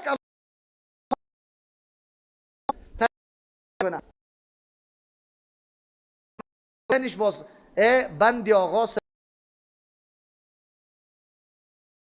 نبود کی ما را پیدا کرد؟ ولی انسان جن کی هسته؟ کسی دوا را میتونه؟ خب مردم ما میگن نه، نطفه را خو الله تبارک و تعالی به جنین تبدیل کرد در شکم مادر و بعد از اون مراحل در اونجا طی کرد. خب لیکن در جنین بودنش باز بند آقا صاحبام کار کرد. اگر آقا صاحب بند نمیداد، این طفل در زنده باقی، چرا که کودک سوبیان داره. ای زن امی سوبیان داره یا کودک سوبیان؟ شما در یک حدیث پیدا کنی که پیغمبر علیه السلام گفته باشه کودک سوبیان است. بازی بدبختا چی میگه؟ میگه سوبیان کی هست؟ ای اولادی کیسته؟ کنیزا یا فرعون است؟ کیسته؟ چی واهیات یا بیان میکنه؟ این مردم مسلمانی ما را چطور فریب داده رایسته؟ خیلی خوب، بیا درکم. من دیگه دلیلم برات نمیگم، تنها همین دلیل میگم. در افغانستان خو آقا صاحب به جنین بند بسته کرد که او جنین ام سوبیان و کودک سوبیان نگرفت. به چینایا کی بسته کرد؟ به آلمانیا کی بسته کرد؟ به هندوستانیا کی بسته کرد؟ به امریکایا کی بسته کرد که او زنده تولد میشه؟ عقل در کار بگیریم. چی در بدری هاست؟ همینطور بود یا نبود؟ اگر آقا نباشه در قبرش تاره چند قسم تاره؟ 7 قسم تاره است یا چند؟ برابری قدی چی در اونجا بسته میکنه، واز میکنه، پس میاره در کمری زن بسته میکنه که طفل سقط نشوه، نفته. این عقیده کفر است یا عقیده اسلام؟ شما بگوید. رب کیست؟ خالق کیست؟ ما را در هر درجه در هر عمر که میرسانه کی میرسانه؟ الله اکبر. خیر چرا اینطور هستیم؟ چرا از قرآن بیگانه شدیم؟ چرا از قرآن دور شدیم؟ قرآن برای ما چی میگه؟ الذی، همون ذاتی که خلقکم، شما را پیدا کرده، نعمت وجود براتان بخشیده. والذین من قبلکم، در ذهنتان میگرده که نه ما خو از پدر و مادر تولد شدیم. الله برات میگه پدر و مادری دست کی پیدا شده؟ کی پیدا کرده شه؟ او ذاتی که پدر و مادری تو هم پیدا کرده. خب چرا عبادت الله را بکنی؟ الله برای ما نیاز داره؟ حاجت داره؟ نداره. الله کی کدام فرمان میده برای مصلحت توست، برای حفاظت خودت است، فایده خودت است. لعلکم تتقون، شاید که شما متقی جور شوی. عبادت الله ذریعه تقواست. هر کس که عبادت الله را نمیکنه، عبادت یک الله را قطعی از او شرک میکنه، او متقی شده میتونه؟ او که متقی نشه و ولی شده میتونه؟ پس کسایی که دعوای ولایت داره و کلی کارای شرک است، او ولی شده میتونه؟ امروز خب مردم ولی کی را میگه که کارای شرک میکنه. مردم دعوت میده، میگه چی کو؟ در وقت ذکر چهره مرا در نظر بگی، برای ما سجده بکو، پس که حرکت میکنی پس کوی از پیش ما حرکت کو، او از جای دورم صدا کو برای ما. دیگه چی بگو؟ اینطور مردم ولی شده میتونه؟ باز خیر که ولی نشوه، کامل و مکمل است. هم خودش کامل است، هم دیگران را در کمال، در درجه کمال میرسانه. در یک حدیث پیغمبر برای پیغمبر همین صفت آمده که گفته باشه کامل است یا مکمل است؟ کامل و مکمل الله تبارک و تعالی. انسان که هر رقم انسان باشه کامل است تا که در جنت داخل نشده خوی چیست نقصان داره دیگه. عجیب است. خود شما ببینید که در ناتا و در کتابا چقدر همی گپا نوشته شده. از همون خاطر است درودی تاجه ما میگیم ای بدعت است که کسی میخونه. در اونجا پیغمبر چی صفت ذکر کرده؟ دافع البلاء والوباء والقحط والمرض والالم. دفع کننده بلا و وبا و ای گپاست. اگرچه یک معنای از این صحیح است. با آمدن پیغمبر علیه السلام این امور الله چی کرد؟ از بین برد. پیغمبر آمدنش ذریعه شد یا نه؟ ذریعه خواست. خودش دور کرده میتونه؟ او قاعده و قانون در اسلام است که هر کلمه که موهم دو معنا باشه، دارنده دو معنا باشه، یک معنا درست یک معنا نادرست، او کلمه استعمالش درست است یا نادرست است؟ نادرست است. به خاطر که موهم معنای کیست؟ غلط معنا در او میآید. از او خاطر این طور درود گفتن درست نیست. حالی که برای مردم میگی وای درود چطور نگویم؟ درود خو میگی صفت پیغمبر به الله، صفت الله را به پیغمبر ثابت کردی. مثل قصیده برده میطور شعرها داره. خو قصیده برده را میشناسی؟ یک کتاب از کسی جور کرده، میگه من که را جور کردم پیغمبر را در خو دیدم که یک دانه چپن برام داد. دوی قدر سندا جور کرده که کسی را یک دفعه بخونه خلاص هستی دیگه جهنم ماده و چشمام نمیبینی. برو دیگه. از کجا این سند آمد؟ وحی خو بند شده. ای از کجا ثابت میشه که تو در جنت میری در دوزخ نمیری؟ اینطور واهیات است. الله رحم بکنه. کسی که با قرآن رابطه نداشته باشه در وادی هلاکت میفته دیگه، میبرشه. هر کس هر طرف میگریزانشه.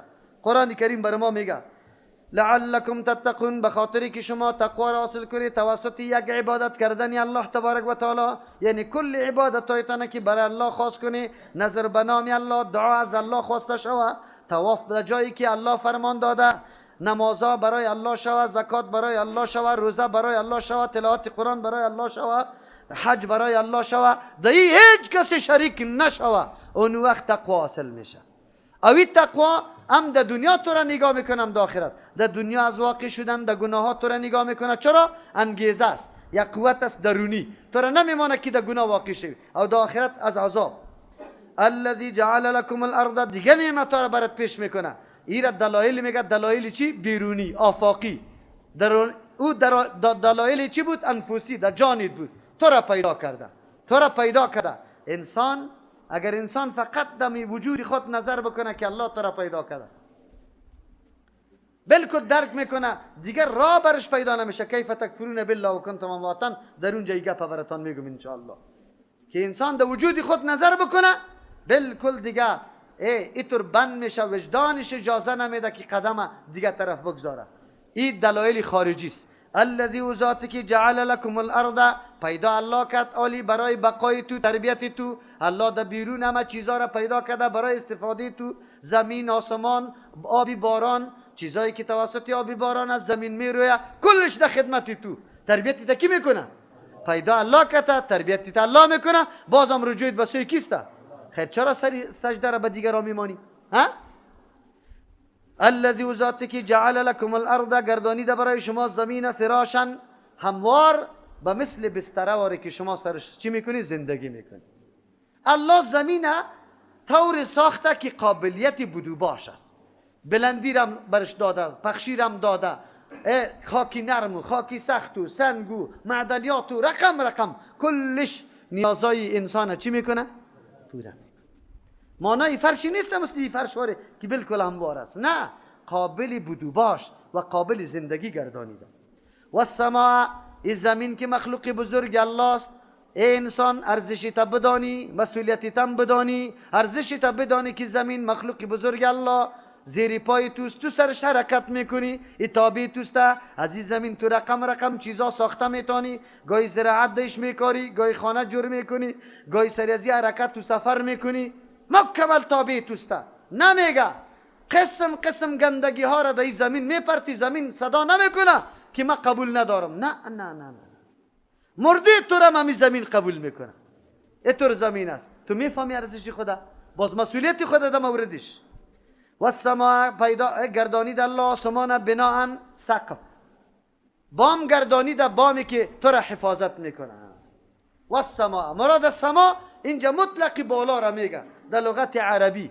از همون خاطر فضا را هم گفته میتونیم، فضایی که در بین زمین و آسمان واقعی حقیقی قرار داره و خود آسمان حقیقی را اینجا گرفته میتونیم. راجح ترین قول تقریبا سما مراد از پیشش فضاست. فضا بگوی چیزی که از ما و شما بالاست، این چقدر دبلی داره، ضخامت داره، چقدر کیلومتر است، چه کیفیت ها را الله در این فضا پیدا کرده، چه قسم کیفیت داره. یک کیفیت فضا طوری است که الله تبارک و تعالی در این ماده ناری را گذاشته. ماده ناری یعنی آتشی. از طرف بالا از سیاره ها که در حالت چکر هستند گردشا میکنه، سنگا از وا میفته میایه طرف زمین. چرا؟ جاذبه زمین او را جذب میکنه. لیکن این فضای متراکم که در این قوه ناری است، امو سنگا را مکمل خاکستر میگردانه.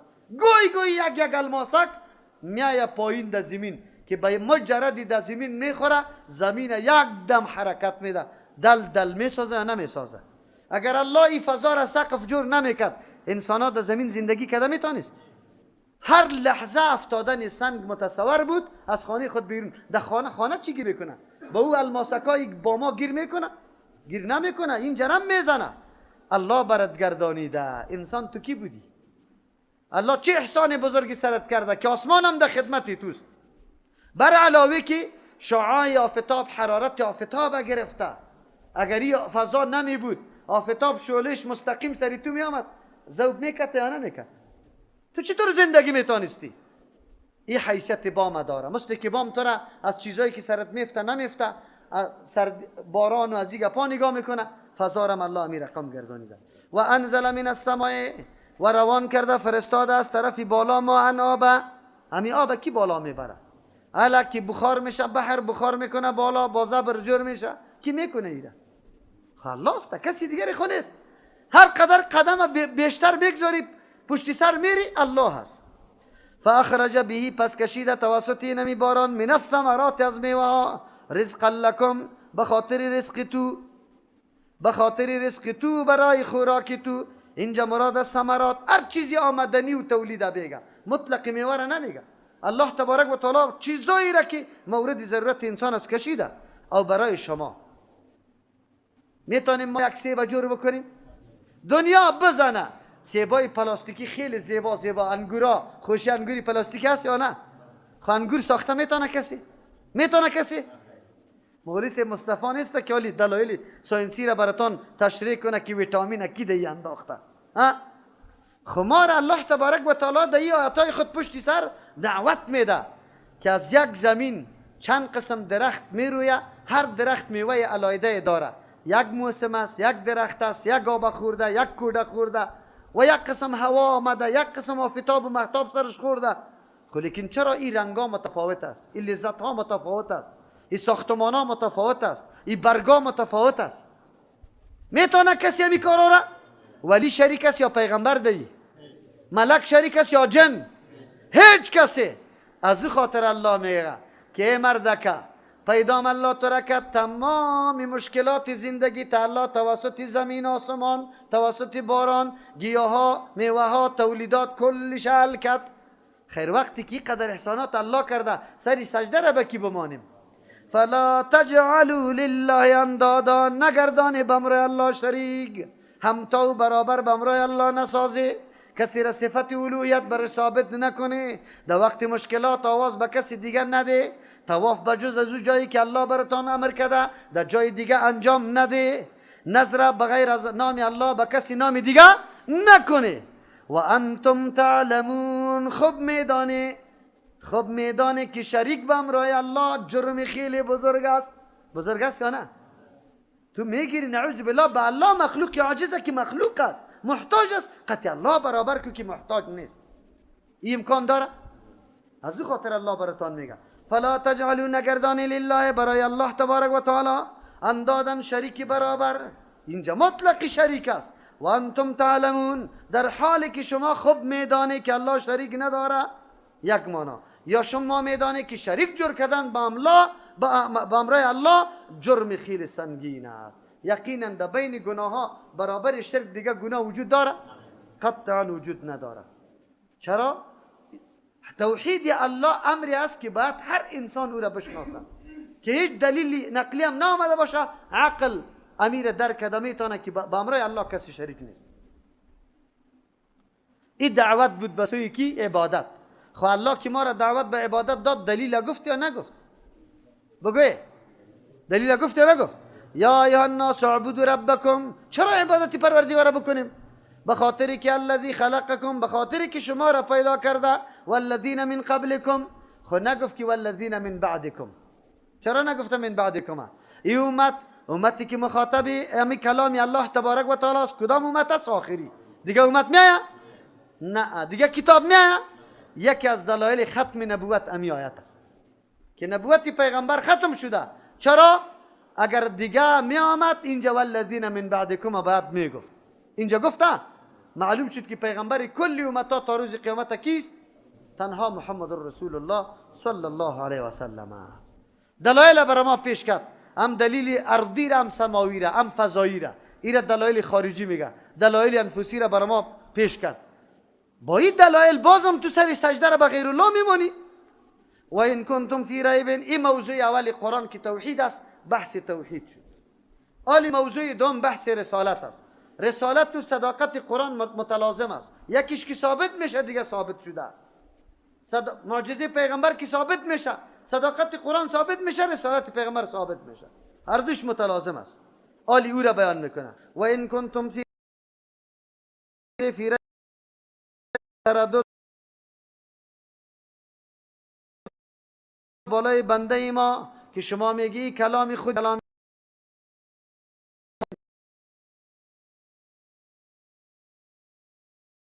شما فاتو به صورت کشش داشته باشه. قرآن عجیب اثرات داره. همینطوری کلام شما جور کنینی آسان. و دعوذ بالله هداکم کده به مثل پیغمبر بغیر اگر شما اینان راست میگه برای معجزه که دیگران از پیغمبر دیگر بعد از او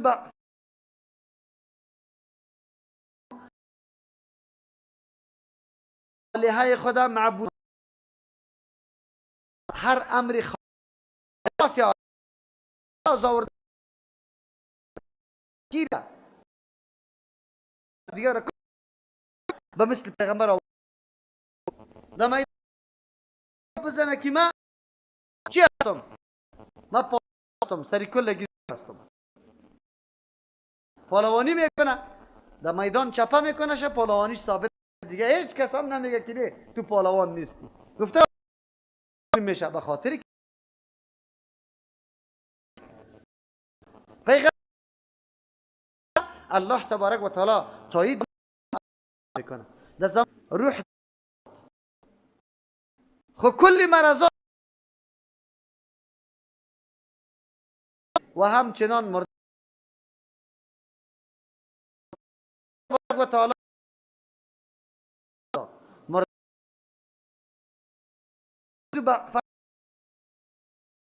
داخل میشه. الله تبارک میکرد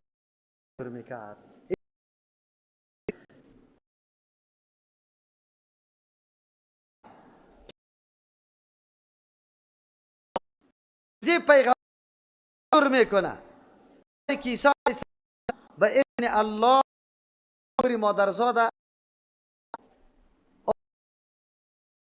شود. چرا سلام حاجت روا بدانیم؟ باز گفته عیسی علیه السلام میدانه حتی توسط آیات کور ثابت است توسط، ولیکن چون که از سلام حاجت روا جور برو قبر یک و تعالی همو قبر ظاهر میکنه حاجت کلا نداره. هم تسلیم کنیم که روز ملت مسلمان نوروز 4 و 5 و هفته و 2 هفته طرف مزار موتر پیدا نمیشه، کرایه که بر 5 است. چرا؟ مردم در کجا میره؟ در جنده سخی میره. جنده سخی. او جنده کی است؟ جنده سخی نیست. سخی صاحب توری جنده را از بین میبرد.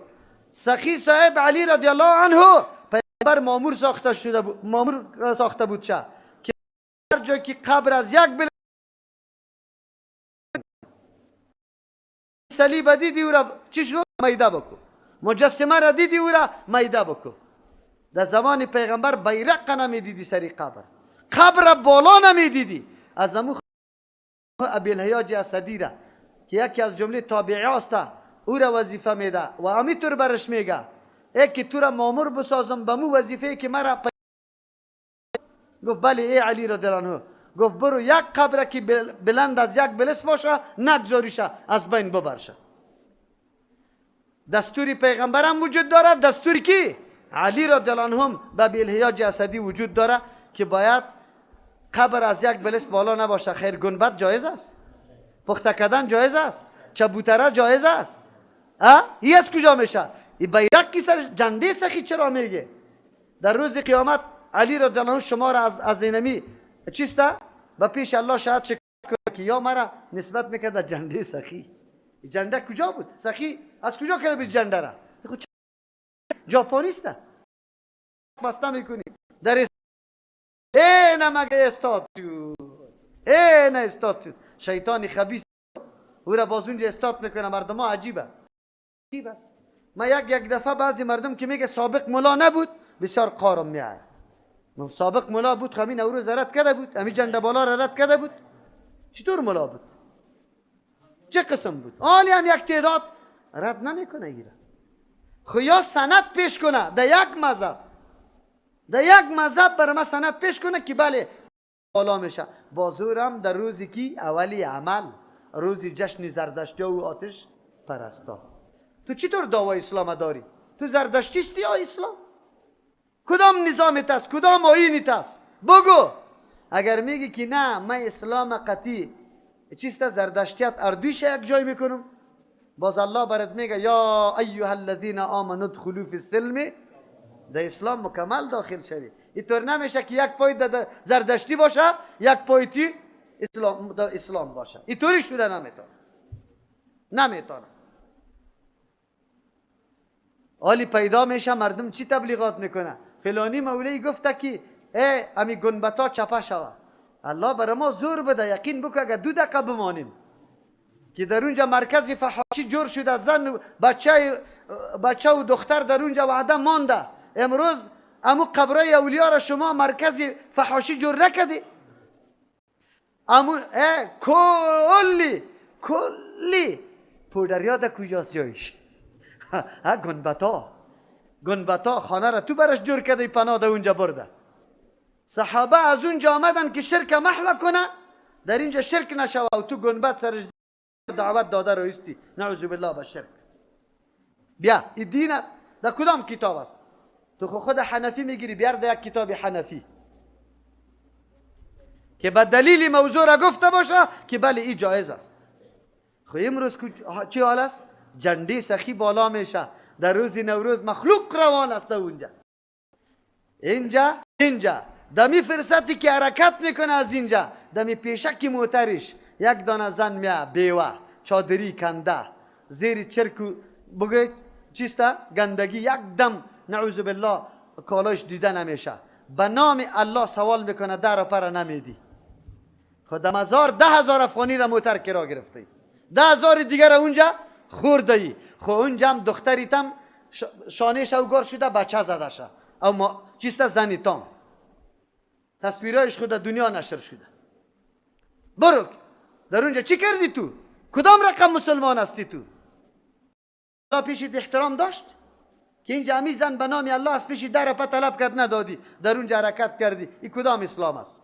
این کدام دین است؟ این کدام حنفیت و مذهب است؟ بگو برم. چرا در بدری است؟ چرا مردم این کارا را میکنن؟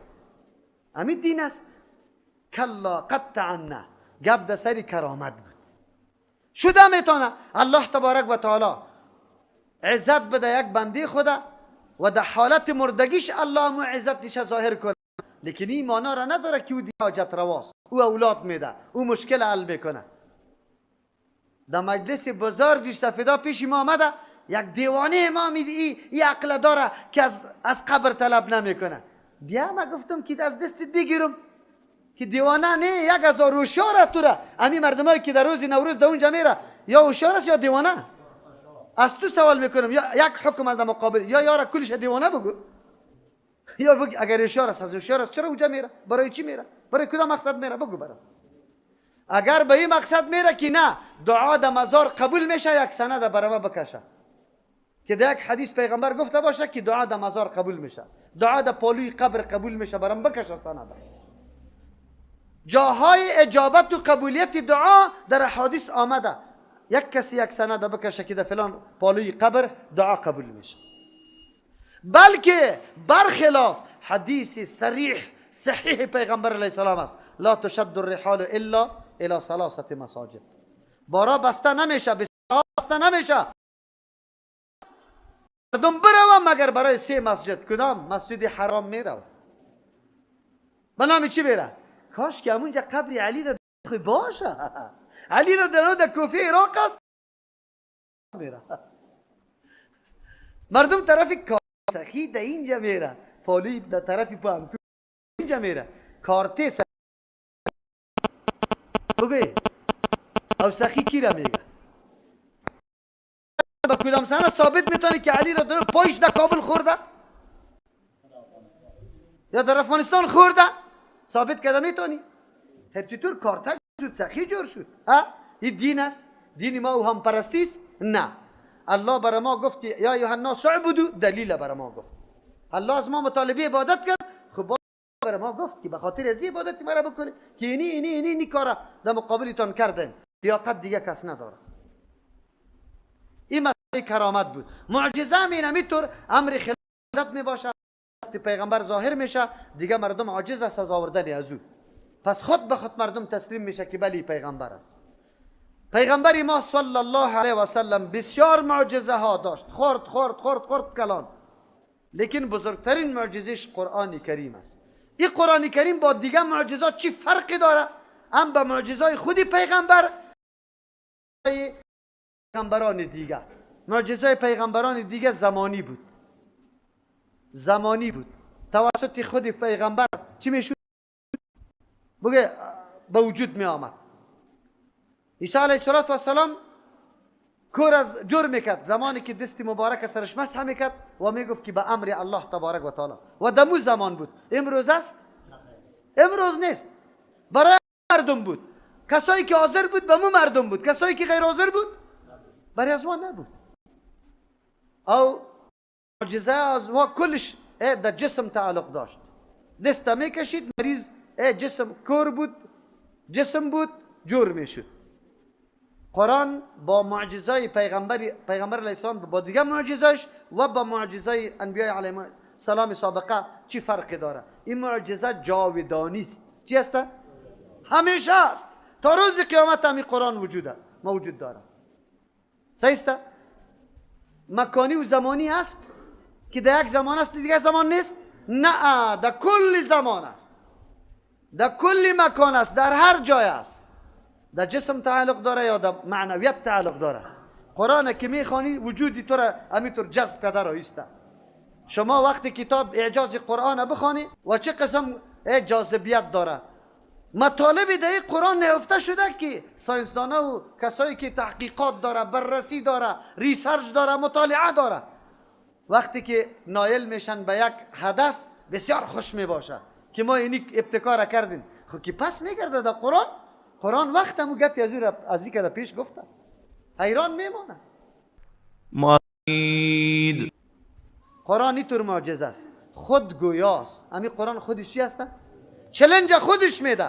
اونجا پیغمبر موسی علیه السلام عصای خدا مینداخت، باز دو اژدها میشد. قطع عصا بحر میزد، باز از او با هم جدا میشد. خب قرآن خودش گویاست، به هر کس چلنج میده، به هر کس. اینمی چلنج است.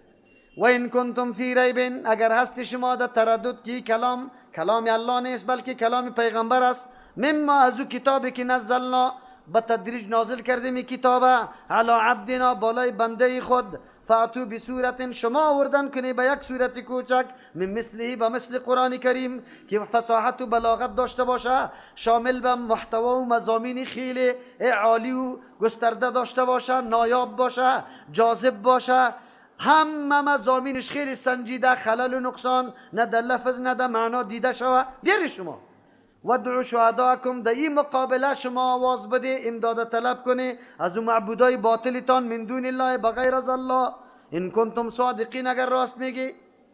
مفسرین در اینجا دو نظر داره. یک نظر این تحداست، تحدا چلنج میگه، اخطار میگه، اخطار دادن است. قرآن کریم اخطار داده. الله تبارک و تعالی اول دفعه که اخطار داده به مثل قرآن کریم مطالبه کرده. باز در دوم مرحله 10 صورت به مثل صورت های قرآن بیار. در مرحله سوم 2 مرتبه است، یک دفعه در مکه و یک دفعه در مدینه منوره. این صورت مدنی است، در مدینه منوره است. چلنج داده در مقابل کوچکترین صورت یک صورت دیگر را بیاره. پس وقتی که آوردن نمیتونه، خود به خود معجزه پیغمبر چی شد؟ ثابت شد. که معجزه پیغمبر ثابت شد، رسالت پیغمبر چی شد؟ ثابت شد. پیغمبر است. قرآن صادق شد یا کاذب؟ صادق. حالی که ما در محتوای قرآن ببینیم که چقدر صادق است. یک دانشمند بزرگ تبت یدا را که خواند ایمان آورد. در عراق آمده بود، در یکی از معدنهای تیل کار میکرد، مسلمان نبود. خود تبت یدا را که خواند، بعد از اسلام آورد. چرا اسلام آورد؟ گفت وقتی که تبت یدا ابی لهب نازل شد، خود ابی لهب چی بود؟ زنده بود. قرآن اینقدر صادق است که ابی لهب اگر میخواست که بیادرزاده خود دروغگوی بکشه و قرآن نعوذ بالله دروغ بکشه، دستی بعد ایمان چی میکرد؟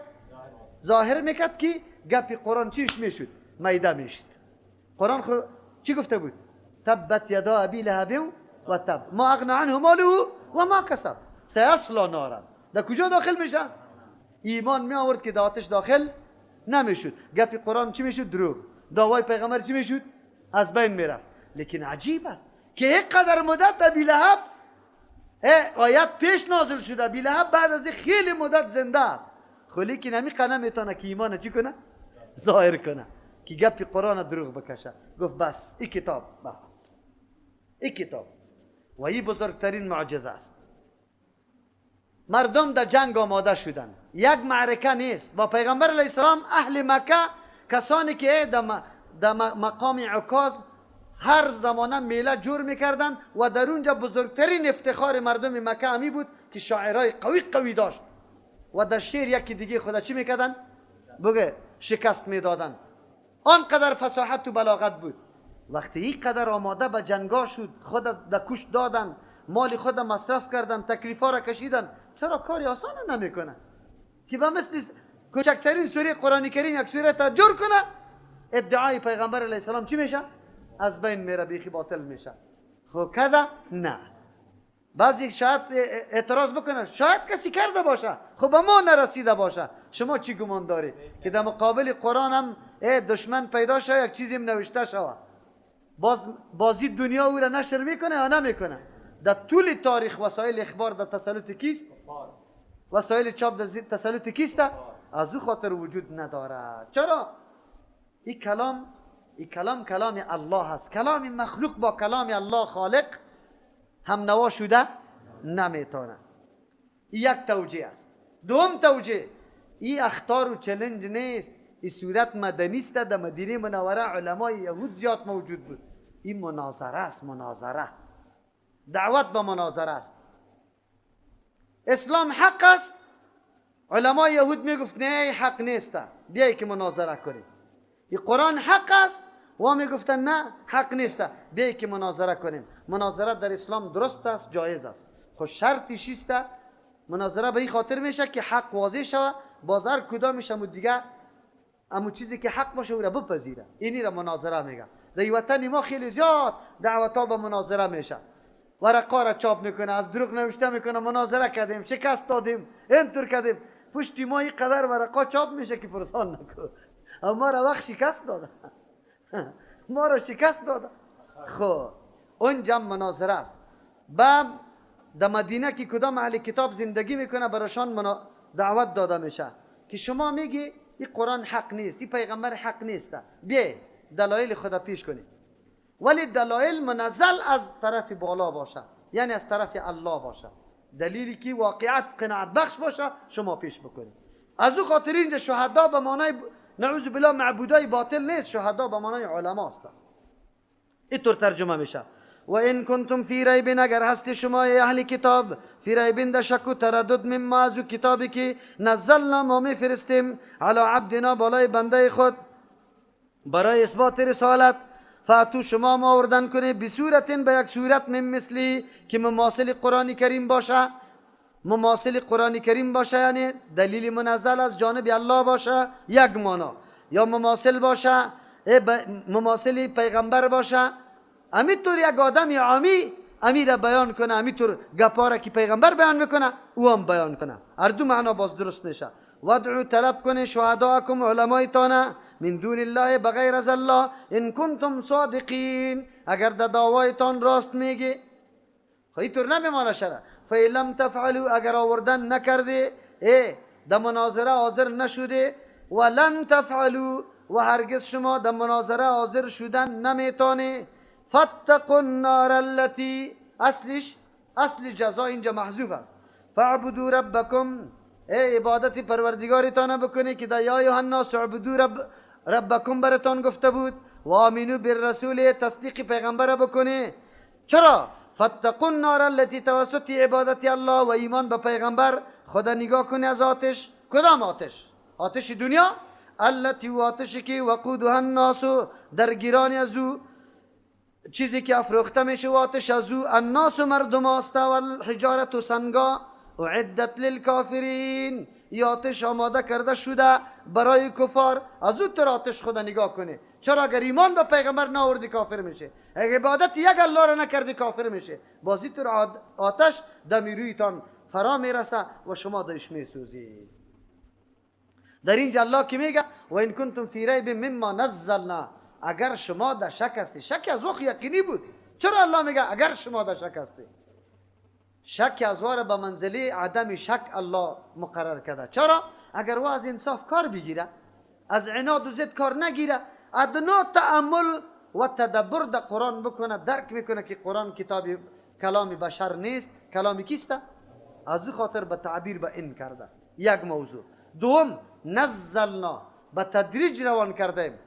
کتابای دیگه که آمد بالای پیغمبرها یک دفعی آمد و یک اعتراض مردم هم می بود به پیغمبر میگفت این کتاب چرا یک دفعه نمیاری؟ لیکن الله کتاب به تدریج آورد.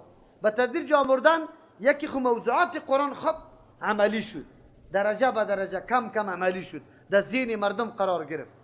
دوم است که هر روز که به پیغمبر وحی می آمد به پیغمبر یک نوع تازگی و یک نوع قوت حاصل می شد.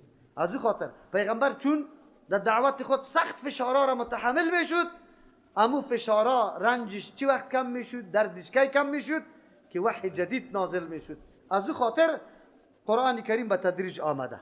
علی عبدنا میگه. بله قرآن خود سری پیغمبر آمده. خب پیغمبر است، بندی الله است، الله جور نشده، صفت الله برش ثابت نشده.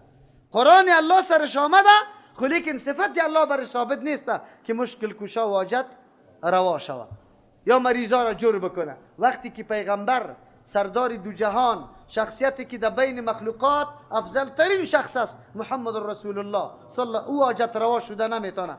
خیر دیگه اولیاء حاجت روا شده میتونه، اصحاب حاجت روا شده میتونه، خودشان حاجت روا نمیشه، قبرایشان حاجت روا شده میتونه، مرده هایشان حاجت روا شده میتونه؟ نمیتونه. چرا؟ خیر مردم نعوذ بالله به قبرها سجده میکنه. از او خاطر ای گپار الله در اینجا گفت. در اینجا الله خو فإن لم تفعلوا ولن تفعلوا، ایو نمو مکالمه است. مثل که یک آدم میگه بیا قطم پشتی بگیری، باز میگیم بچو تو پشتی گرفتن نمیتونی، منظوری در غیرت آوردن از اوست که او در غیرت بیا قطی تو چی بگیره؟ پشتی بگیره. این جمع به می مناظره یا به می اخطار دادن چی داده؟ غیرت داده که نمیتونه شما در میدان آمدن نمیتونه. او این جمع معجزه قرآن ثابت شد. قرآن خبر داد که ای فیلم تفعلوا ولن تفعلوا، هرگز نمیتونه. خبر داد یا نه؟ خب باید یا در میدان میبر آمدن که امی دعوای قرآن چی میکرد؟ میدان میکرد، باطل میکرد. خود در میدان بر آمدن؟ نه، نبر آمدن. چرا؟ آلی اعجاز قرآن کریم که قرآن کریم کتاب معجز است، جهتهای مختلف داره. اعجاز علمی قرآن کریم، تشریعی قرآن کریم، اعجاز فنی قرآن کریم، اعجاز حکمی قرآن کریم. قرآن کریم به مختلف جهتها الحمدلله علمای برجسته در مورد اعجاز قرآن کریم تصنیفات خیلی زیاده داره، خیلی زیاده داره. انسان بیخی حیران میشه. یقینا قرآن تمام ابعادش معجزه است، تمامی لفظش معجزه، معنایش معجزه، دعوتش معجزه، حکمش معجزه، جاذبیتش معجزه. تنها دیگه کل آهنگ و صدای قرآن چیست؟ زن چینایی ایمان آورده. به خاطر چی ایمان آورده؟ در یکی از مجلات خواندم صرف گفت آهنگ، وقتی که او خود دیگه چیز عربی خود نمیفهمید، میفهمید خود صدای قرآن فهمید که صدای انسانی نیست. هنرمندا که مردم برش میگه سازنده یا رقم آواز دارن. خب کدام آوازی که جالب و جاذب است؟ آوازی کیست؟ قرآن کریم است. از هر نگاه معجز است. از زمان خاطر در زمان خودی پیغمبر بزرگترین شخص که بسیار مهارت داشت، آدم کلان بود، سخنران بود، ولید ابن مغیره است که مردم او را معذف کرد برو پیغمبر علیه السلام یک چیزی قطش گپ بزن باز پس بیا که ما مردم چی بگویم در مورد قرآنش. او که رفت که قرآن شنید قرا خانه را لازم گرفت که حالی دیگه هیچ به مردم بگه چیزی را نگوید. وقتی که مردم در خانهش آمد قسما را یاد کرد و گفت که یقینا ان له لطلاوه و ان له لحلاوه. این قرآن عجیب شیرینی داره، عجیب تازگی داره، بالای از یک دم مسمر است، ریشه از یک دم محکم است. به الله قسم که قول بشر نیست. خود قسم میخوره. لیکن مردم مجبور میکنه چی بگویم؟ میگه اگر شعر بگویم مردم شما را ملامت میکنه. ها گپ در کجا رساند؟ در سحر. در کجا رساند؟ که خیلی تاثیر داره. از خاطر میگه اینی تو رو بگویم. نعوذ بالله، الله رحم بکنه. ولی قرآن در اینجا از آتش در اینجا تهدید کرد یا وعید آتشی را بیان کرد که وقودها الناس والحجاره را گفت که در گرانش مردم و سنگاسته. بعضی مفسرین نوشته میکنن مراد از مردم امو کسایی که بتا را سنگا را پرستش کرده او سنگا امو سنگای هستن که وا پرستش شوده. لیکن نه، اینجا قرآن مطلق گفته مراد از ناس و سنگا.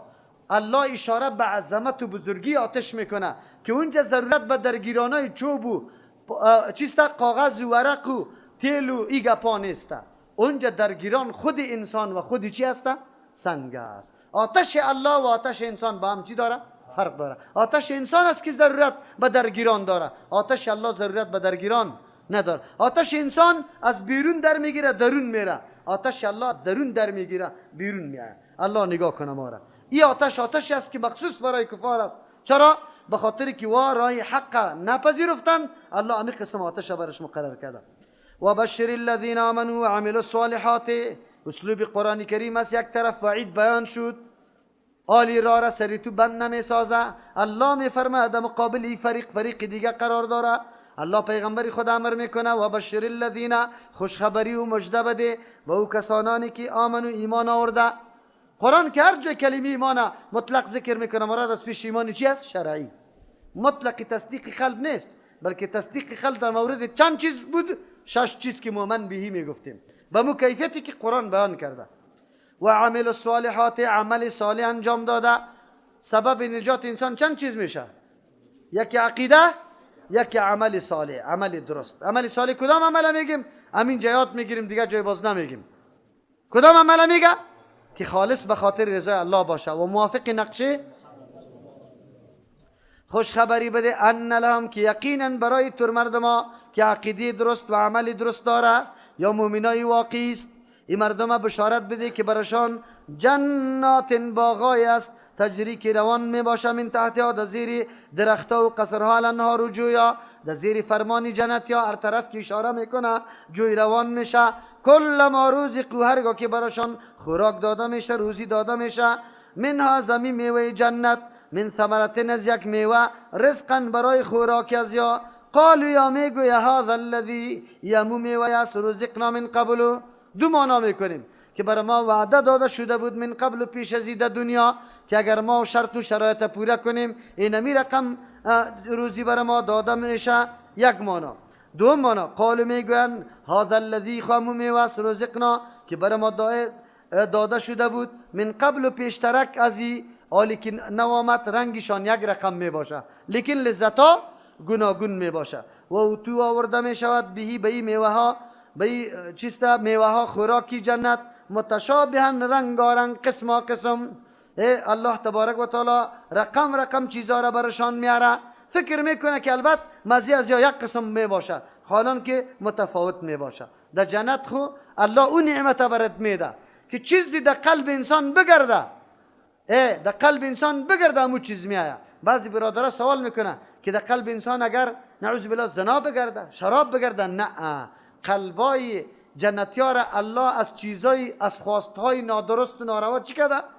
پاک کرده. آن چیزی خواهش تو می باشه که مناسب شان توسته، از او خاطر کارهای غلط و خراب نمی باشه. یکی بیگاه زنگ زده بود برای من که اگر حور خو هسته، یعنی حوری نفری دیگر اگر آدم بخواه او چطور میشه؟ دلیل داریم که تنها به یک نفر باشه؟ ما گفتم در قرآن آمده حور مقصورات فی الخیام. این سوالا بیجا سوال است. خب اونجا الله به هر کس نظری تو را بالکل سیر میسازه، به حوری خودت، به حوری دیگرها قطعا نظرت واقع نمیشه، هیچ خواهشت پیدا نمیشه. قرآن امور توصیف کرده.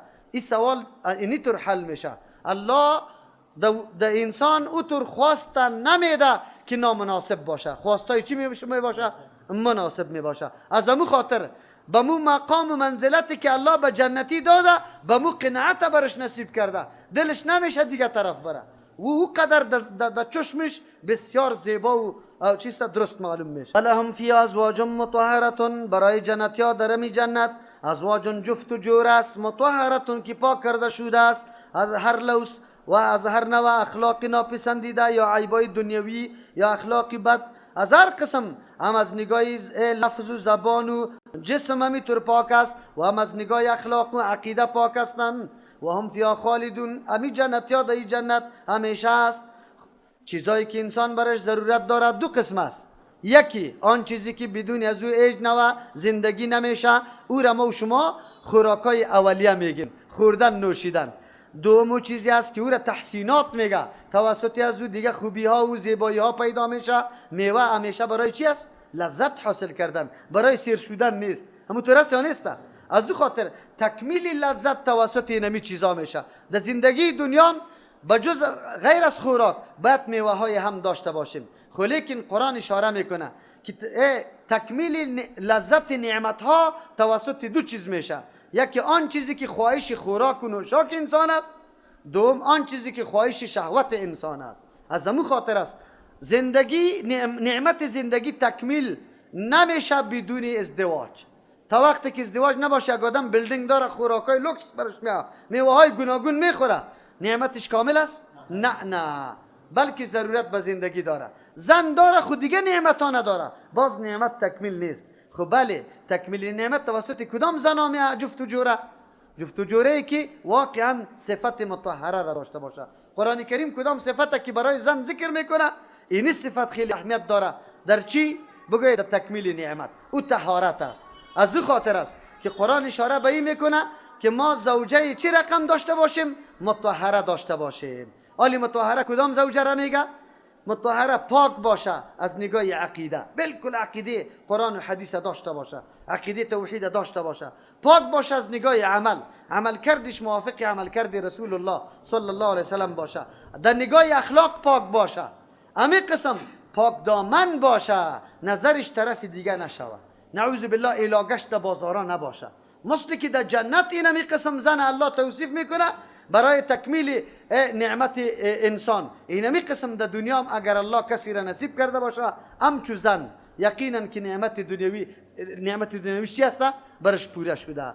کدام کسی که زنی داره که متدین است یقینا او سختی را تیر میکنه. قطر بگوی مشقت تکلیف اما گفاره میپذیره قطعی تو هیچ وقت سبب غم و غصه تو نمیشه، بلکه یار و چیسته همکار و مددگاری تو در راه دعوت است. از امو خاطر است شما خو جواناسته تلاش بکنه که همیشه در تلاش همچو دختره باشه که یقینا اینطور صفتا را داشته باشه و دخترای مسلمان متدین در تلاش همچو بچای باشه که بچه همچو عقیده پاک داشته باشه، عمل پاک داشته باشه، دینتی پاک داشته باشه، عفت و پاک دامنی پاک داشته باشه. اونو وقت است که زندگی جنجال و کشکال نمیاد. اگر این گپا نباشه باز میبینی که در زندگی حتما چیسته انقطاع پیدا میشه، خلل و نقصان پیدا میشه. باز زندگی از شیرینی به چی به سوی تلخی میره. نه، این مسئله مهم است. مسئله ازدواج یادتان باشه عادی و سرسری فکر نکنه، بسیار بنیادی فکر بکنه، با پدر و مادر مشوره کنه. پدر و مادر قطع اولاد هم دختر هم بچه خود مشوره بکنه، مطابق میل دل و عقیدهشان باید امی قسم کسی را برش پیدا بکنه که یقینا خواست از او باشه. اگر زن و شوهر یقینا از نگاه مفکوره و عقیده متحد بودن زندگیشان خلل پیدا نمیکنه. الله تبارک و تعالی کل شما برادران و خواهرایی که تعالی را ازدواج نکرده و در صددش است همچو جفت و جوری مناسبه پاکه که الله صفتش بیان کنه براتان نصیب کنه. آمین. خو نمیگه شما دوری خورادی چطور میگه آسین اینطور آمین؟ بله نعمتا خود در دنیا می باشه لیکن زوال پذیر است. خزان سرش میاد آدم اونقدر دل در این نعمتا بسته نمیکنه. بله یک امتیاز نعمتای او جهان است که وهم فیها خالدون، اونجا همیشه هستی. یک روز اگر در پغمان دوستیت ببره یک روز که تیر کنی که روز سیوم شو قاشوش ترش میشه نمیمانه.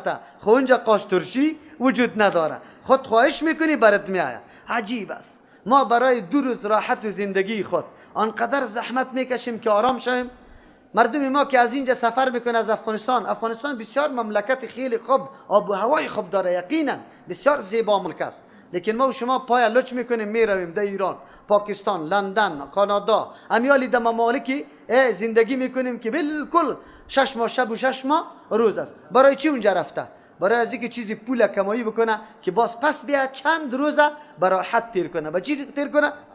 سعی کنی برای چند روز راحت چقدر تکالیفات میکشه، چقدر زحمت ها را میکشه، او به الله معلوم که باز امی راحت هم بری تو حاصل میشه یا نمیشه. در مسیری را تو می مایا جور میشی یا در قفسای بندیخانه میفتی یا است که پول میاری پس در اینجا یک روز در خانه تیر نکده که دزدا تو را بگه در قول حلال کرد سری همی پولی.